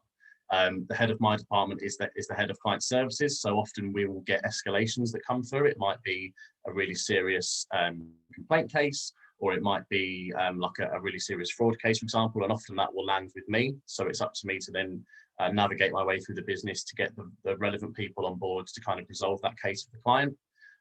But in terms of more kind of business as usual work, what I would do is a lot of reporting for Debbie, and that will go up to what we call executive committee meetings, etc., etc. So a lot of reporting and commentary that goes along with that. Lots of work on PowerPoint and Excel, etc. I also manage our internal departmental communications. So we've got a department that's 600 plus that spans 4 different countries, and I run all of the communications that goes out to all of those teams. And as well as that, we have kind of ad hoc projects here and there that come up. So various initiatives that are being run across the business all the time, including things like diversity and inclusion and corporate sustainability. And often it's a business manager's job to kind of run those initiatives for a department and get different people and different working groups involved. So yeah, I appreciate I've said a lot there. It's very hard to kind of pinpoint exactly what a business manager will do. And you can tell it's a really varied role. But to me, that's kind of what interests me and keeps it fresh. Great. Emma said that sounds so interesting and exactly what I want to do, which is great. I'm conscious of time and we can keep talking. I want to now sort of open the floor to Vivian, Greg and Jamie. Any key bits of advice to leave students with today who are hoping to pursue finance as a career? I don't know who wants to go first. Jamie, if we start with you first. Yeah, so I would say it's a little bit of a cliche, but I remember when I first arrived at Fidelity on the first day, we were basically told to take absolutely every opportunity that comes your way, even if it's really out of your comfort zone. I know it is a cliche, but it's a cliche for a reason. If you make sure that you are kind of accepting those opportunities that come your way, push yourself out of your comfort zone, you will learn new skills, you're going to meet new people, and your profile is going to go through the roof in terms of the company that you work for. So absolutely, that would be my number one piece of advice, I think, for anyone starting a new business. I would also iterate that. I'm just going to steal Jamie's idea. Just because I think in terms of, I mean, I'm hugely introverted, but my first job here was talking to customers in client services. And so I do think keeping an open mind. And I think the other thing is being open to learn. So if you don't know it now, that's fine, because I did advised exams as part of my role here at Fidelity. You can learn by doing. So just kind of be open to the opportunities that come your way. Perfect, thank you. And Greg, anything to add?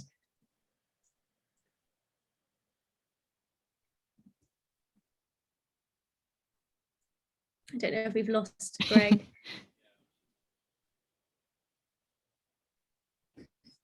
I think he's frozen. Yeah, I think so, but we've had some comments in the chat box. Students have learned a lot about finance from this session and the sessions earlier. So yeah, that's been a great insight and overview about what Fidelity do, and hopefully some students will be applying sort of in the next few years or so. Greg, are you back now?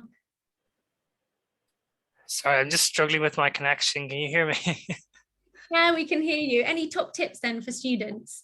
No, I managed to hear what Jamie and Vivian said, and both fantastic pieces of advice. So nothing huge to add, but just to, I suppose, as Jamie said, take all the opportunities that are offered to you and think about, what you enjoy and what you feel like you're good at. And, I think often candidates will think about, well, it's bankers and banks and lawyers and law firms, and actually there's a huge variety of people in all those different firms who do a massive variety of different things, and so think about the type of company that you want to be in and how it's going to make you feel, and you're going to be comfortable to be yourself.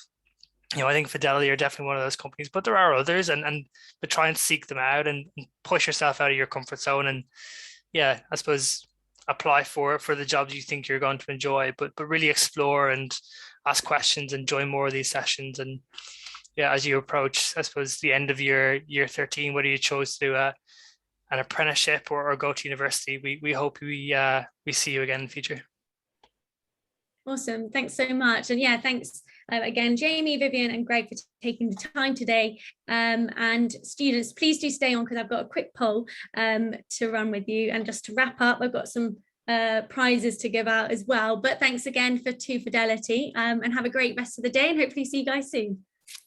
Thank you very much. Thank you very much. Take care. Bye. Bye-bye. Bye-bye. So students, please do stay on the line. So I have put in the chat box, we really appreciate your feedback from today. So please do fill out our feedback form. A lot of you have been asking questions around your certificate. So you will receive a digital certificate, which will be emailed to you this evening. As I mentioned earlier, for any of you that have LinkedIn or social media, do feel free to post your certificate. And as always, follow us on Instagram, because we will have more prizes and giveaways for you. So before we leave, I've just got a quick poll, which I will launch now. So if you could please take the time just to fill that poll in, that'd be great. But yeah, I can't believe today has come to an end. I hope you've all really enjoyed the day. I've definitely learned a lot, even though I'm not going to be pursuing a finance career. I think I'll stay at Pathway, but hopefully you guys will be able to, this has helped you, whether you're going to apply for apprenticeships in the future or go and apply for university, whatever route that is. I hope this has really helped you with define what you might like to study and go on to do. So I'll give you a few more seconds to complete the poll. And thanks again. And well done for those of you that have joined, a couple of the sessions or all of the sessions today. And if today's been your first day, again, thanks for showing up. Put it on your CV and talk about it, because it's a great thing that you've done. You've tuned in for the full day, which is awesome. Okay, how are we doing with the poll? Great, so let's have a look. So some of you are thinking now an apprenticeship, which I think majority of you were swaying towards university. And that's awesome. So there were some, I know, at the start of the session who only knew a little bit, in fact, who knew nothing about finance. So that has totally changed now. So we've got 30, or it keeps going up. So we've got 62 of you now know a lot more. 2% of you rather are an expert, which is great. And we've got 36% know a little bit more about finance, which is what it's all about. So I really hope you've enjoyed the day today. I've got a few announcements to make. So my 3 winners for the Just Eat vouchers. So they go to, and hopefully you're still on the line. So we've got Angel, which I can see. So we'll email you your voucher. Noor Bib, are you still on? Hopefully you are. And Emma Rice. So if you haven't won today, to be fair, it was really hard to pick because so many of you were asking really great questions and being really engaged throughout, but they're just the 3 which I picked out because again, yeah, really great questions. But well done everyone for showing up today. It's been a really good day, good week. Have a great summer for those of you that are finished, and those of you finishing tomorrow, hope you have a good last day.